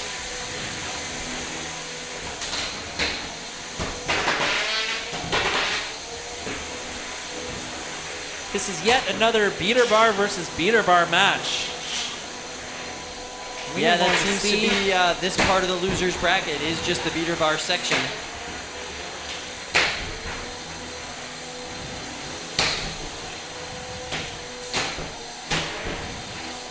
Looks like pretty even exchanges here. Though it appears that the Scab Armor's weapon has gone down. Tap out. Looks like that is a tap out.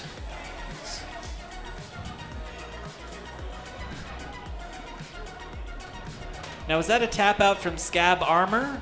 Yeah, it looks like Scab Stinger Armor will advance in the losers bracket. Yeah, and that was just a single tap out from Scab Armor. I guess they did not want to take on any more damage. They wanted to be able to go back to school and fix their bots.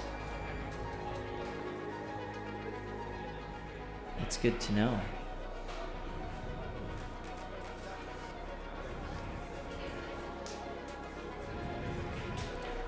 All right, Kyle, looks like we both ditched our jackets. Only It's, momentarily. getting a little warm in here. Yeah, a little bit. I'll put mine back on shortly, but I definitely needed to take it back off for a minute. However, we are rocking the Norwalk Havoc t-shirts.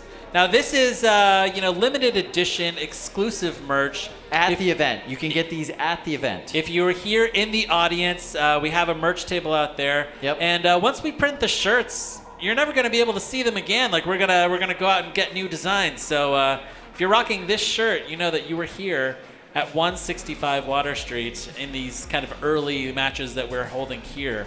Some of the competitors brought their own merch for this event. It's going to be sold at the merch table as well. So if you want to go grab some of that, help support your favorite competitors, help them fund more robot parts. That's all of these competitors' main addiction is more robot parts. So keep that in mind. I saw some pretty dope Voxel shirts out there.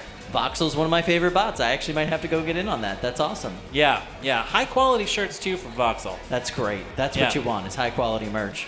Yeah. No, that's awesome. I mean, I love the fact that we're kind of incorporating that into it. I know that a lot of people have been asking when shirts are going to be available online. For the specific competitors, you might be able to buy their shirts online on their team websites. But for Norwalk Havoc, these shirts are exclusive to the live event right now. We're not selling them online yet. Not yet. But soon. that's coming. That's Soon. coming. So you'll be able to get them, and you'll be able to wear them while you're watching the live stream at home.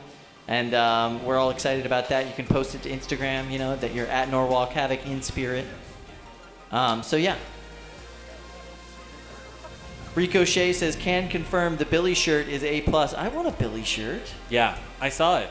That's awesome. It's cool. I haven't seen the Billy shirt. I gotta go check this out. Yeah, yeah. If I could own a Billy shirt and a Droopy shirt, you know, Yeah, that's color, really, color me satisfied. That's Kyle. really all you need. Yeah. Does the Billy shirt come with a hat? Billy is wearing a hat on the shirt. Got but it. You don't get your own hat. Because we already know like the Droopy, with a combo, right? We already know the Droopy shirt comes with the buttocks. Right. Yes, exactly. Exactly. That's awesome.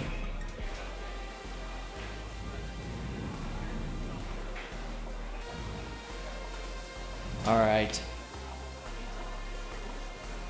So it's now, there's a nice shot of our audience. It is now 4:54.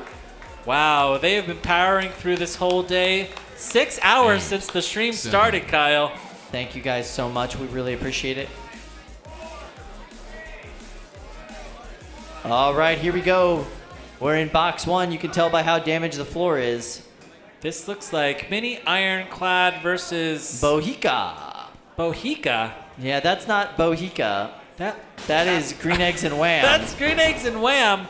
What is But going on? it's got a big green sticker on it that says Bohica. So I don't know what's happening.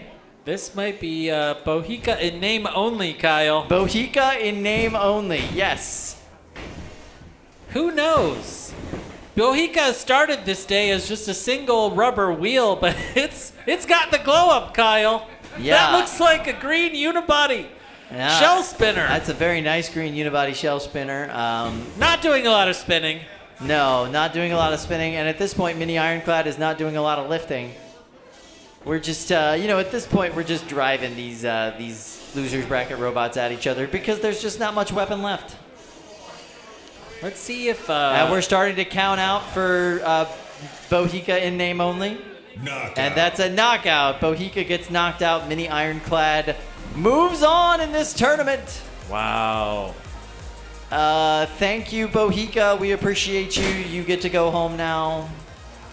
Now we're heading over into the next box, the cleaner floor box. Box 2, Nitro Hornet versus Ushfunk.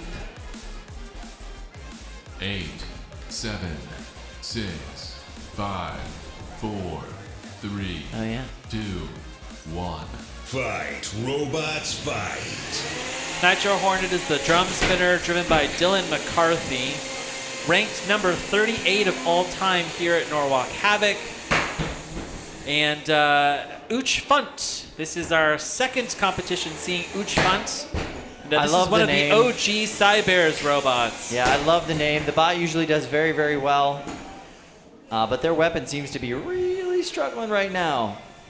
We heard at the last competition that Uch Funt might be German for 3 pounds, but who knows? If we have any Germans in the audience, please confirm.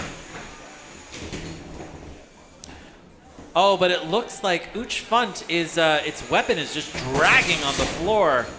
That is not looking right. Let's go, Dylan. Put Uch Funt out of its misery, Dylan.